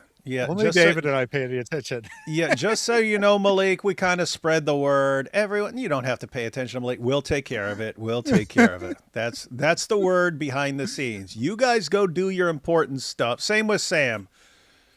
Let everyone else go do their important stuff, and me and Thaddeus will deal with this stuff. Me, Thaddeus, AP will deal with all the people who really, really need attention. Because if we give them some of the attention, they're obsessed with us, then, you know, other people can move about freely. And notice that, so IP has joined a couple of these. He has made a couple comments throughout. To the best of my knowledge, God Logic has not said one word the entire time. But, you know, he's scared now. He's quiet now because he called the cops. Amazing logic from this clown. Yeah, and my goodness, God Logic is going all over the place, crushing Dawa. Emily, well, he's not talking about me. He's not talking about me. He is so freaking obsessed. At the end of, you know, he responds to me. He responds to me a lot, and he can't not. And even when he says, "No, I'm gonna ignore David now. I'm gonna go after God Logic. I'm gonna focus on God Logic now." I'm like, "No, you don't. No, you don't. No, you don't." And I make him pay attention to me again. But at the end of the day, he is more obsessed with God Logic, like borderline obsessed in love with God Logic, and so. I'm the one taking one for the team here, guys, so that, you know, because, yeah, God Logic's got enough distractions. Let God Logic continue cooking, man. They haven't said one word on the situation. They don't care. All they did was let David and Thaddeus try and make up a story about it. Maleek was running. He was scared. He didn't want to do it. He didn't want to debate. Scared. Yeah. You were obviously scared. Mm-hmm. Your bluff got called. Now Logic's quiet, acting like, oh, I'm focused on Muhammad Hijab, oh, my wife, and this and that. IP's, oh, let me jump on Muhammad Hijab, playing it dumb. They don't know what happened. Everybody acting like they don't know what happened. Okay, cool. No, they just they understand that that's going to be dealt with the authorities, with the church, with yeah. I mean, at the end of the day, God Logic was in there giving a presentation. What does he have to do with what happened outside? They told you, hey, we're going to be out the pier and we're going to have to leave because we've got a conference at 5. You didn't show up. Okay, after that, it's done. They're not involved, dude. They're involved as far as your intention because you're trying to like bother them and annoy them and get their attention and stuff like that. But dude, they had a conference, man. Once the 911 call comes in, we gonna know. I guess I should correct myself because God Logic technically said something. He said one thing, which is you didn't pull up at the pier, right? And I'm pretty sure that IP probably was the one who wanted to do that video. Avery probably didn't even give a crap about Maleek not being there. Yeah. But, you know, he's obsessed. He was obsessed. He was talking about him every single day until he called the cops. And now he's just quiet. He's not saying anything. Yeah. Maleek, you still... What's that called? Like main character syndrome or something like that, where you think you're like the main guy in everything and you interpret everything from that, and like other people don't think you're that important. Maleek, you're not the main guy. You're not the pawn of the main guy. You're like 7 levels below the main guy, clinging to the hair on the lowest guy's back. You are a skid mark on the underpants of Dawa. That's all you are. But I can find uses even for the lowest of the low. You are helping me expose Dawa. Other than that, we don't care about you, dude. Exactly who did what, okay? And we're going to know from there exactly the transcript. We're going to go live with everything, all the paperwork, okay? Because remember, it takes a couple days. Like, we put it in Sunday. It'll probably take, what's today, Tuesday? It'll probably come in closer to Thursday, maybe. It can take up to 5 days, I think they said. Right? I got my lawyer doing everything. My lawyer is it Ramsey? Already on it. Which is very interesting, because he just claimed that he said he's having his lawyer do a public information request, which is perfectly fine.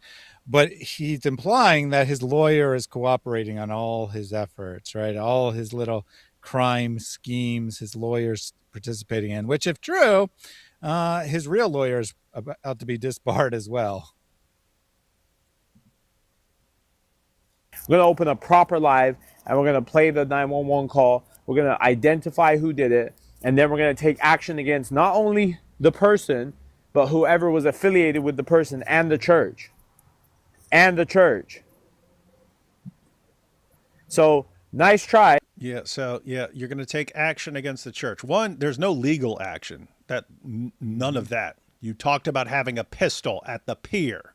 Now, unless you want to say you threw that thing into the ocean, even then it wouldn't matter if you threw it into the ocean. Because people listening to that would have assumed you still had it. Unless you say, oh, I just threw my pistol in the ocean. Well, that even wouldn't have helped because you're a compulsive liar. So anyway, you claimed to have a pistol on you at the pier. And from the pier, you drove to the church. And then you're driving back and forth.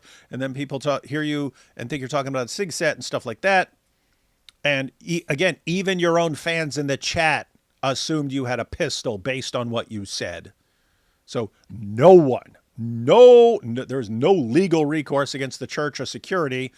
Police would have been outraged. If police know this, they will be outraged if the church didn't call police on you, right? Of course you have to go. This guy's claiming to have a pistol, and this guy's threatened to kill people at conferences, and he's showing up to a conference.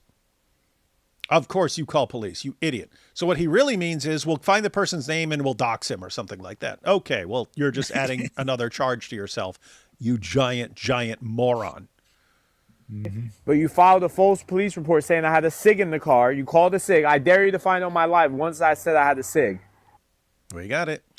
By the way, false police report, according to Maleek, now he may well have given him this real info, but according to Maleek, after he got back in his car and he was bragging on his live, he said, and I gave them an old address so they couldn't find me, which is literally a crime. To knowingly give police false information when you're pulled over is a crime. So utter genius here, right? He may have given him the real info, but he's posturing that he gave them the fake info, at least. If I ran, why was the police called 6 minutes later?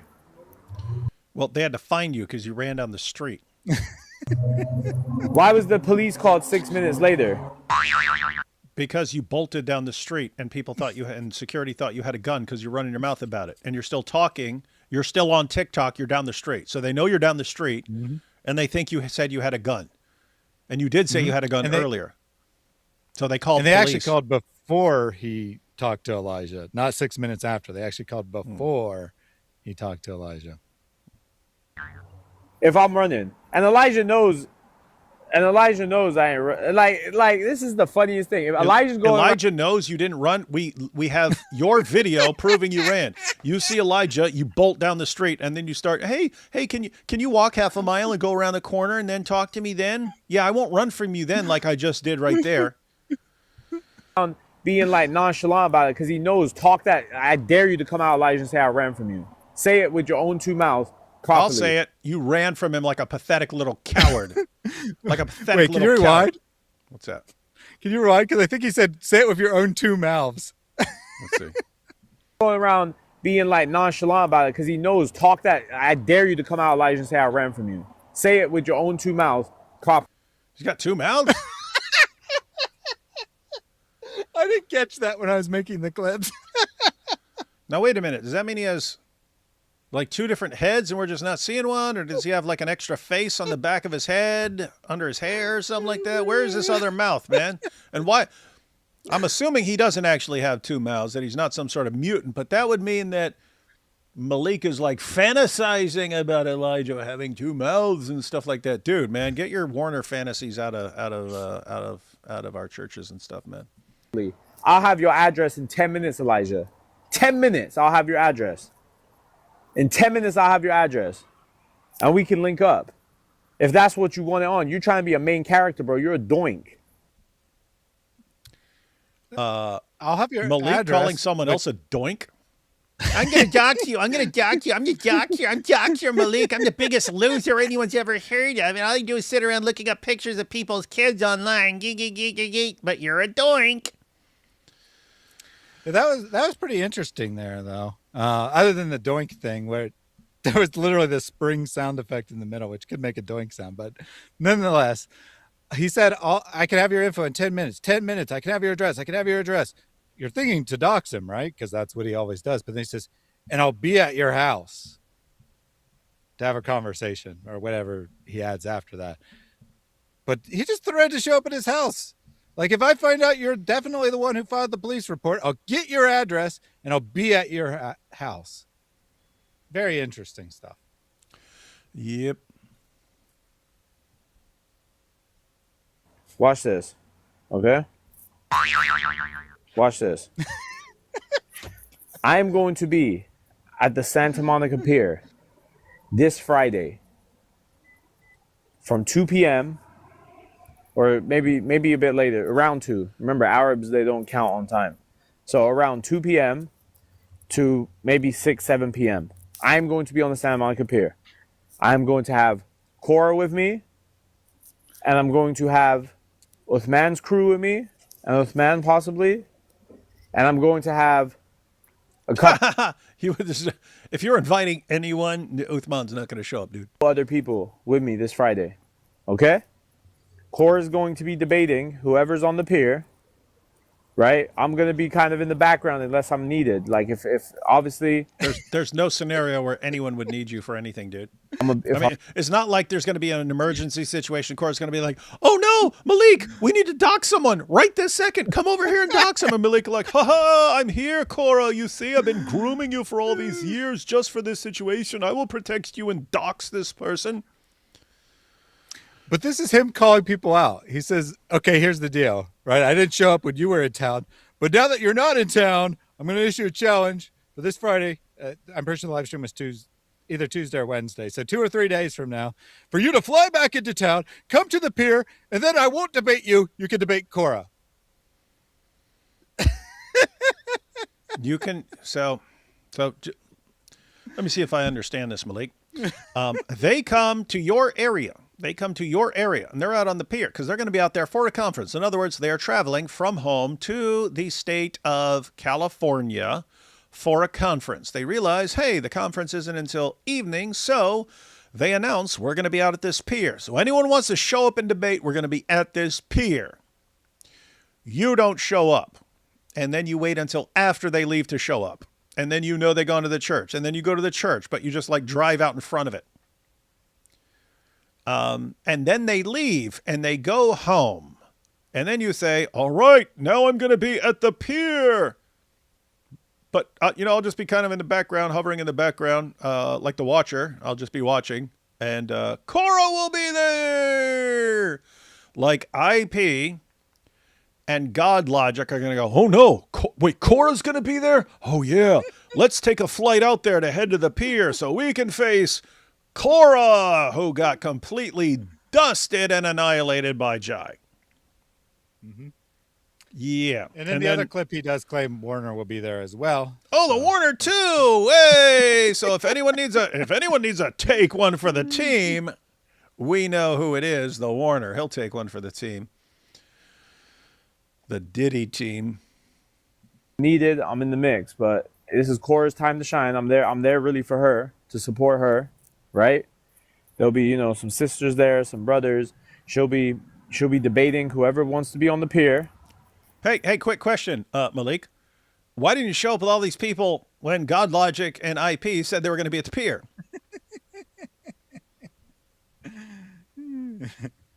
Yeah, we can raise an army after everyone leaves. Mm-hmm. You knew when the conference was. They said the day before they're going to be at the pier. None of you show up. Then they go home. All right, now we're showing up. Do you not realize what pathetic cowards you look like? You look like really, really pathetic cowards.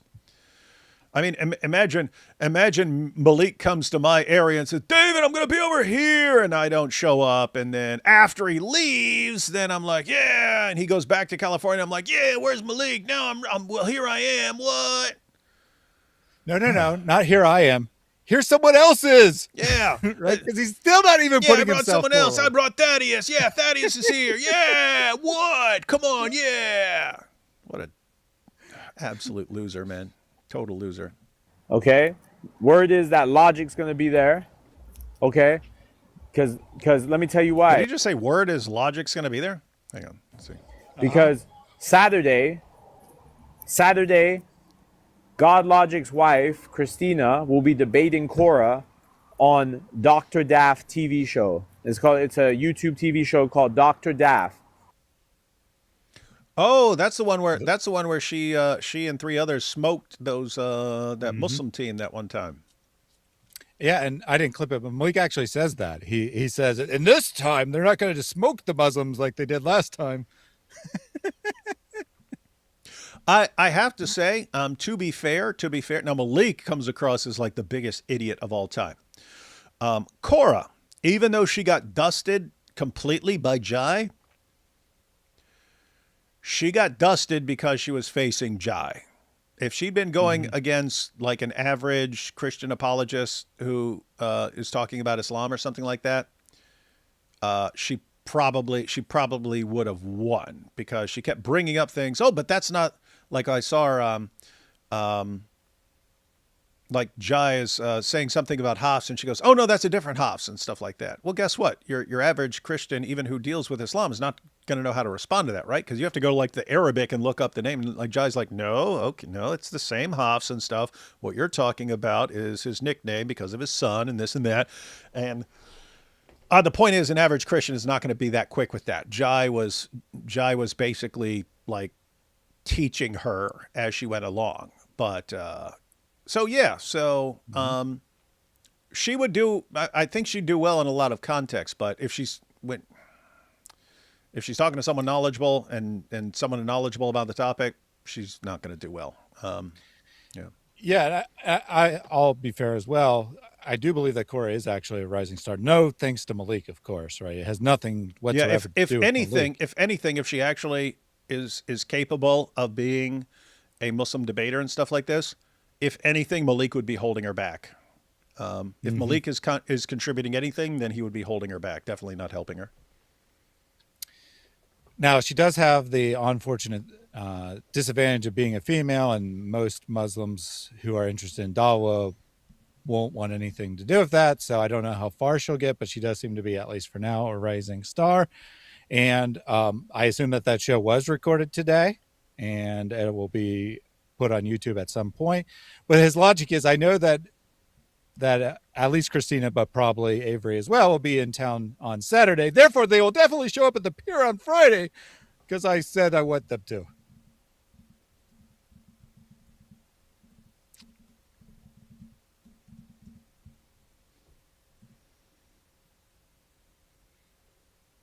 But I'm just saying this. Whoever made that fake 911 call, trust me, Not a fake 911 call. once we get the transcript and everything, you will be dealt with. No, they won't. You will be dealt with. Most you'll do is dox someone, because that's all you do at the You end of the basically day. swap. Oh, and we'll post pictures of your babies. Yeah, oh yeah, and we'll all look at them and we'll have them on our phone. We'll have pictures of your babies on our phone. That's all you do at the end of the day, dude. Mm-hmm. And it's not where people are going, oh wow, this guy's really hardcore. It's like they think of you as a bigger loser than they already think of you as. Me. Yeah, rewind a couple seconds because you stopped in mid-sentence a very important sentence. All right, I'll take your word for it. 911 call, trust me, once we get the transcript and everything, you will be dealt with. You will be dealt with. You basically swatted me. I forgot I said it twice. That's so not what swatting is, you idiot. You basically swatted me. Guys, if you don't know what swatting is, that's where like if you were to swat Thaddeus or something like that, then I would call police and I would claim to be Thaddeus in Thaddeus's house, and I would say, well, here I am, I'm about to kill my entire family in here in this house. Unless you stop me, I'm about to slaughter my entire family, and you'll never stop me. And then so police go on the move, and you're sitting here talking on the phone, and you're going, and if I see any of you, I'm going to open fire. I'm just going to kill everybody. And blah, you do that, and so they like storm, like ready to fire at anything. That's swatting, as you're actually trying to get someone killed. Saying, hey, this guy claims to have a pistol, and then he talks about a sig set and stuff like that. And then so, hey, could you guys go check that out? That's not swatting, you frickin' clown. Lied on me. Yeah, but notice the gangster is so scared of being pulled over in a routine traffic stop that he equates it to having his life threatened because the police might accidentally shoot him because they think it's an extremely dangerous situation. Yeah, the guy who constantly tries to get people killed by doxing and trying to get someone to go and actually defend Islam and so on. The guy who showed up at a church said there are guys in there who rip the Quran, and here's the address. That guy thinks it's morally wrong to put his life in danger. Because you were scared to debate. And that's what happens, bro, when we pull up to churches. And just for that really may put something in my heart now. Whenever these guys are in LA, bro, I'm going to be outside the church waiting for them every single time. Anywhere they go, I'm outside the church on public property waiting for them to come outside. I'm going to go live every single time and keep bringing all these boys. Because next time I'll have a new tactic. Ooh, I'm scared. But what would the new tactic be? Because the old tactic was drive in front of the church, wait till you see one person, then run. So what? You're actually going to talk to somebody? That would be a new tactic, because it definitely wasn't your old tactic. Keep in mind, you could have used this tactic. You just said your new tactic is you're going to be waiting outside. You could have done that now, but you chose to run instead. And not only that, he could have done that today, right? He said, next time they're in LA, this is definitely what I'm going to do. Well, he already admitted that he knows that Avery is at a particular studio where they're filming something. He could have waited outside that building on public property with a sign, debate me, Avery, or whatever. Did he do that? Did he go live? He said, I'm going to go live and do that. I don't think he did. I don't think he was sitting outside that building all day holding a sign saying, debate me, please. Strange. Of course I want them. I don't mind if they keep calling the cops. Keep making false police reports. That's going to be a nice case. I love it when they make false police reports. Listen, one thing about me is keep making false police reports on me, and you're going to see. No, we don't need to make false police reports on you, man. We can make real police reports on you because you commit crimes like it's a sport, dude. It's going to keep backfiring against you guys. You know, like false police reports, like having an anonymous woman claim that you raped her many years ago, and then say that she's submitting it to the police. And I've put in the information request, and I'm going to see that on. We're going to see that on the live next week. And this was 3 months ago. You mean something like that, Maleek? That kind of false police report? Just checking. I'm going to make an example of whoever this person was. Right? It's fine. I'm a law-abiding citizen. Ain't nobody, you're not going to have nothing on me. Sure. Keep telling yourself that. Who called the cops? We'll see. If the church called the cops and said I had a SIG, that's the church, that's that Baptist ministry on the line. You're going to have to be collecting donations for the next year. I actually hope it's the church. He's an idiot. I hope it's the actual establishment themselves. That's even going to be better. That's going to be better. These guys are poor. Let the church take the fall, because the church is going to be in on it anyway. That lawsuit, that's going to be a quick lawsuit for me. Good to know. Good to know, Maleek, because what I think is most interesting, is when what you're trying to do to others is done to you. And so, Thaddeus, just so you know, sounds like Maleek believes that if you're endangering someone's life or saying false things about people, that the way to go is a lawsuit. You heard it here. That's what he believes. Now, why am I saying this? Because if a lawsuit were to come his way, what will he be? Oh my goodness, what cowards! They're doing a lawsuit. Oh my goodness, Chat. Isn't this proof that they're cowards, Chat? Huh, Chat? He was correct about one thing, though. If he does file that lawsuit, it will be a very quick lawsuit, because it will be dismissed by summary judgment before it goes to court. Yeah, it would never make it to court. It's so ridiculously stupid. Summary judgment is technically finding for the plaintiff, but against him. Right? It would be dismissed with prejudice that it was a ridiculous, frivolous lawsuit, because you cannot sue someone for calling the cops when you're acting like a freak outside their building. And that's not a crime.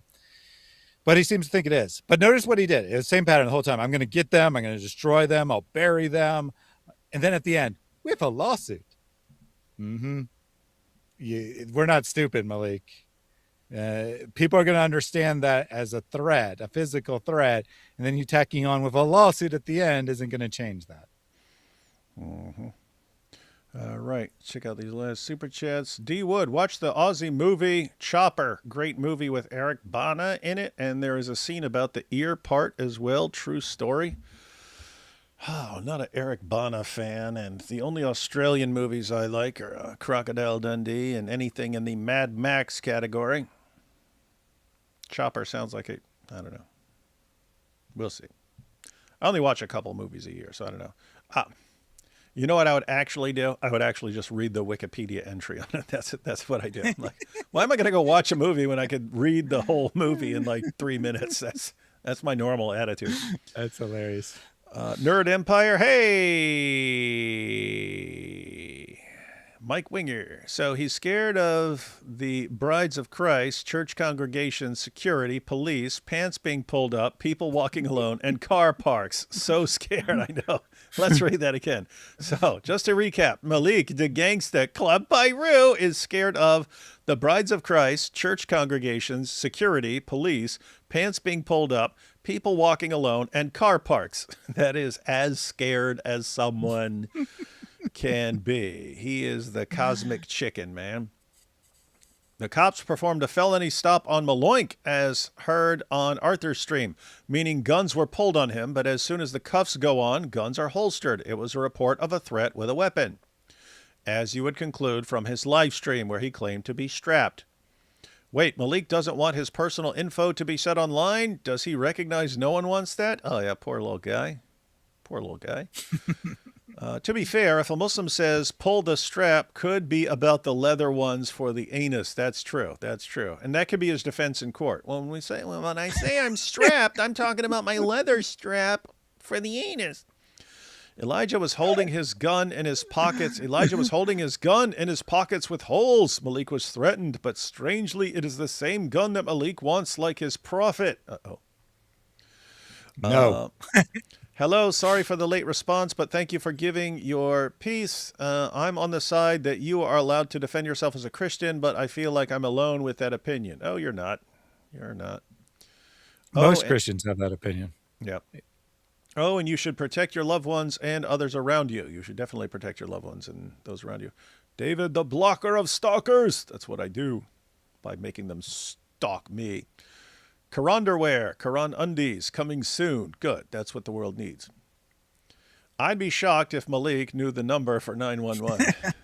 He'd be like, I don't see an 11 on the phone. Where's the 11? I see the 9, but not the 11. AP, Quran Kini to keep the ladies safe. Yeah, we need Quran underwear and Quran Kinis. No comment there, but thank you. We got Maleek. Bro, please take a Claritin and use some Afrin. All that chronic congestion affecting your clarity of thought. Plus, you sound like a mega dweeb. Lol. Yeah, sucks. I don't think there's any medication for sounding like a mega dweeb. D Wood and Reasoned Answers are too cowardly to do a 6-hour live stream. Oh, yeah, we'll show you. We'll just keep going all night long like the men of Al-Zut. And Jack Ray here. Maleek versus Maleek. What is this? Version 1.0. Okay. Maleek, version 1.0, fake rapper. Version 1.1, failed Dawagandist. Version 1.2, doxer. Version 1.3, stalker. Not a good trajectory. Yeah. It's like, how much more of a loser can I be? And every time you think it is impossible to be more of a loser, Maleek's like, hey, chat, hold my camel pee. And this is, guys, I just have to say, it's just fun going through Maleek's antics. I have to say it is. That's what we keep doing. We keep doing it. Yeah, we keep doing it because it is a good picture of Dawa. He is actually obsessed with endangering people's lives and so on. So we have a good collections of reasons. But at the end of the day, it is just fun watching him and making fun of the absolute hands down biggest loser in the history of humanity. If there were a loser museum, they would have a statue of Maleek, and it would be there like the Venus de Milo in the Louvre. You know what I mean? Be right there, big old statue of Maleek in his little stupid Kangol hat. Oh, what an epic loser! All right, so Thaddeus, how are we going to do this? Because we're going to head out, but you also have your video, man. You have your video. Yeah, so I put a link to that in the chat now. I can do that a couple more times. You can set it. If you want, you can go in and says official redirect, but I just put in the links fine.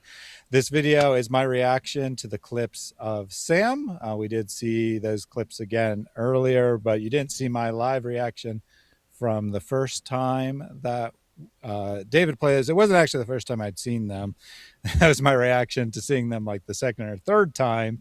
But Sam, you know, he's a very disgusting individual. He makes the Dawa guy's mouth look clean sometimes. Mm-hmm. But worse than that is that he is doing this in the name of Christ, claiming to be a representative of Christ. And unfortunately, a lot of people, either because they don't really pay attention to him themselves or because they're part of his cult, they'll just send random Christians to Sam who have questions. And Sam will get the question, and he'll go off on them, telling them that their mother's a whore, or that the Shia that they are the product of Shia prostitutes, or that they're a bastard, or whatever, because he's upset that they dared to ask him a question that he finds insulting because it's, you know, beneath him to answer the question or whatever. And as a result, I have testimonies of literally hundreds of Christians who have been abused by Sam for asking a question. And that's the people that are still Christians. But I obviously am not going to get testimony from people who, you know, they were doubting the truth of Christianity, and they come and Sam says, "You're a spiritual bastard. Of course God hates you. Yeah, you should leave the church and go to hell." Your mother. And if you're struggling, I am sure that he has led people away from the church as a result of his behavior. And so you're going to get my reaction to that. Sam, a little bit of Sam's, I would say greatest hits, except it's only from like a week time span. A little bit of Sam's average rants and my thoughts on what that does to the church will be premiering right after we end here. Let me see something real quick. All right, so guys, I'm going to share it right now. You can click on that. Is that live now, Thaddeus? Yeah, well, right now it's set to premiere at 1 a.m. I'm going to, in 30 minutes, I'll change it 5 minutes from now or so that it will be right when we end. Change it right now, man. I'm doing it. I'm literally doing it. All right. Set that. Just need to hit save. Done. Save. All right. It should be changed. It should premiere in like 3 minutes. Okay, guys, it's premiering in 3 minutes. See you over there. But I also, because I did this once before, where I redirected something, but someone sent me like specific instructions. It's not in here. It's so if you go, is it in the regular video stuff? Yeah, so on the live, if you go to like the customization section, it's under customization. Oh, okay. All right, customization. And you scroll to the bottom. Redirect. Hang on, redirect. Redirect, add. Yep.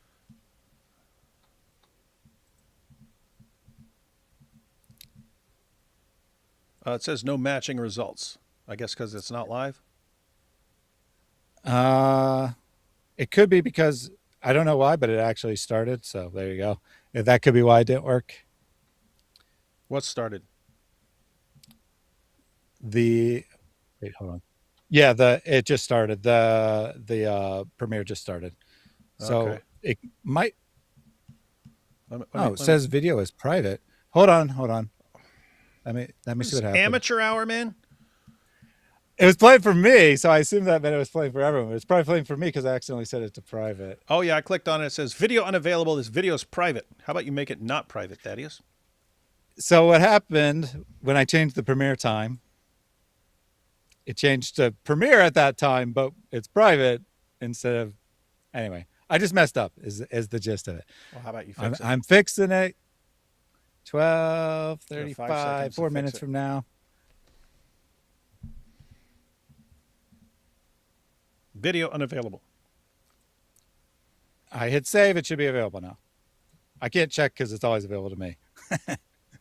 Okay, it's available. All right, now let me see if this redirect works.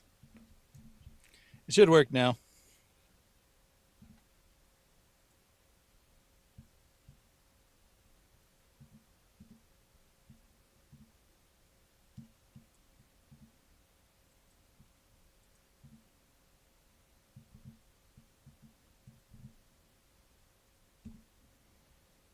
I don't see where this is supposed to be doing anything. It didn't save properly. Huh? Sorry, this is seriously amateur hour. It didn't save properly. I'm doing it again. I apparently didn't hit the save as set as premiere button when I did it the second time. I did the first time. Third time's a charm.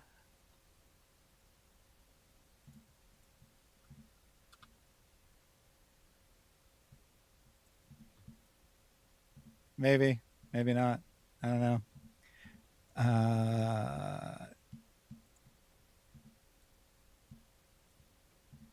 Yeah, I don't know. It might have just, I think it actually just said it's public. Whatever. We'll just do the manual. I'm sorry. I screwed it up every time. Yeah, it's just not doing anything when I enter it. It's not saying I can't do this. It's just not doing anything. Like there's nothing to click on. All I can do is click out. It has an X, but it doesn't have anything else, and it doesn't pop up. Anyway, all right. We'll do it manually, guys. The old-fashioned way. Manually. Like the men of Al-Zut did things manually. All right, enter it one more time. Like the last man of Al-Zut. And there you go. All right, guys, we're going to go ahead and close out now so everyone can go check out that video. Short, looks like a little over 5 minutes, but be sure to watch, like, and share that. And we'll catch y'all tomorrow, guys. I think I'm going to go live and going to go through Muhammad Hijab talking about GodLogic's wife. He said some messed up things. Catch y'all tomorrow. Indeed, he did. Oh, wait. Had one last super chat there. Forgot to say, Inshallah, amateur hour. I got it. That's why. Ah, That's why that you was the failed. problem. That's why you Dang it. failed. All right. Thanks all for watching. We'll catch you next time.